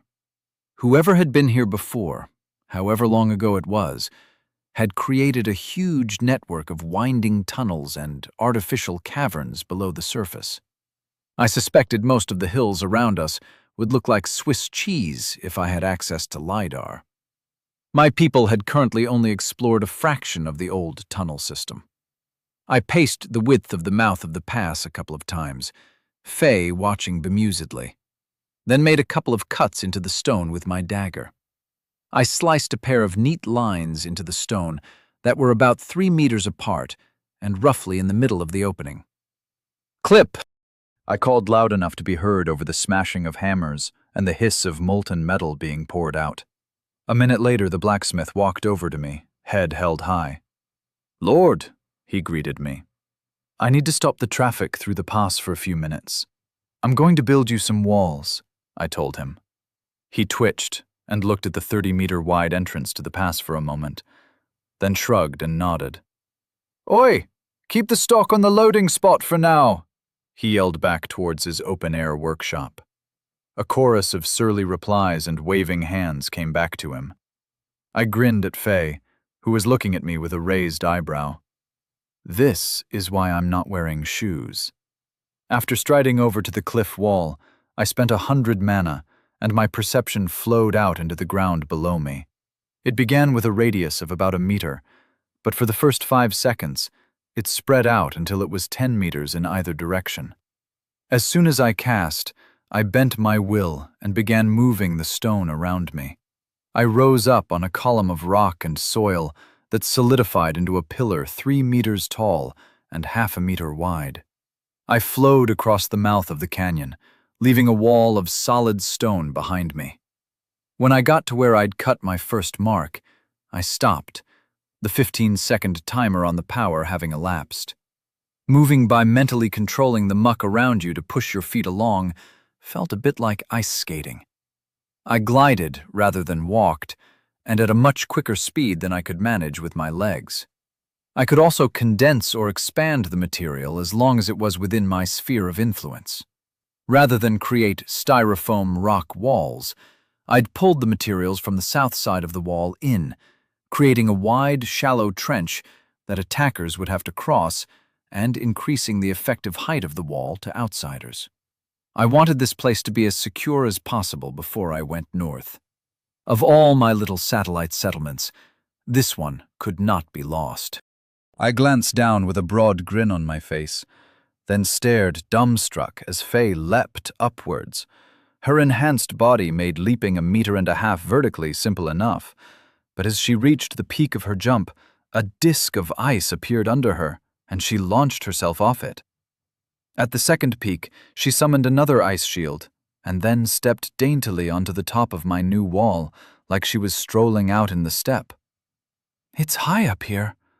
She looked south over the steppe, towards Mondit, and the well-worn tracks leading to our little town. "Is this what it's like looking down from Glimpse's eyes?" The crow cawed loudly from where he circled above us. "Not even close, I'm afraid." I spent another 100 mana as I leapt down to the other mark I'd cut into the floor of the pass. I repeated the procedure, then passed through the little town to the north and built walls to seal that end of the pass as well. When I got back, Clip was still in awe, smacking his fist gently against the first wall I'd built. "You could be a rich man. Mining's dangerous. Making the rock flow away with a thought would let you beat out all the competition. Is this... Lord, I've been down into the tunnels. There are no supporting beams, and the walls are smooth. Did someone like you make this place?" "I think so. I don't know how long ago or who they were, but there are signs beyond the sculpted walls that it was someone, or a number of people maybe, like me." Kilp stared up at the sheer cliffs that had penned him in for months, with a look that bordered on reverence. I stuck out my hand in the traditional warrior's clasp. Even the shit-sitters recognized the correct form after so long among us, and he stuck his arm out and gripped my wrist. When did the nomads become my people? I couldn't point to any particular event, except maybe my marriage to Faye. She landed next to me, perhaps having grown bored of the view to the south while I reinforced the north. I spent a whopping 2 souls on soul transfer, in order to hopefully give Clip a single soul and awaken his first affinity. It didn't work, because that would have been too easy. I tried again, going up through the numbers in steps, until it clicked. He had been starting to look a little uncomfortable as I failed to release his arm, but then his eyes went wide, and he snatched his hand back to swat at the air. "Crathen? Why the fuck is it in Crathen? What the hell are affinities?" he gasped. Affinities are the types of magic. Normally, I'd say pick life, but you being you, fire might be a better fit. I grinned at him. You can boost your spells a little, or get a level and improve your stats. He was completely F-tier at the moment. "Why me? You know I'll leave when my time is done," he wondered, as he continued swatting at the words floating in his vision. "There's a cost," I replied ominously. "What?" he demanded in a panicked squeak, a far cry from his usual brash baritone. Among the nomads, the women are the crafters, while the men are herding and hunting, or at war. Look at the women for new apprentices. "But, Velkit, I think it's a good idea," Faye interrupted. "I've got a few strong ladies I'd like to present to you, Master Smith." His eyes flicked between us, and a look of resignation crept into his gaze. "Why'd you give me the souls?" he asked. I wanted to establish how few souls I had to transfer to give. "What? That's insane. We need to concentrate the souls we have, Ray." Faye stomped her foot, and a circle of dust spread out from the impact. "I'm not going to be able to get enough to seriously level more than 1 or 2 people until after our next battle. If we get to that fight, and all our warriors have access to the life affinity, even just the weakest spells, it will go better for us. The Coven and Krill could stop churning out healing charms and focus on shields and attack magic," I answered quickly. Marriage was never an easy thing, but when your wife could break rocks with her bare hands and was riding the hormones of pregnancy, that took it to a whole new level. Faye was remarkably understanding, but her temper had been flaring a lot more over the last few weeks than was usual. "How many?" she asked, suddenly calm again. 20. I have to transfer enough to give someone a single level. This is huge. It means that I paused and tried to do the numbers in my head and quickly gave up. 2,000 souls. I can get 100 warriors able to self-heal and give them a minor boost to their strength. Can you imagine 100 warriors who just shrug off minor wounds and survive serious injuries? We've got 400 warriors training in the new squadrons. 8,000 souls to make them all like us? We'd be unstoppable, I enthused. I might have been laying it on a little thick, but the idea had been eating at the back of my mind for days. They'll be weak compared to us. Compared to people without that advantage? For the same amount, you could make 2 people as strong as me or the Fangs. But I can see your perspective. It would make us a lot more formidable, collectively. I'll agree on one condition. When they're available, I want more souls for the women.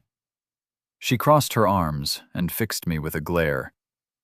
The coven hadn't gone down entirely well with the wider tribe. Women were respected, borderline sacred, despite the fact that they couldn't technically own anything. It was ironic that they were so important, but had so few rights. Seeing women snap spear shafts in their hands had upset some of the chaps, to put it mildly. I wasn't on a crusade to bring equality to this world. I wasn't even sure what my crusade was at the moment.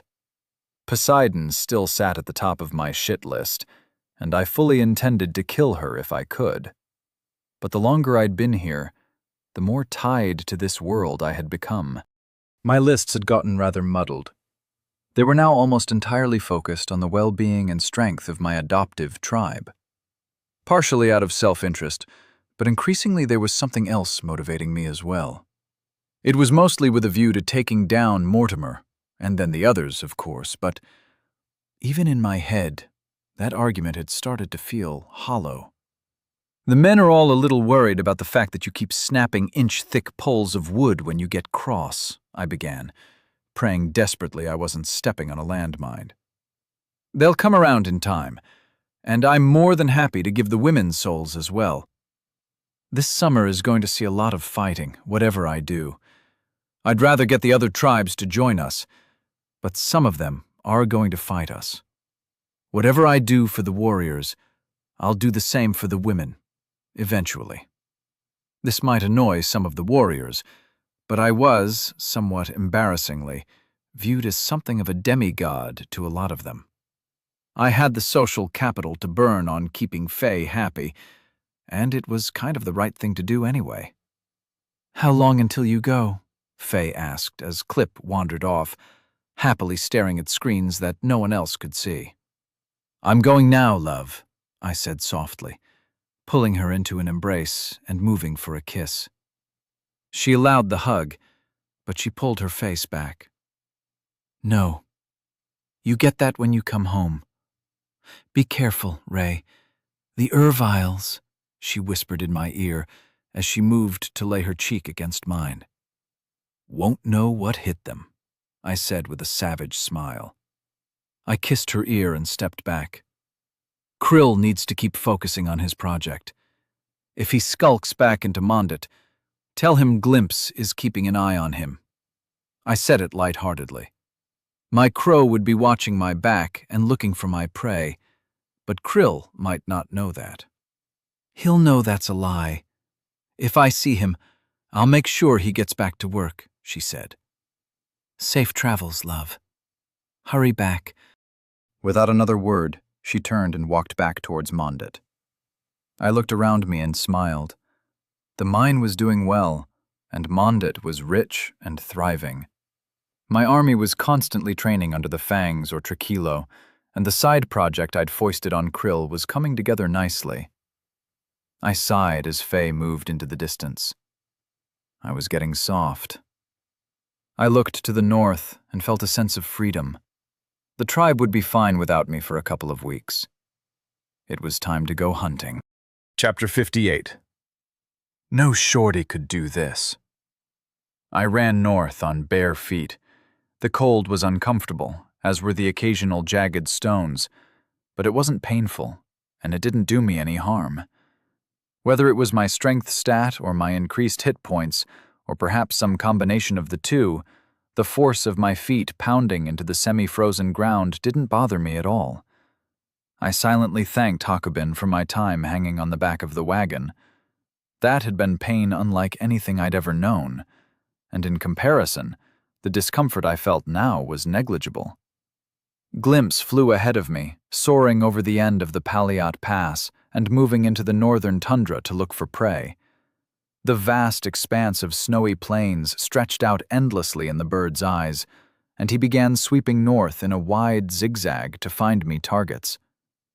An hour later, I turned to the west and sped up.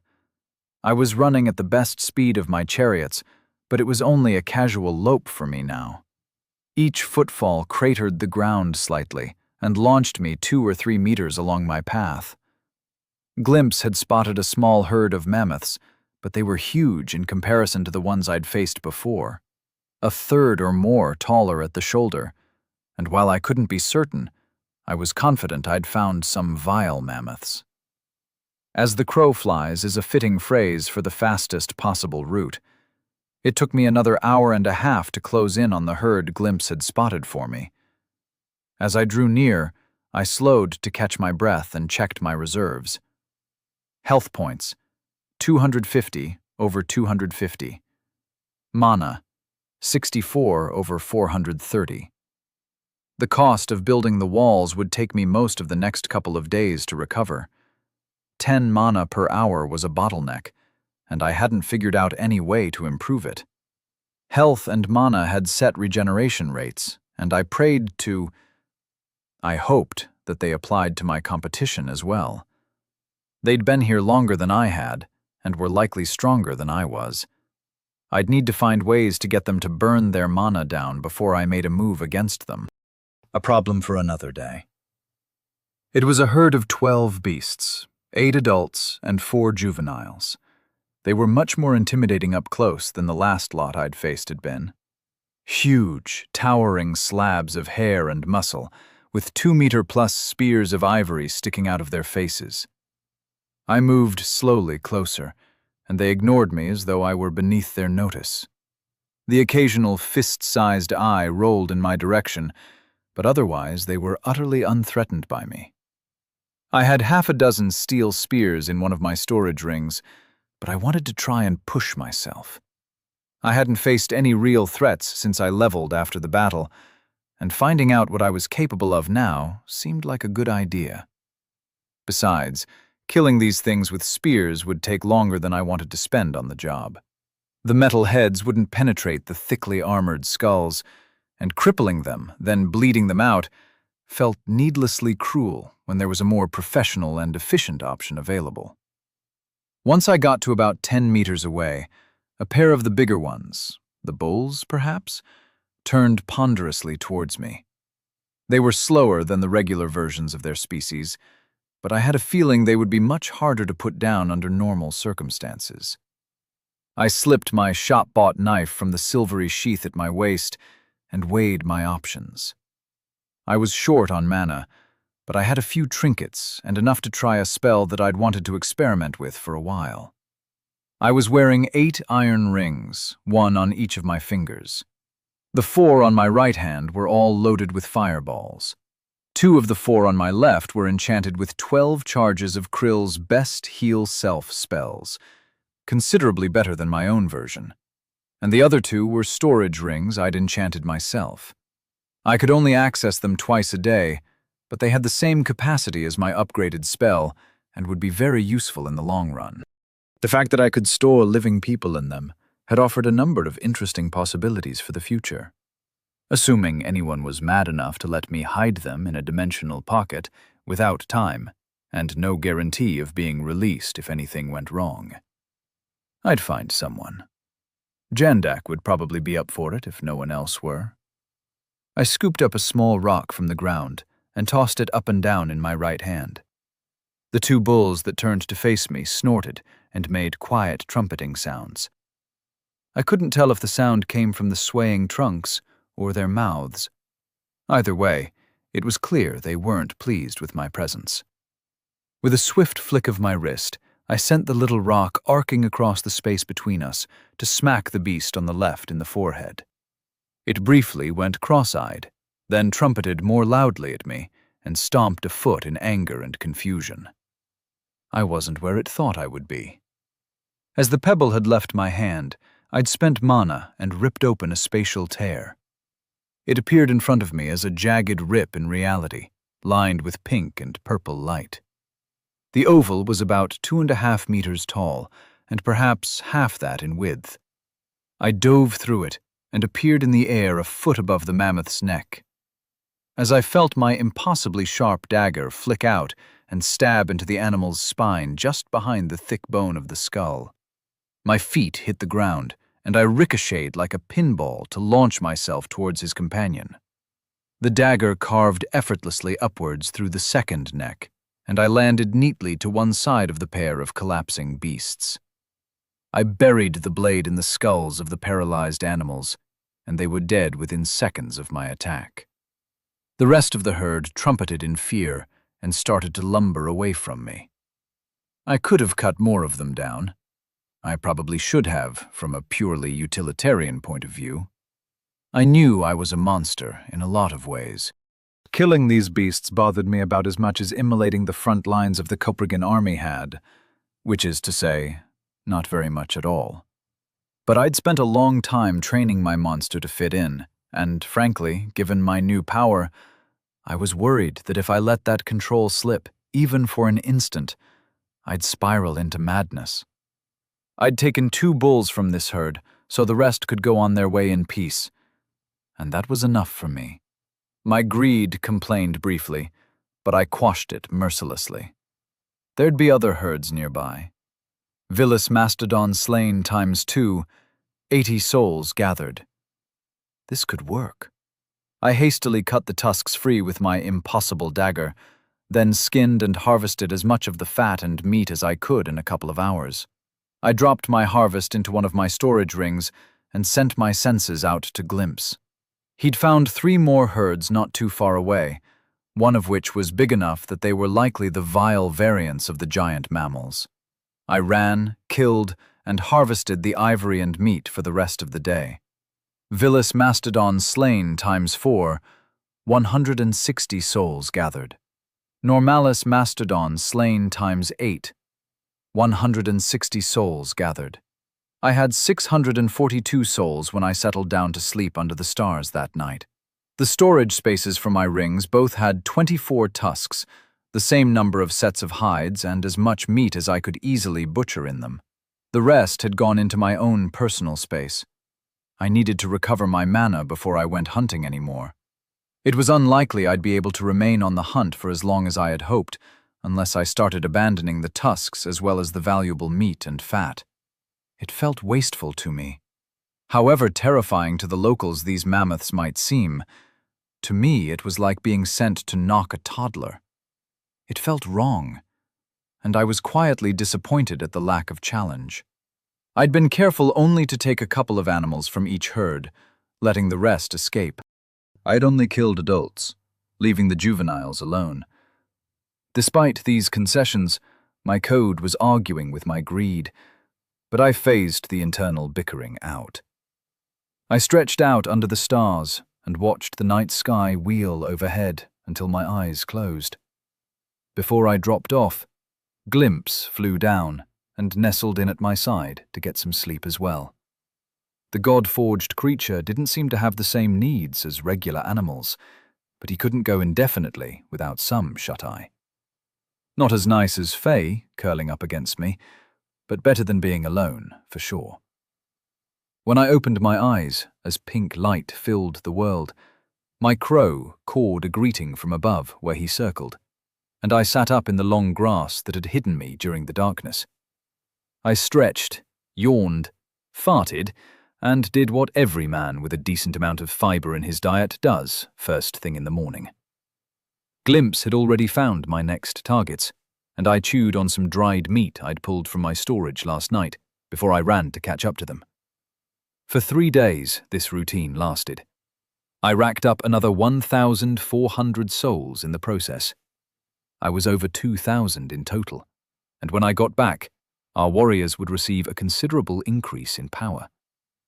I wasn't sure if spreading the souls wide was better than going tall.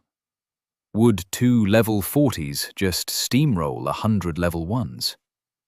Maybe. But I had a feeling the natural viciousness of my adoptive people would help swing the odds in their favor.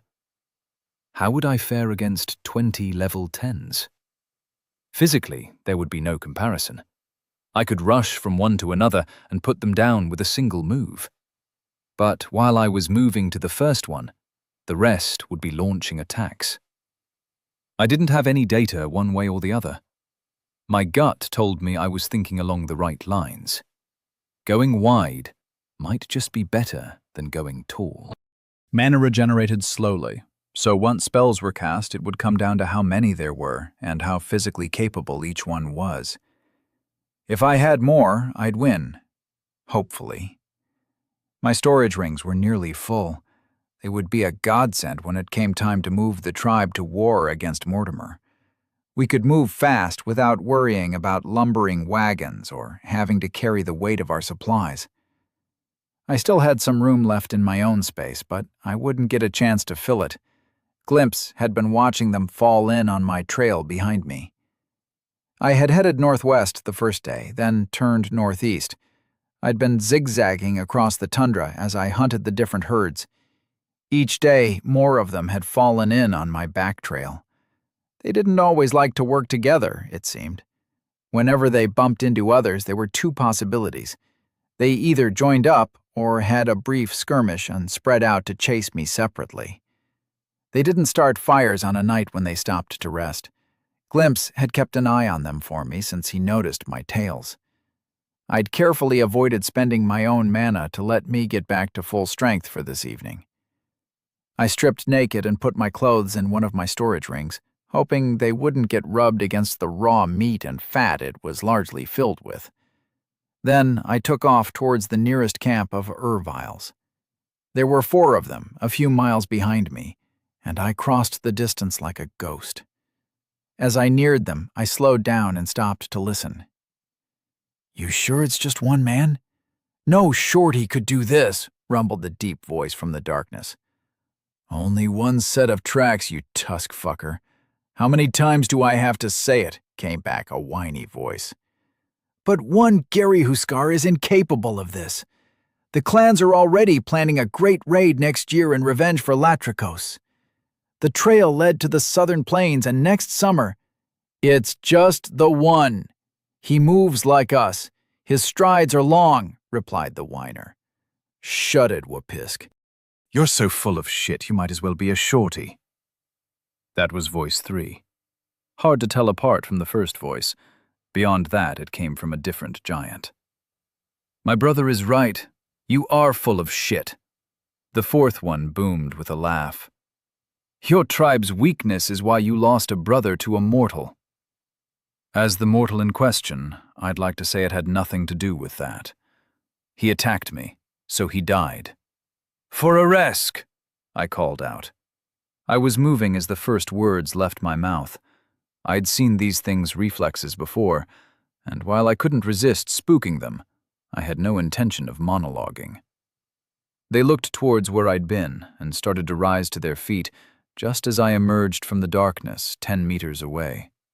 Achilles' heels turned out to be a thing for these monsters, just like regular humans, and the first one collapsed to the ground with a strangled scream as I blurred past him and cut the back of both of his ankles.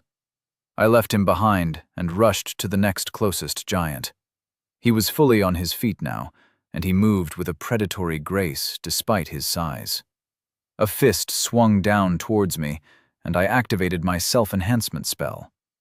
For 10 mana, it was a bargain, and I slipped past his attack effortlessly, running my dagger up his forearm as I passed. I leapt forward and drove my blade into the throat of the whiny-voiced one. It sank in deep, and I twisted it to drive it between the vertebrae of his neck.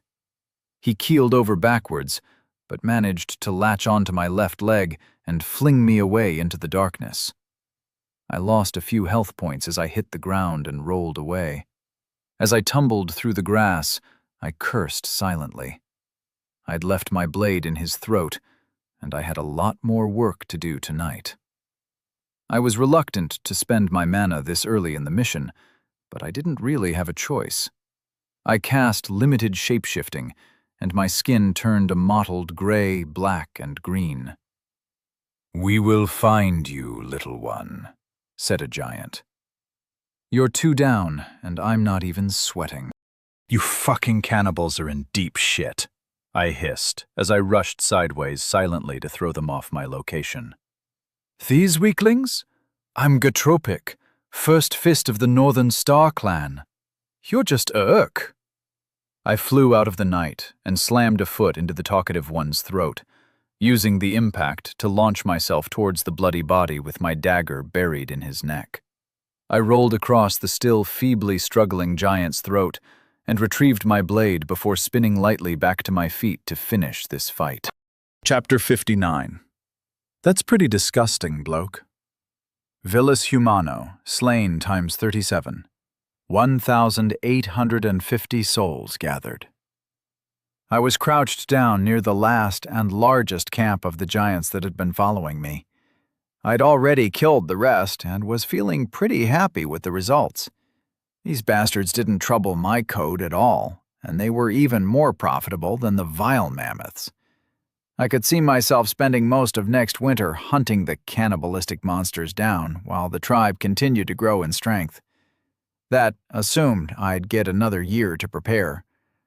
Mortimer had most likely realized he had a competitor on his northern flank by now and would move in force once the summer campaign season came around.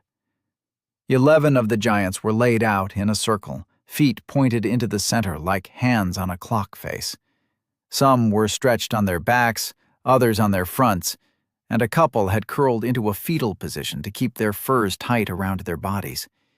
Even the ones wrapped around themselves like babies were longer than I would be stretched out on my back. "For Eresk!" I called.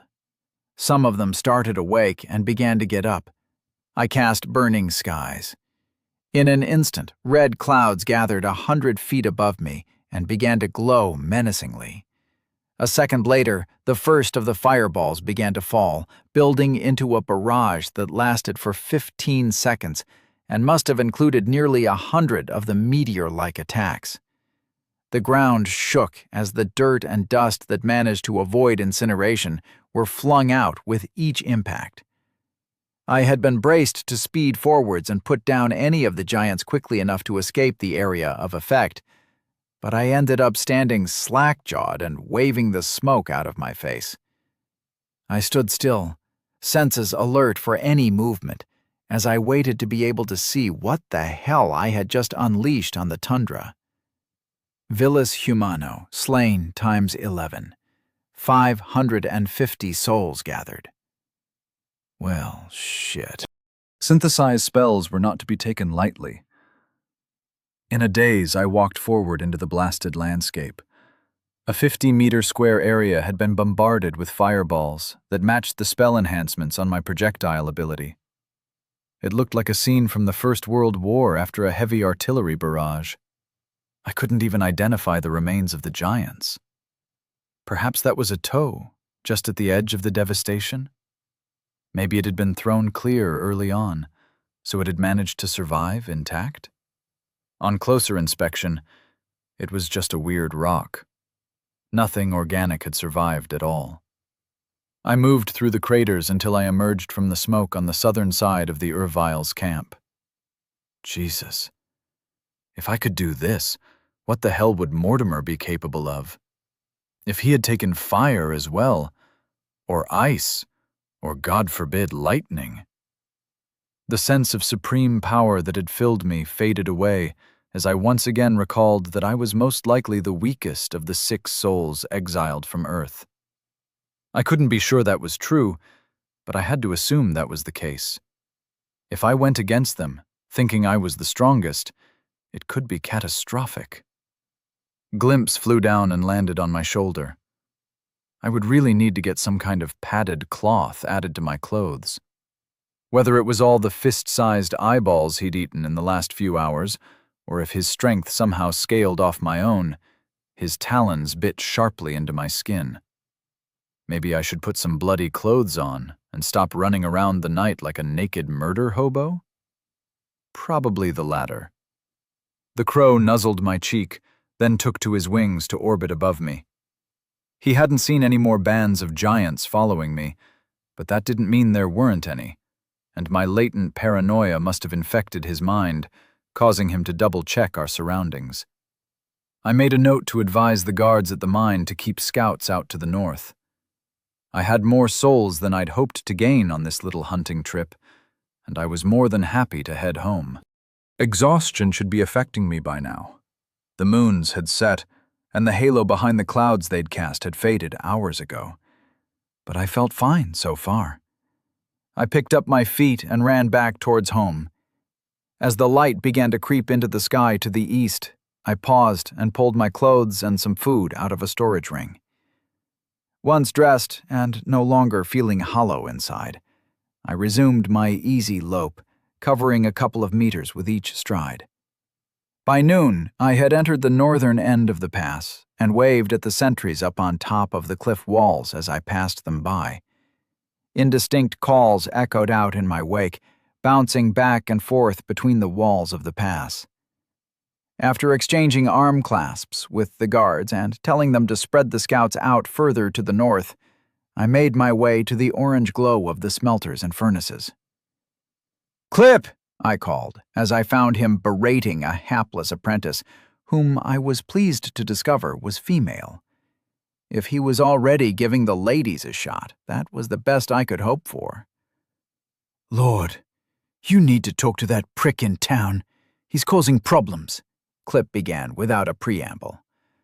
I held up both hands to stop what I suspected would be a string of invective against whomever this prick might be. "Whoa there, bloke! Who are you talking about?" I asked. "Sulk is a fucking charlatan and a conman. My master would have used him for bellows work and nothing more." So Sulk was here. That meant the Jaggernon had come north. "Who has been dealing with the new tribe?" I asked quickly. "Please don't say Krill. Please don't say Krill." "Hatrakan.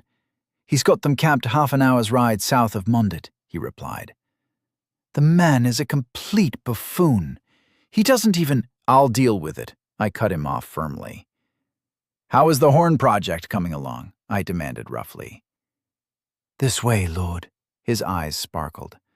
I had needed a better way to issue battlefield commands than having Glimpse squawk at people, and had fallen back on ancient techniques from Earth.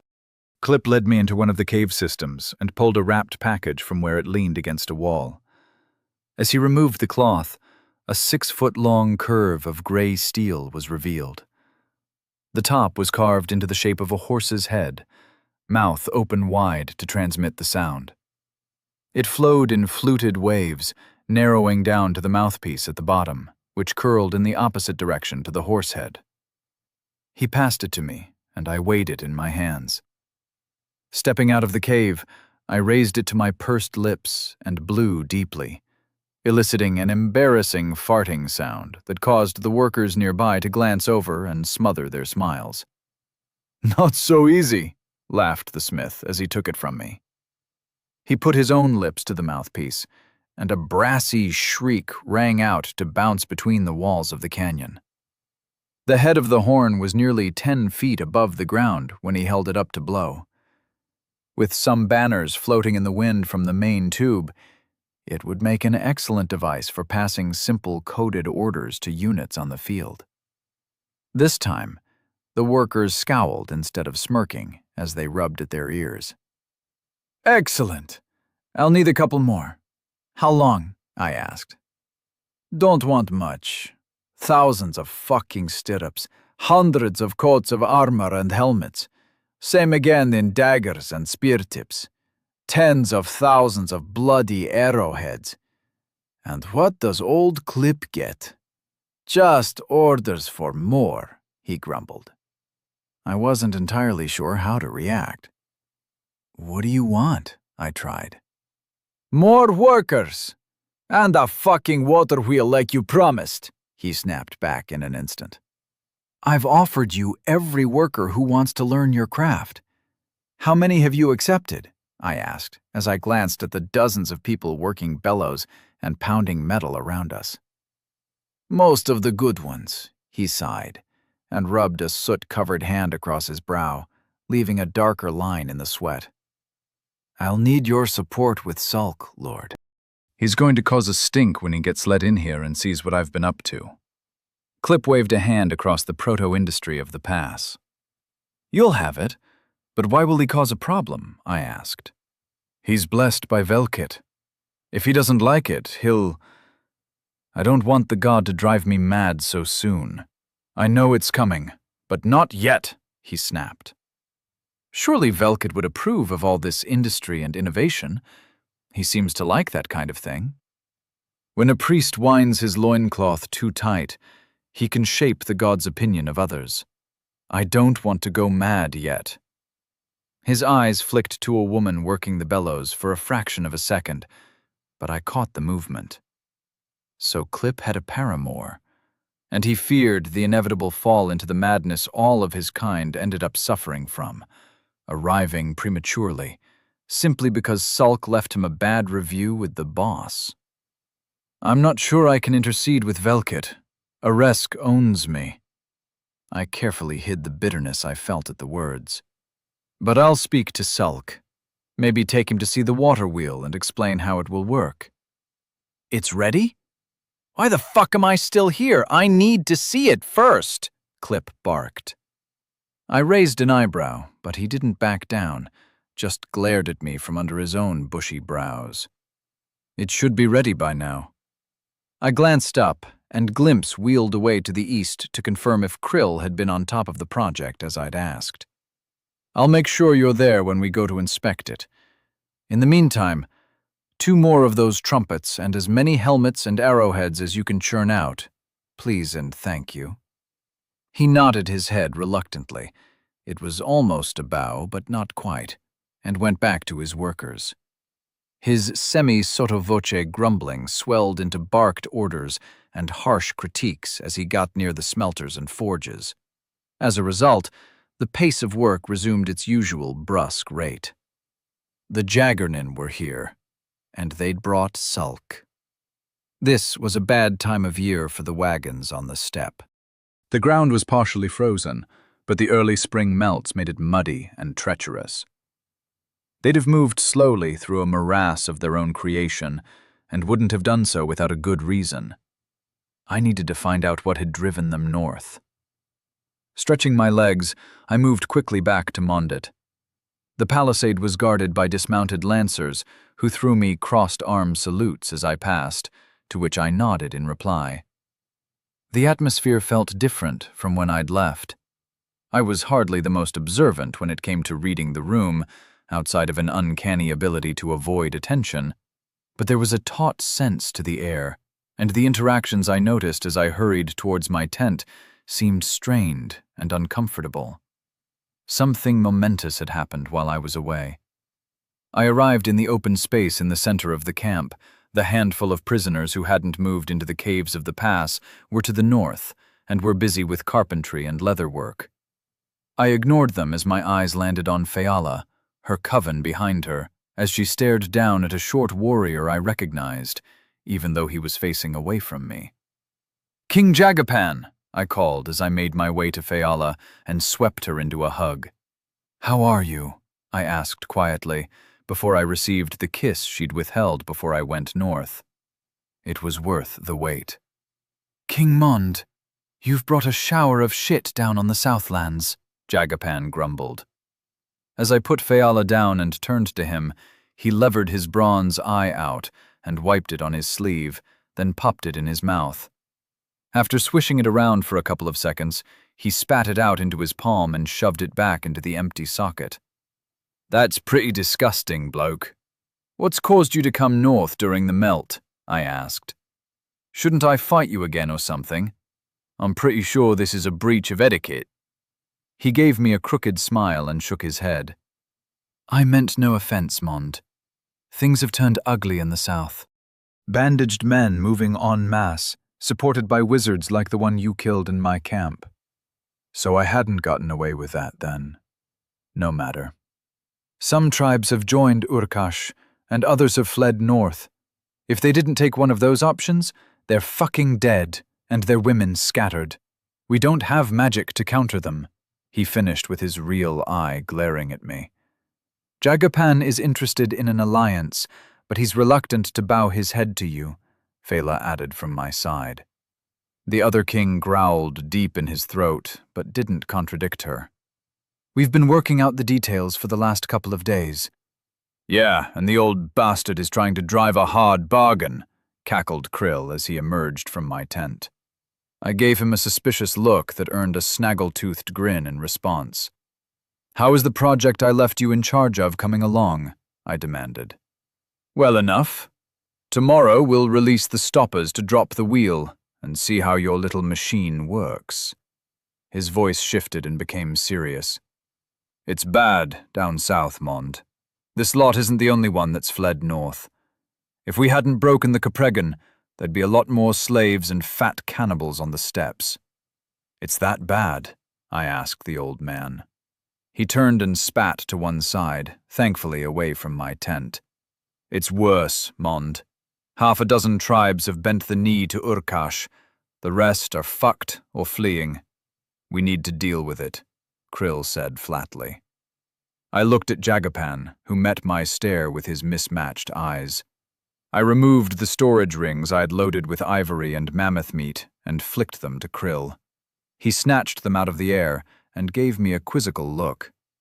28 tusks, as well as the meat and hides. Some of it's in my own storage space, so there's a bit more to follow. Get the smokers lit and the tanners ready before you start pulling stuff out of them." He cackled and scurried off towards the tanners. "King Jagapan, you don't need to bend your neck to me. All I would ask is that if I call, your warriors will ride to war with us, under my command. And if you call, we will do likewise. Does that seem fair?" "No, it fucking doesn't," called the voice of a certain blacksmith from somewhere in the crowd, making Jagapan flinch. The mob parted, and the hunchbacked figure of Sulk shuffled through. "Who the fuck showed you how to make steel? Clip is a Velket-damned moron. That milksop couldn't make pig iron before. I should bloody know, as I taught his master how to work the bellows. Not a chance that idiot could produce so much gray metal so fast on his own. What the hells have you been up to, you bloody savage?" Jagapan managed to roll both his real and his metal eye as the outburst went on. "Sulk, I'm glad you decided to come north in the end. Kayla, how are you?" "I'm well, thank you, Lord. I'm intrigued about what has happened with Fayala and her friends. Perhaps I could join their little group?" Her warm voice was familiar, and a pleasant shift from Sulk's grating grunts.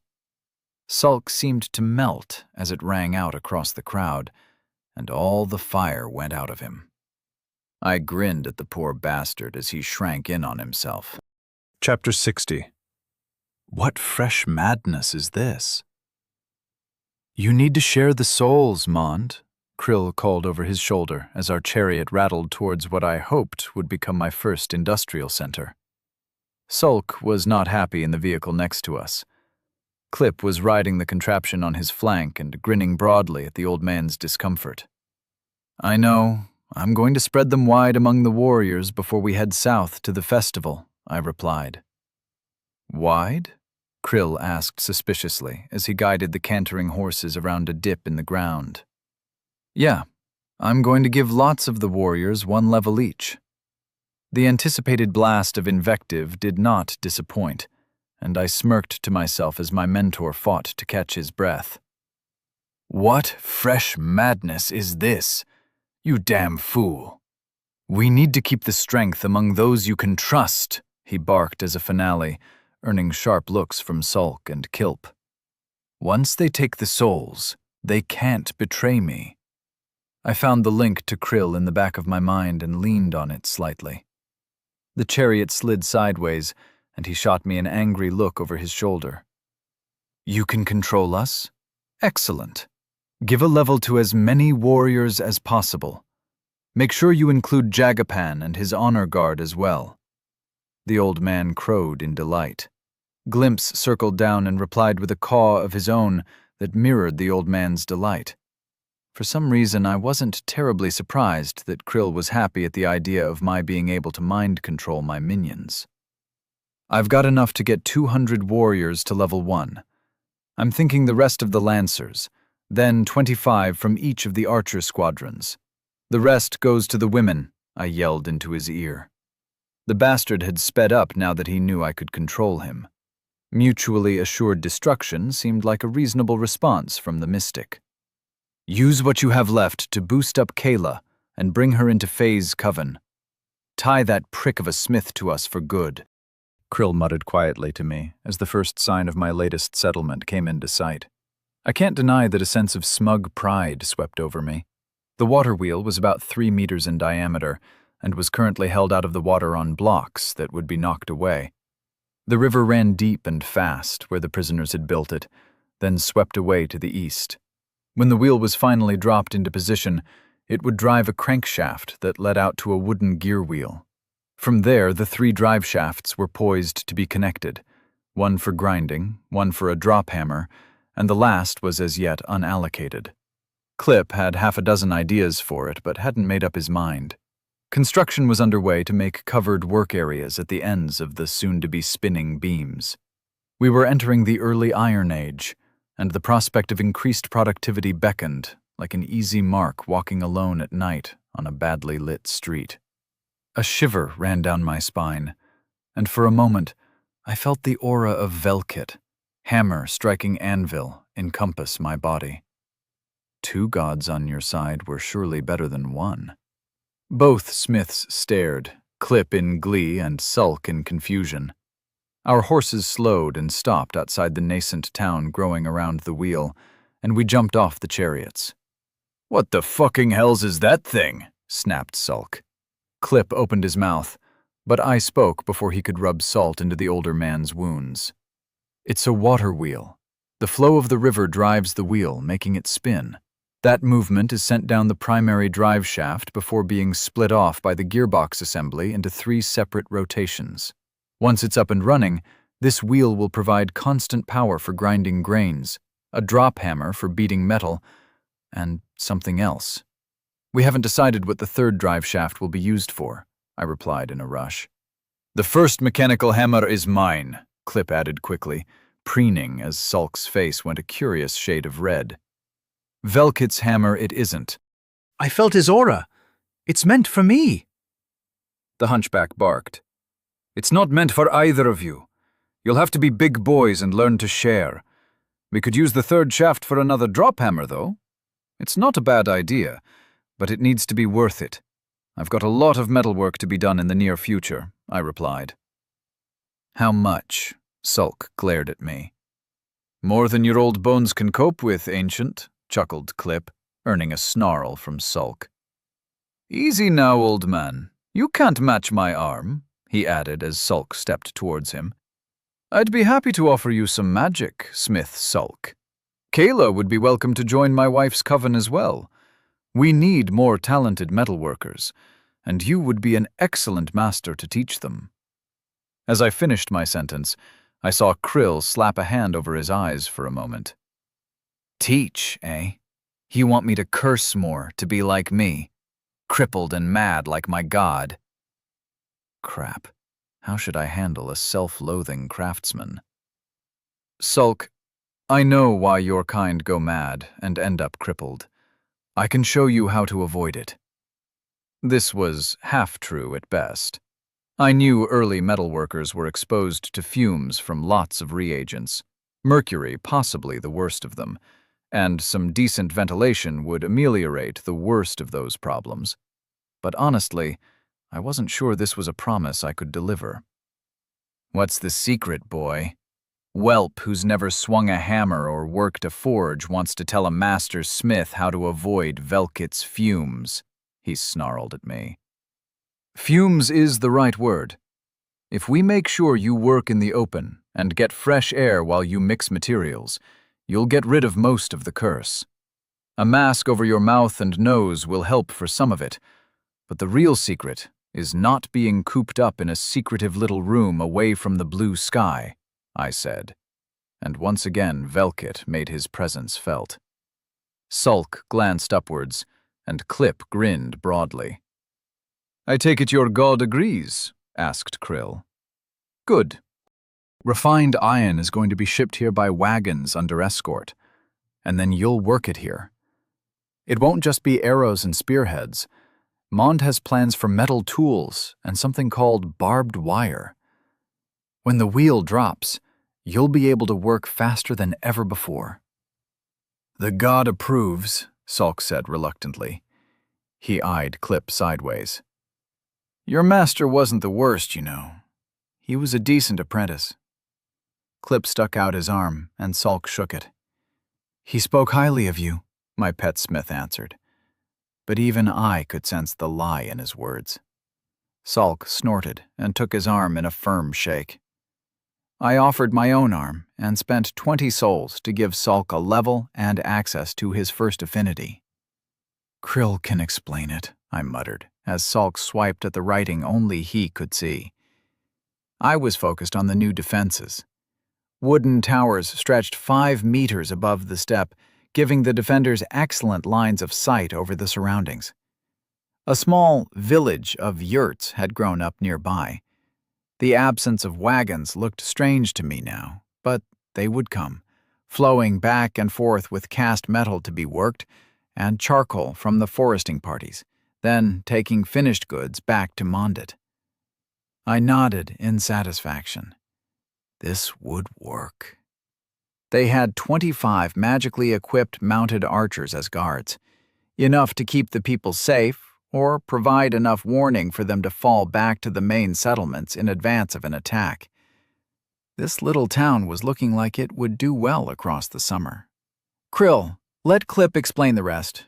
We need to get home," I called, as I made my way back to my chariot. The dreamer shrugged at Sulk with a cackle and skittered over to our ride. "Home, then?" he asked happily. "Will they be okay?" I nodded towards the 2 smiths who were already starting to bicker loudly. "They'll be fine.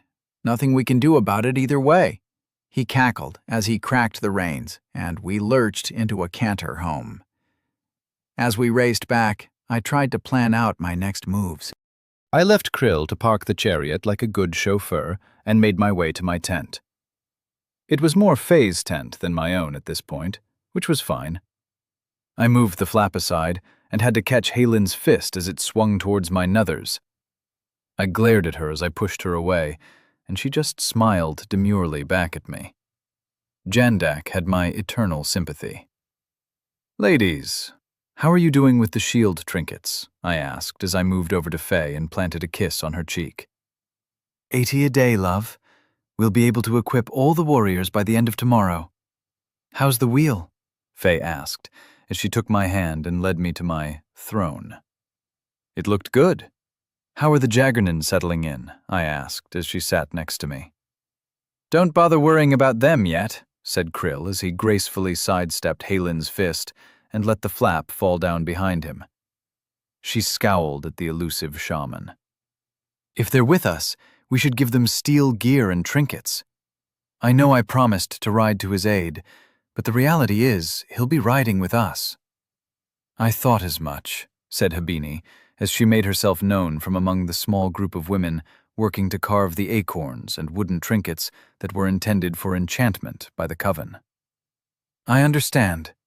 I've spoken to Jagapan, and he understands we should merge our herd with yours. But he's proud. A token of goodwill would go a long way towards securing his allegiance. If there was one thing the myths on Earth taught, it was that a wife was to be respected. Clytemnestra taught Agamemnon that lesson. I would be willing to serve as a soul-bound servant, she finished. I shot a look at Faye, who shrugged. She knows what it entails. You'll have some level of control over her, and she's happy with that, Faye said with a soft smile. Ask her why. I looked at Habini and raised an eyebrow. I've lost 4 children in childbirth. 3 others lived a few years, and only 2 became adults. Your life magic could have saved them.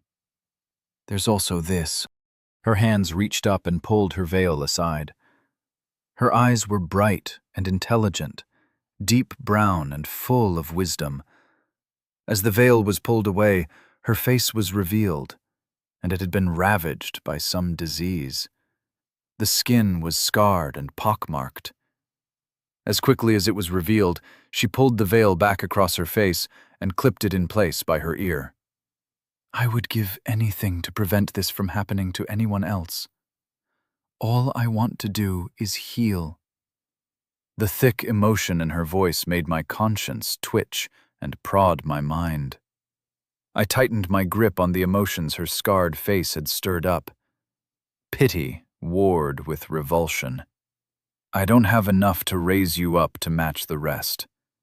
I have to make sure the warriors are strong enough to survive what's coming, I ground out reluctantly. The souls I'd earmarked for the women were intended for Kayla, so I could bind Sulk to my cause.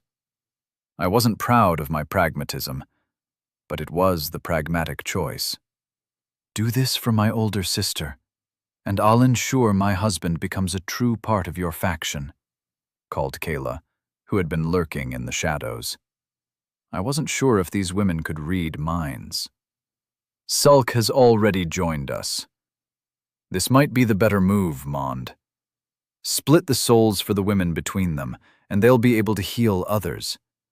Enchanting items will be beyond their power, but they can help the dreamers, Krill added thoughtfully. You haven't been doing much in the way of dreamer work for a while, I said wryly, and his mustache bristled. Dreaming isn't something you can control. And herbalism is a waste of time when you've got magic healers running around, the old man grumped. I agree. Kayla, Habene, if you want to join Faye's coven, I'll split the souls between you. The bulk is going to the warriors, though. Soon we'll have to go to the festival, and I'll need all the strength we can muster. The women nodded. Kayla smiled, but Habene's face was once again hidden. I gave them each 100 souls, losing 400 in the process. I was down to just over 4,000, enough to give a single level to 200 of the warriors. Krill, I need all the lancers and 50 more from each of the archer squadrons. They'll each get 1 level for now, enough to give them self-heal and a weak enhancement. I get the feeling there are more than a few things about the festival you've not explained to me yet. While I hand out the levels, maybe you can explain the things you've somehow neglected to mention? Krill looked sheepish, then smirked and scurried out to gather the warriors together. It took less than an hour to hand out their first levels. The Fangs and the Coven were kept busy explaining the meaning of the strange writing floating in their vision. I sat down to glower at my less than forthcoming mentor. Spill it, I ordered.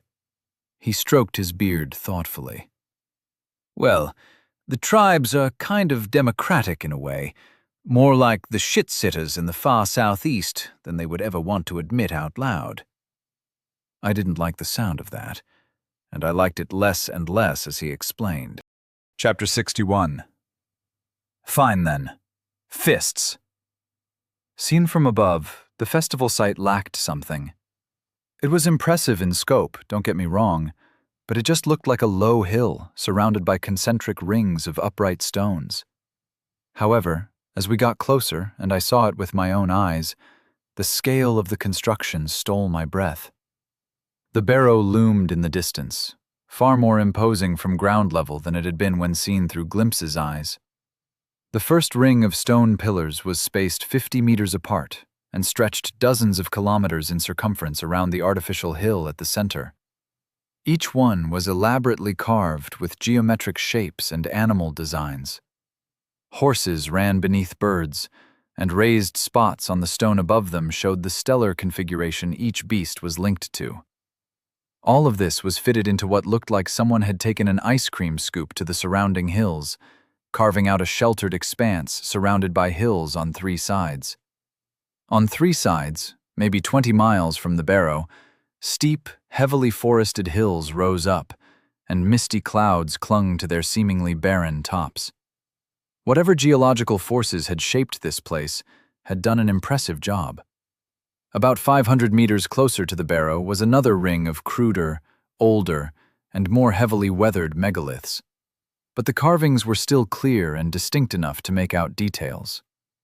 This ring showed human figures fighting fantastical battles against giant beasts and what could only be Urviles. The next ring was even older and was covered in something I took to be a script of some kind. Angular lines arranged in pictograms that were clearly some form of writing. I doubted there was anyone alive who could decipher them, except perhaps for Patricia, wherever she had ended up. We had chosen to arrive fashionably late at Krill's insistence.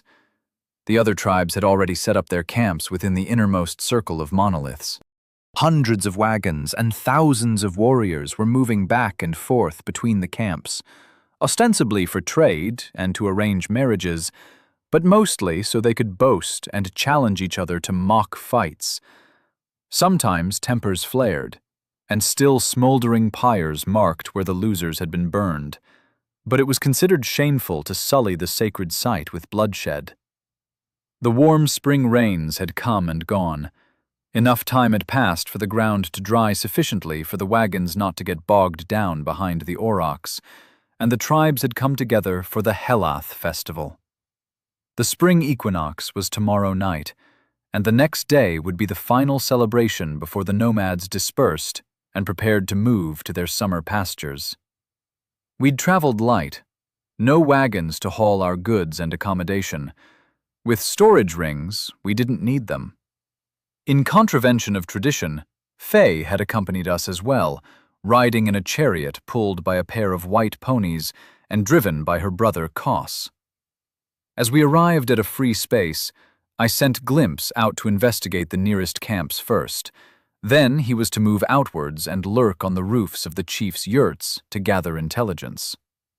Our arrival wasn't unnoticed, and the sight of my wife pulling disassembled yurts and stored food from thin air caught the eyes of the nearest camps that were perhaps 50 meters from our little circle.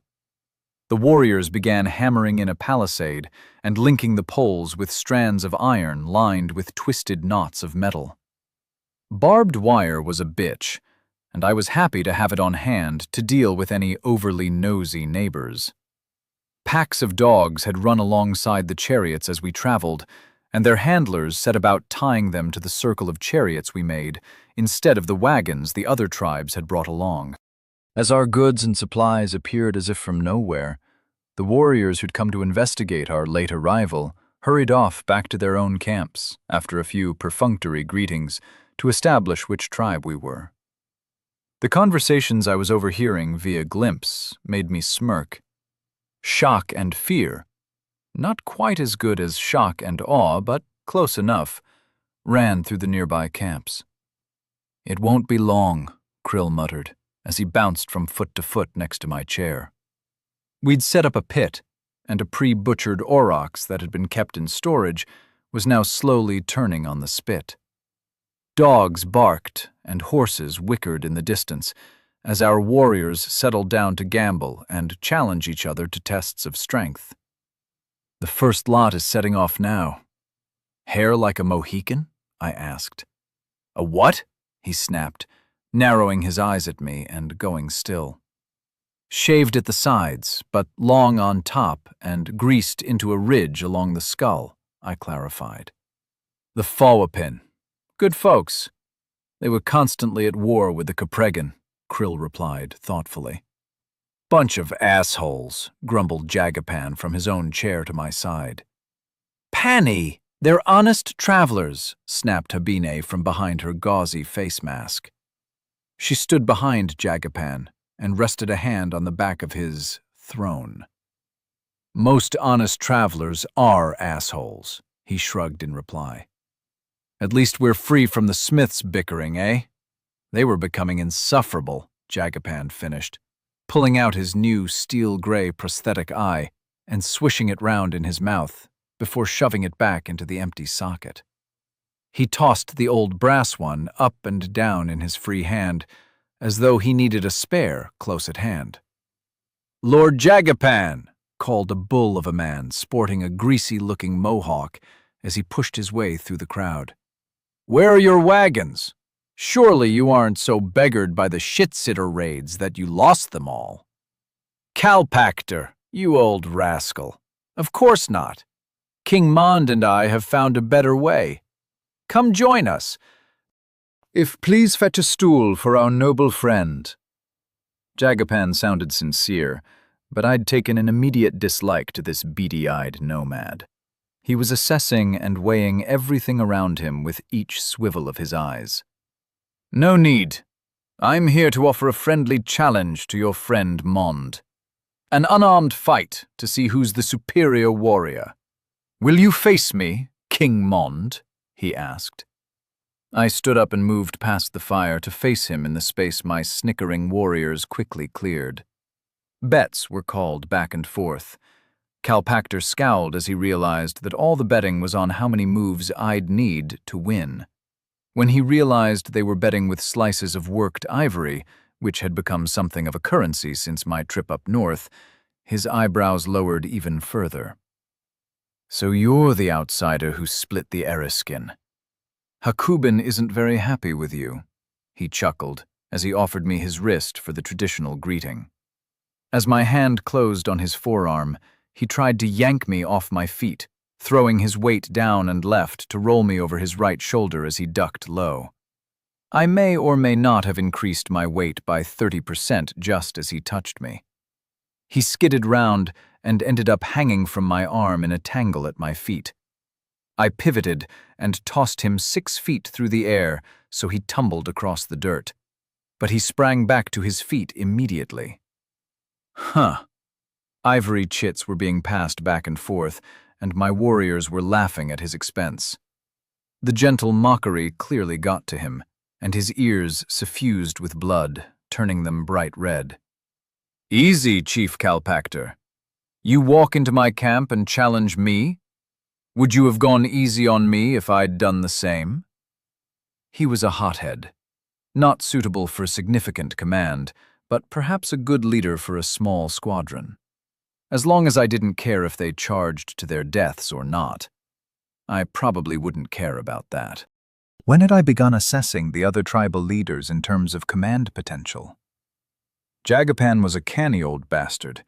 His reputation was largely a lie that masked a calculating mind. And he had joined Khan and Atas as members of my close council. This new king? He might be good on the front lines. I suppose not, he spat. Fine then. Fists!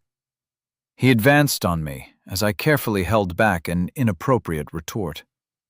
I stood still and swatted his hands away as they crawled towards me. I'd been sparring with the Fangs a lot recently.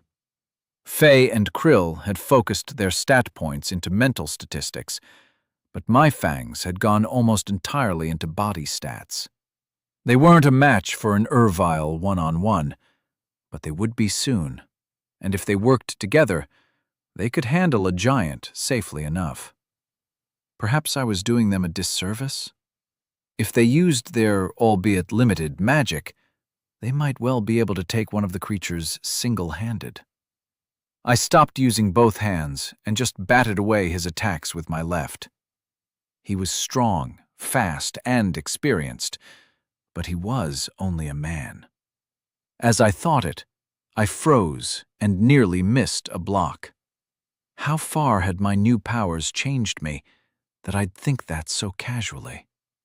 He tried to exploit my momentary slip, but I punched out with my right hand to strike him in his chest and sent him tumbling away from me.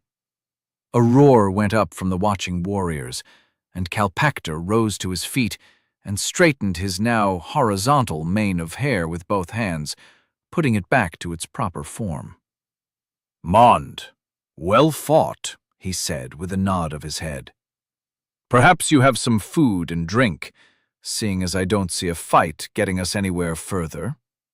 He smirked, and I noticed his front teeth were filed into points.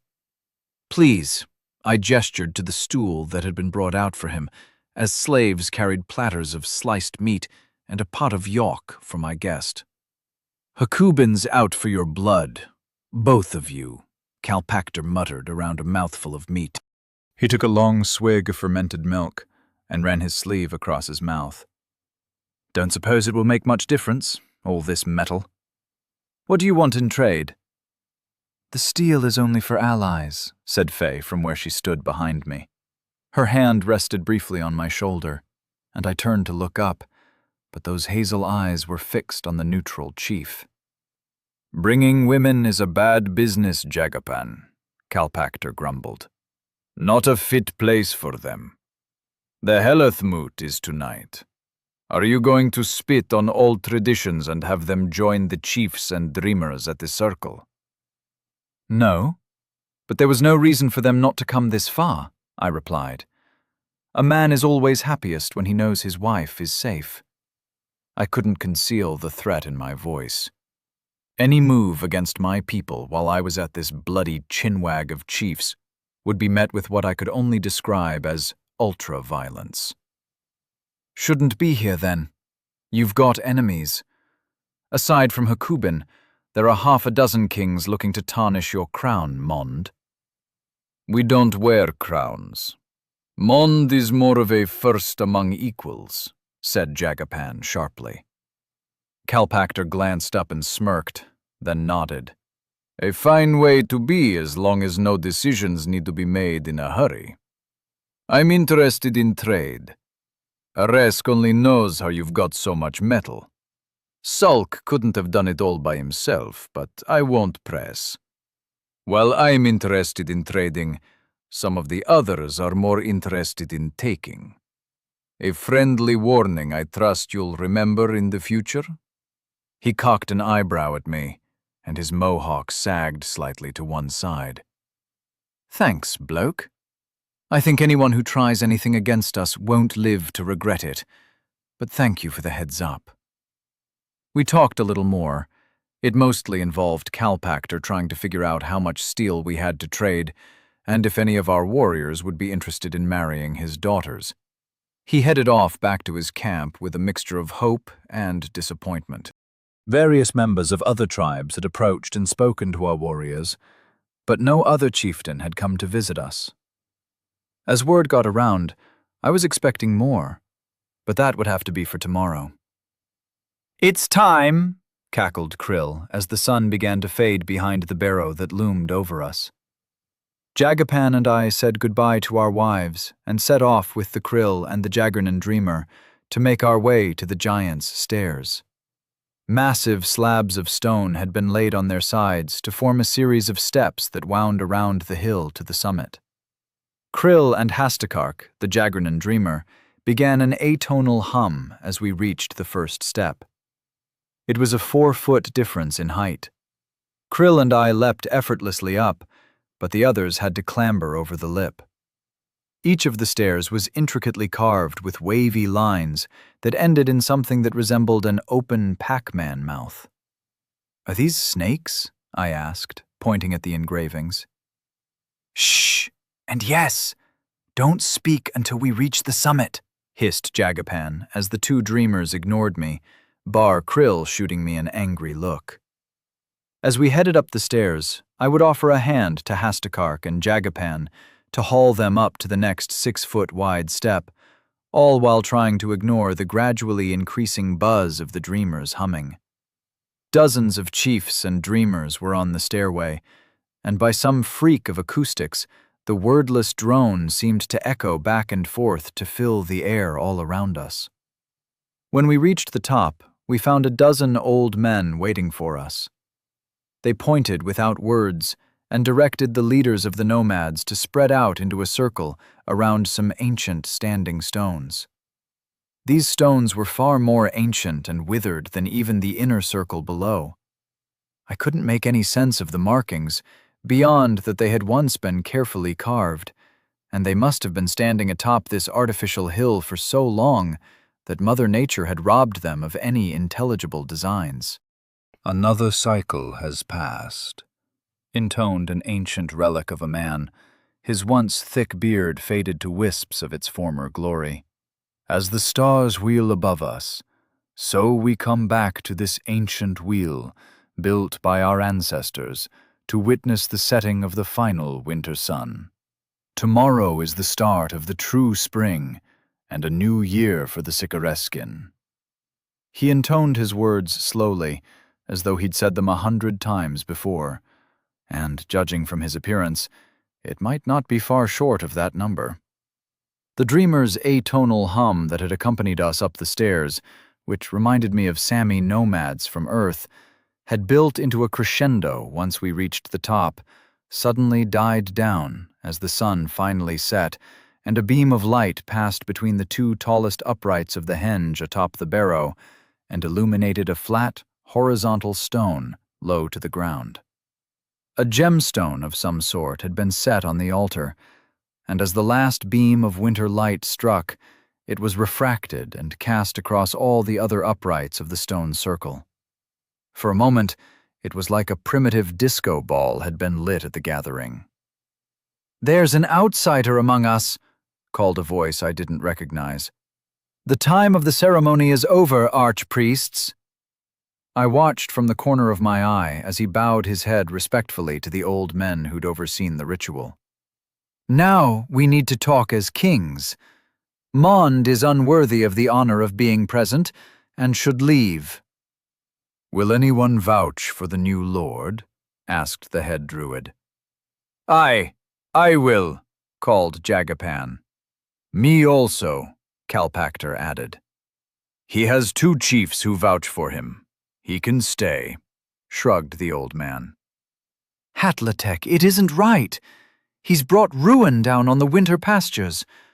Kortaklith, Namatgur, mighty Boretnil, you've all been raided by the minions of Urkash this winter. Fell magic has ravaged our warriors. Not all of us could flee north like whipped dogs."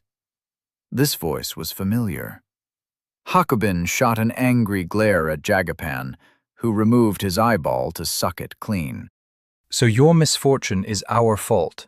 I asked, staring blankly ahead and not even bothering to look at him.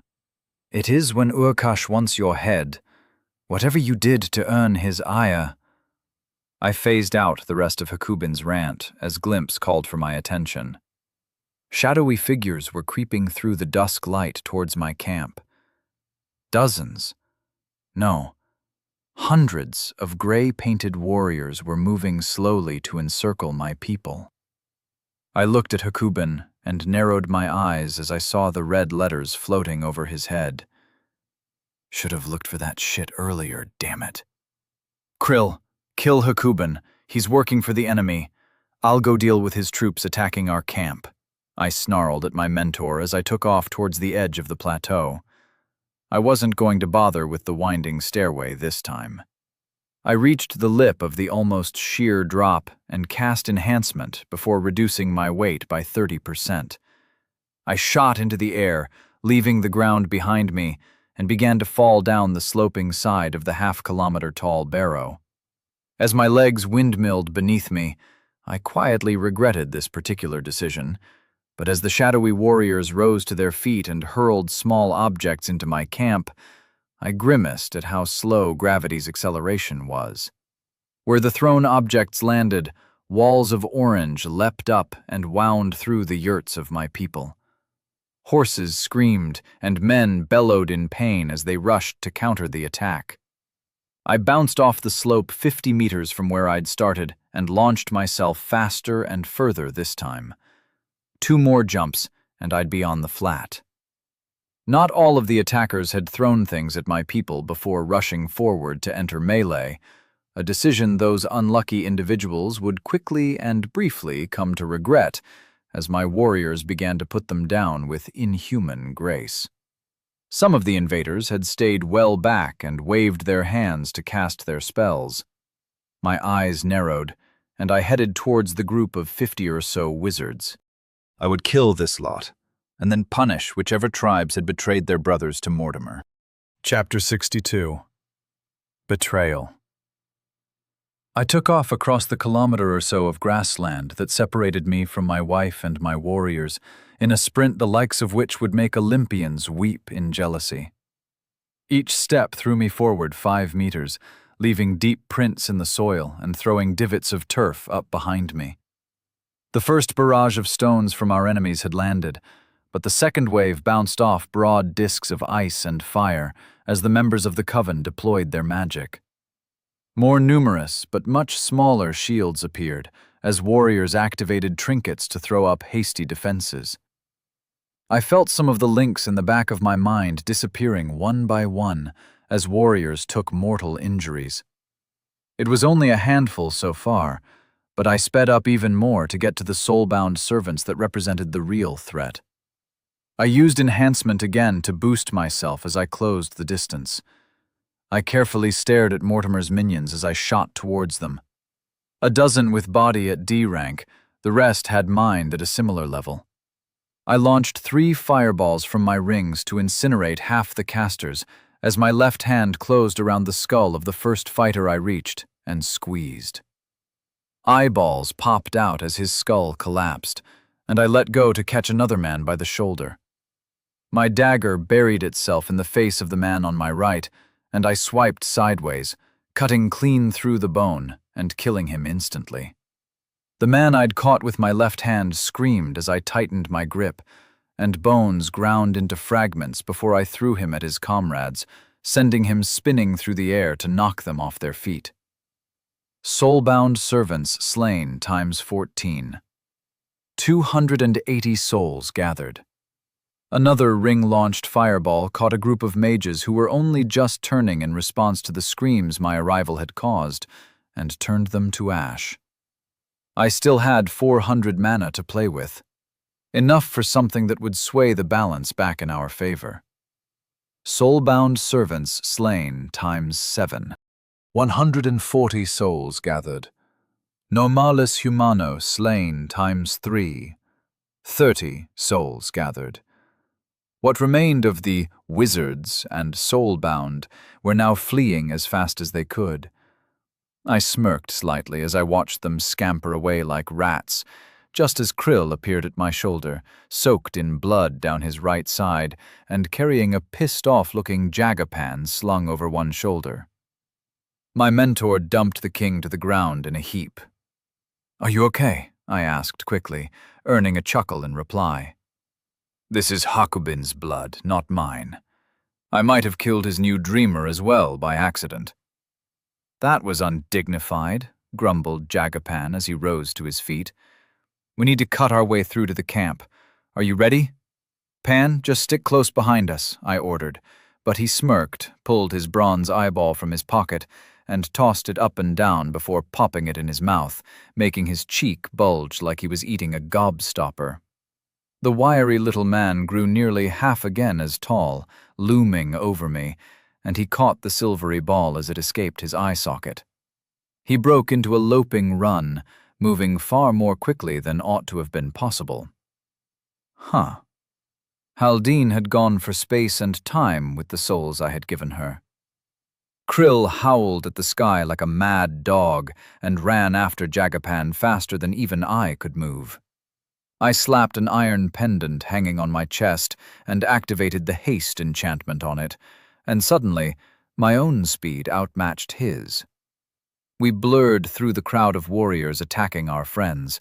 Jagapan just kicked the hapless bastards out of our path, while Krill and I followed in his wake, fists crushing bones and skulls, our blades flickering out to remove limbs and slice through soft tissue. Krill cackled like a loon as he danced between men half his age, leaving ruin in his wake with his twin steel knives. The amusement I felt at seeing the wrinkly old murderer having such a good time was a weird juxtaposition with the fear I had for the rest of my people. I bullied my way through. If an enemy got in my way, they were knocked over, usually with broken bones or cuts gushing blood down their bodies. Jagapan must have had multiple casts on his enchanted eyeballs. I resolved to turn a blind eye to Habini's nepotism on this occasion. I was hardly innocent on that charge myself, and it saved us having to carry him through the melee. Every time he slowed or shrank, he quickly regrew and sped back up until we broke through and found ourselves fending off the spear tips of our own warriors. Normalis humano slain times 126. 1,260 souls gathered.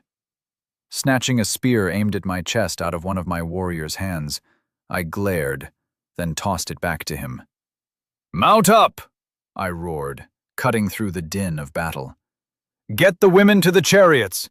Where the fuck are my fangs?" I turned to face the throng of traitorous nomads pressing us and cast burning skies. The night was suddenly illuminated by glowing red clouds rapidly gathering above me. Shaping the spell so it was longer and narrower than the base version, I unleashed it on my unfortunate enemies. I didn't need a square of destruction. I wanted a firebreak to give my warriors time to reorganize so we could break out. A long line of fireballs fell from the sky into the mass of warriors still swarming towards my camp from the west. Hideous screams rang out from those caught on the edge of a blast as they lost arms or were horribly burned down one side of their bodies. The lucky ones were reduced to ash and never felt a thing. The barrage stalled the attack as warriors at the rear balked at the suddenly cratered landscape, while those at the front screamed in terror and broke. It bought me the time I needed. I ran through the camp to the marshalling area where the lancers were already mounted and released a quiet breath when I saw that Faye, Haldine, and the other women were already on chariots, being rapidly hitched to pairs of ponies. "Mond! A fine night for it," laughed Jandak as he reined his pony up next to me. The lancers were all mounted and filing out of the camp to form a line across the plains. Small troops of horse archers were already spread out in groups of 5 and 10, working to clear the immediate area. "They'll pay for breaking the moot peace," snarled Cause as his ponies skidded to a halt nearby. "What's the plan, Mond?" "Where's Mune?" I asked. "He's out on the field already, keeping the grass clear so we can form up. He'll fall in as we advance," Jandak said. "So who was it?" "Hakubin. Probably a few others as well. We circle out and cut away free for the chariots with the women. Forget the tents. 20 archers go with the women as escorts as they break for the north. Then we are going to pay our old friends a visit and burn their fucking yurts down around their ears," I snapped. "I'll run. I'm faster than a horse anyway." Stooping down, I ripped the leather boots from my feet without undoing the ties. Faye would be annoyed. They had been finely made, and she'd gotten me them as a gift, but I might need earth-shaping this evening. "Mondin!" my lieutenants yelled as they kicked their heels into their ponies' flanks and cantered out of the palisade. This was a shit show. The people were more important, but there was a lot of metal in the form of wires on the barricade, and trade goods we would have to abandon. Whoever claimed the site after we left was in for a windfall. It would make figuring out who benefited from this betrayal a lot easier, though, and a grim expression crossed my face as I considered the fate that would await them for pillaging my camp. The chariots with the ladies rumbled out and moved north, peeling around the next camp without incident as a squadron of archers rode alongside them. I checked with Glimpse, who was still circling overhead. It was a mess. Multiple tribes had taken the breaking of the truce as an excuse to settle old scores. Fights were raging all around the artificial hill. Most were small pitched battles between groups of warriors, but a few had spilled over into slaughter as one side broke into another's camp and put it to the torch. I was watching my hoped-for power base crumble as the tribes attacked each other. I strode out of my former camp and jogged to where my 50 lancers had formed into a wedge. The ponies could smell the blood in the air, and they snorted, pawing the ground in anticipation of the charge. Gentlemen, we will repay like with like. Archers, move on the Lancers' flanks! Lancers, on me! I screamed, and a bloodthirsty cry bounced back to me from my people. We were small in numbers compared to most of the other tribes, but we had the advantage in mobility, morale, and magic. Krill rattled to a stop, driving a chariot with Japagan grinning in the secondary position. I didn't order a charge. I just started sprinting.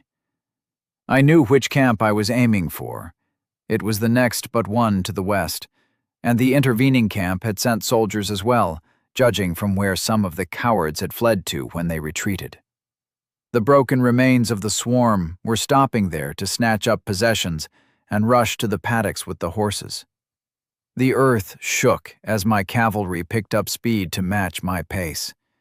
I caught a spear that Japakan tossed to me as he grabbed one for himself, its steel head matching the blurred reflections coming from the whirring blades of the scythes on the vehicle's wheels. With a wedge of lancers behind me, just ahead of the chariots, we thundered across the grass towards our foes. I sent half a dozen fireballs from my rings into the crude barricades to break the rough-shod defenses. As the wood splintered or vaporized, we were left with a clean entry point. My dagger flashed as I cut through the camp. Whichever idiot tribe this was had made a bad mistake allying with Hakoban and Mortimer. As I approached the far side, I sent out more fireballs to clear a path so the lancers and chariots wouldn't lose momentum, excising a portion of the defenses with incandescent flames. Normalis humano, slain times 59. 590 souls gathered. We burst out of the camp and pounded towards the warriors of their former tribe. Clearly, my people had zero reservations about slaughtering the people they had recently lived with. My barbaric tribe was not prone to sentimentality. As we crossed the distance to the Araskin camp, the archers pulled ahead on either side and began launching volleys of firewall arrows into the tents and paddock. Lines of blue and orange fire erupted and wound through the camp before I deleted their flimsy barriers with more fireballs. The archers spread out to either side of the camp and circled around to take any stragglers that broke out from the imminent slaughter, all the while launching enchanted arrows into the tents. I silently thanked Khan, Atas, and Trujillo for all the drills they'd driven into the heads of the cavalry. I burst into the center of the camp and ignored the fires. They hurt, but didn't do me any real damage. I checked my health. Health points. 247 over 250. Yep, none of these assholes had done me much damage yet. I began to think my dagger needed a name. It sliced, it diced, it amputated. I could see myself struggling to explain just how amazing it was in one of those TV ads for the latest and greatest kitchen knife on TV back home. I barged into a man, knocking him on his back and pivoting to kick him in the groin, while both hands flashed out.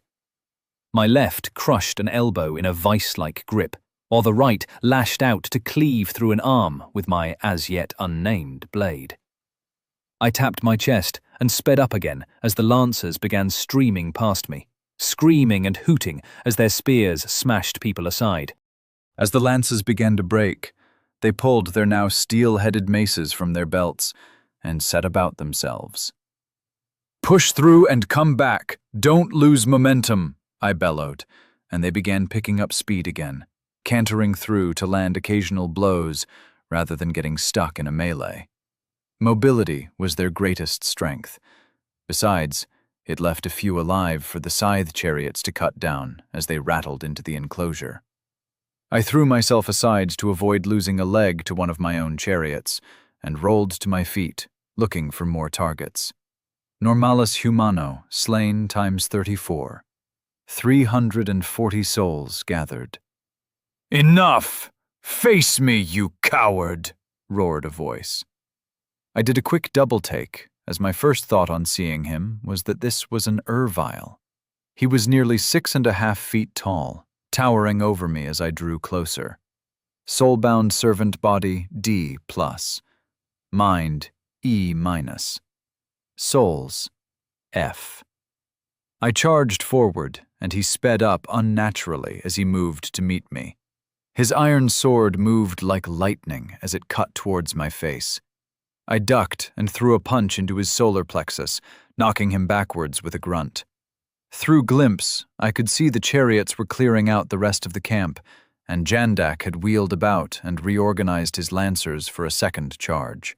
The ponies looked blown, sweating and huffing, but I expected they had one more good run left in them.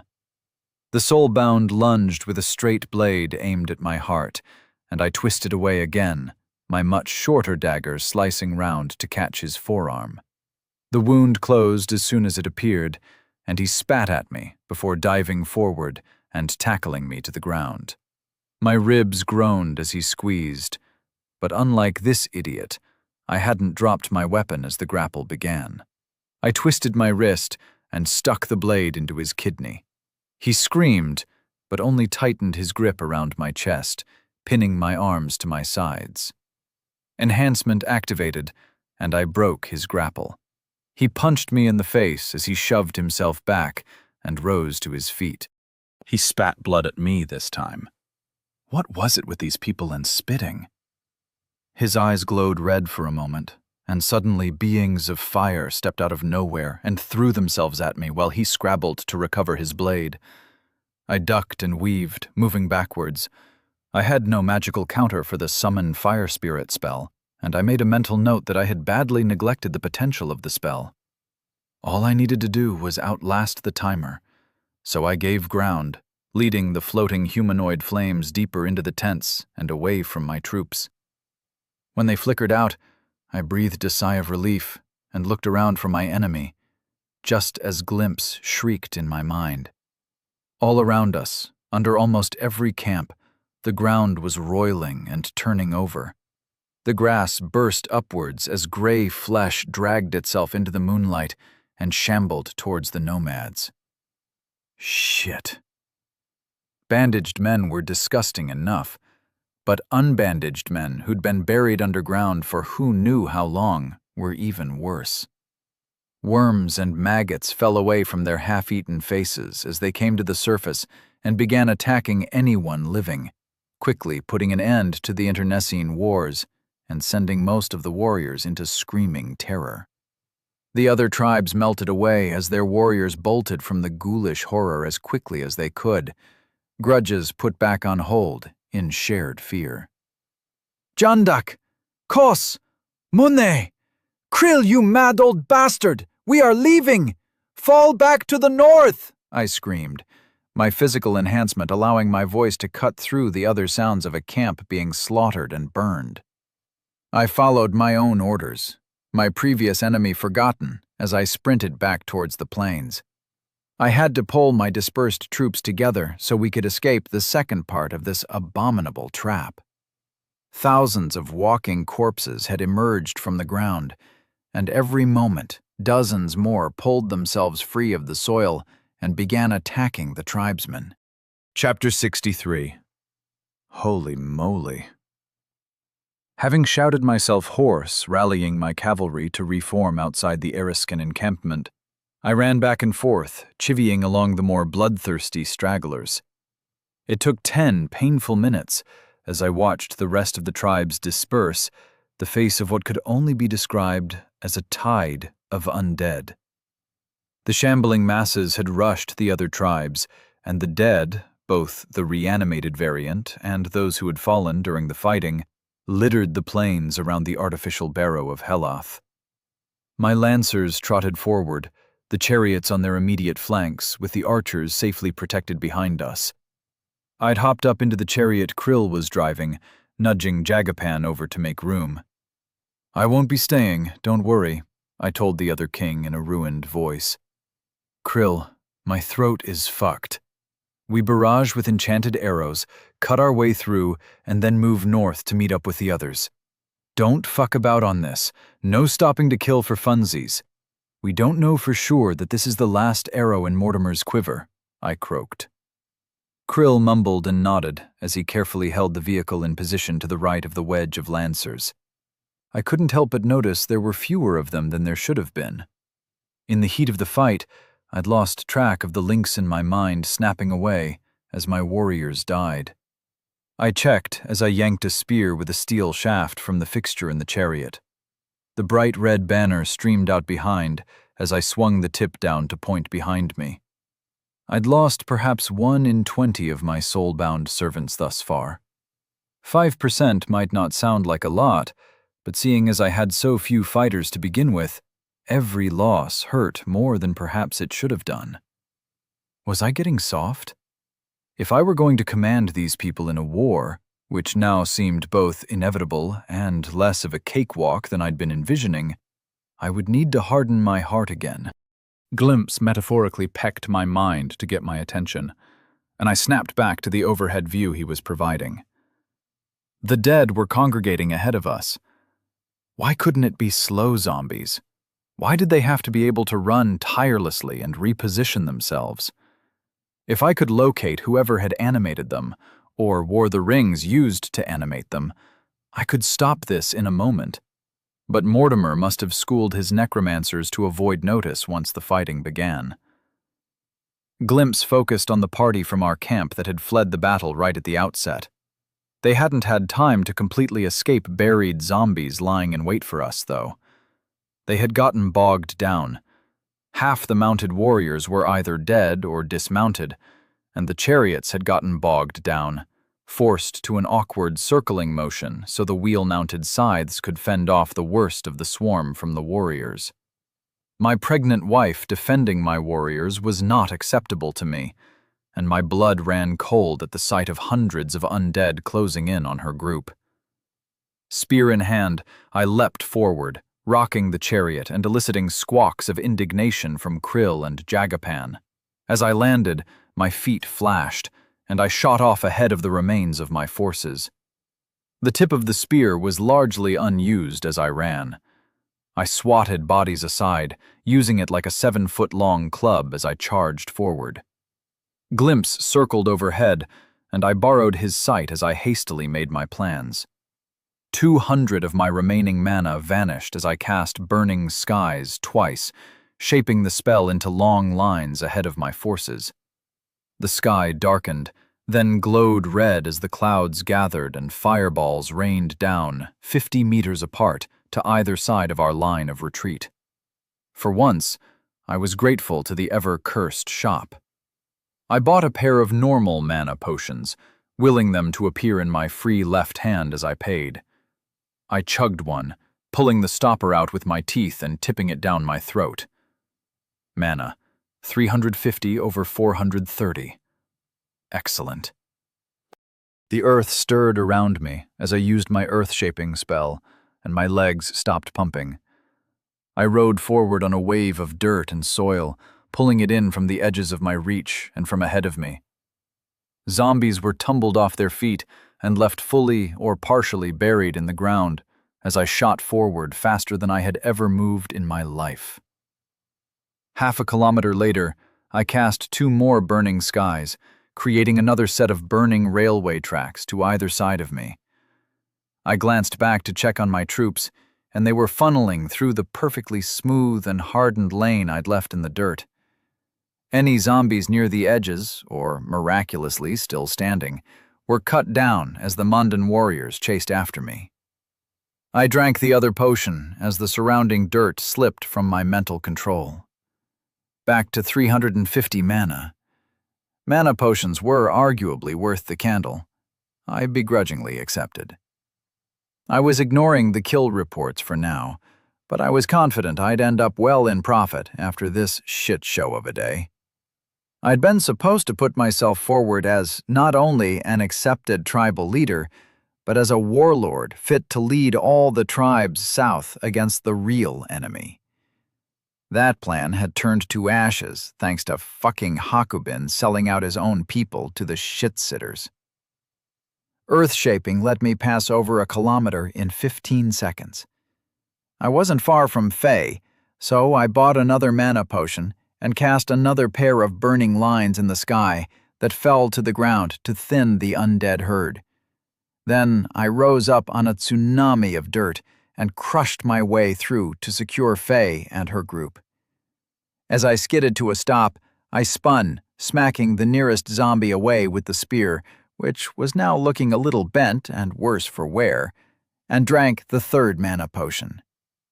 Glimpse had circled down and was zipping in and out of the melee to take zombie eyes, which he gobbled greedily. Sprinting around the circling chariots, I cleared the immediate area through brute force, then turned to Faye's driver. The Lancers would catch up in a moment, but Faye's party needed to regain their momentum or they'd snarl everything up. I took a few bites and slashes as I cleared away the heavily armed zombies, but nothing that slowed me down. From now on, the only things I really had to fear would be my fellow contestants, it seemed. "Go! Let the Lancers overtake you!" I yelled, pointing north, and Glimpse landed a passing peck to one of the horse's hind legs as he flew past. The beast startled, and the driver cracked the reins at my command, launching the animals forward into a rattling charge. The horde had been thick enough to slow and eventually stop a handful of chariots and 20 horse archers, but now they had an opportunity to get back up to speed and would be able to cut through the fringe of the swarm. I planted my feet, leaning my weight against the spear in my right hand as the rest of my forces caught up. I waved them on, and they split like a stream around a pebble as they continued their mad dash north. Krill skidded to a halt next to me. His horses were blown and lathered in sweat. The stink of their fear might have been infectious to the other ponies, but to me, it smelled like motivation to get the hell out of here.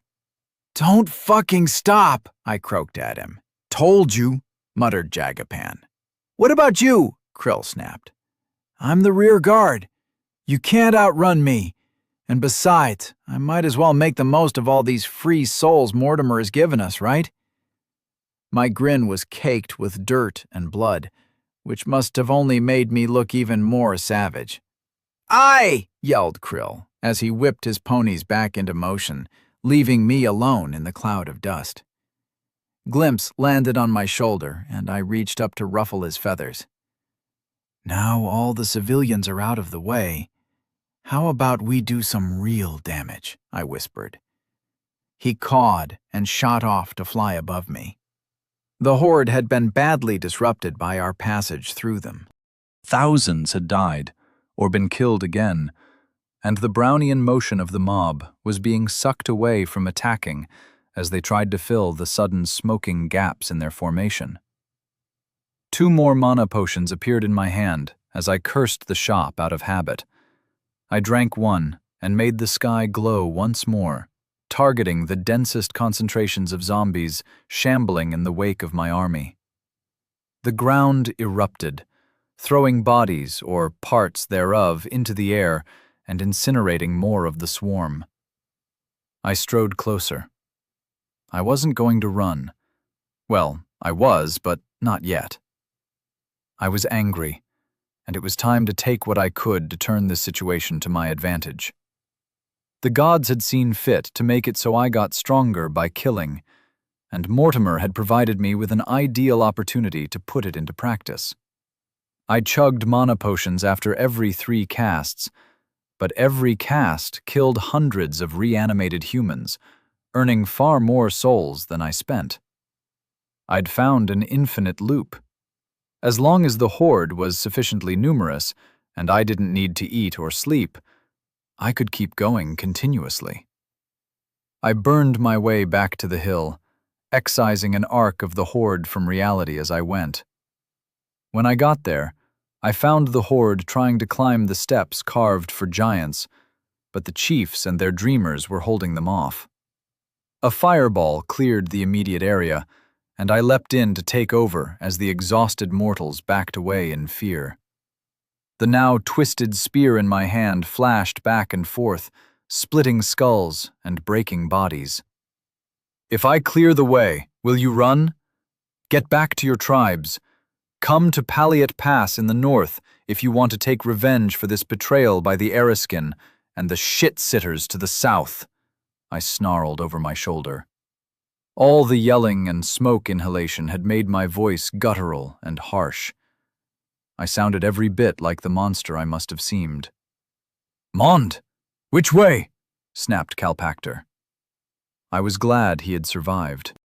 It seemed like a decent bloke for a primitive savage when we'd spoken before.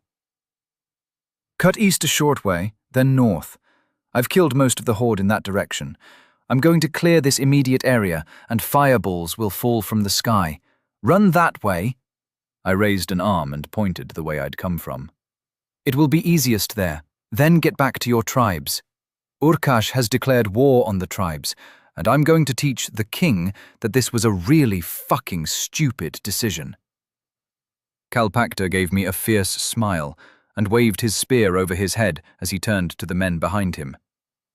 "Warlord Mond will clear our escape. I'll guard the wise man," he shouted. "I won't be going anywhere.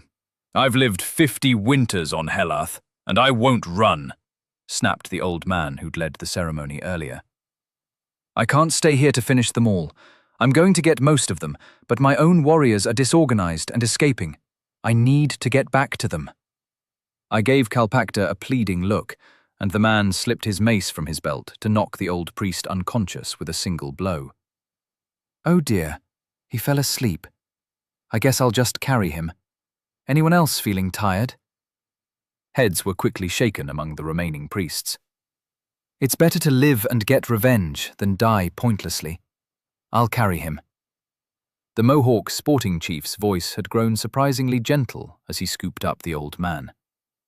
I drank another mana potion and launched another barrage of fire from the sky. I worked my tongue around behind my teeth. The potions tasted funky, and the aftertaste reminded me of sambuca or something similar. Heavily aniseed in flavor. I had always hated aniseed. The only useful item from the shop, and it tasted like arse. Typical. "Now!" I yelled, and a blast of Aresk's aura washed over us, giving the seemingly broken men a much-needed morale boost. They took off at a sprint into the smoky, cratered ground I'd left behind me as I cut my way back to them. Glimpse trailed overhead, occasionally zooming down to remove an eyeball from an errant zombie that somehow survived my assault. I gave them a minute, batting away any zombie that came close with a fist or the spear as I waited for them to get ahead of me. Glimpse could see my army break free of the encirclement, and a wash of relief flooded through me. Faye was clear, as was the bulk of my forces. I had hoped my return would lure out the necromancers and the soulbound, perhaps even Mortimer himself if he was here. But it wasn't to be. No living person was left in the area, only the rotting corpses of men enslaved after their deaths. Sprinting after the escaping tribal leaders was a surreal experience. It was all smoke and craters and shambling dead men. The zombies didn't groan or demand access to my brains. This lot had all been concussed by my earlier attacks, so they shuffled along like typical movie zombies rather than the bandaged men I'd grown used to. I called out as I sprinted past the chiefs and moved ahead to keep their route clear of serious threats. I didn't have to use burning skies again. Seen from above, the devastation I'd wrought was appalling. Multiple square kilometers had been blasted from the heavens, leaving them ruined and burned. Fires had caught in some of the grass and threatened to spread, but I ignored that as a problem for anyone dumb enough to still be here in an hour to deal with. Once I was confident the remaining tribesmen would escape, I took off north after my own people and counted my winnings. This didn't feel like winning. I'd lost my opportunity to unite the tribes, and no amount of souls would make up for that. I checked my kill tally and stumbled before skidding to a stop, leaving furrows in the dirt with my bare feet. Reanimated humanos slain times 6,403, 96,045 souls gathered. Holy moly. I was so stunned I was unable to swear for a moment. But then a barrage of profanity erupted from my lips in a rasping, gasping chuckle that built rapidly into howling cackles. Glimpse orbited my head, adding his own cawing laughter to the mix. Poor old Mortimer had fucked up with style. He was down most of one zombie army, and I was up enough souls to make the Sicarescan nomads into absolute terrors. I might even spend some souls in the shop for once.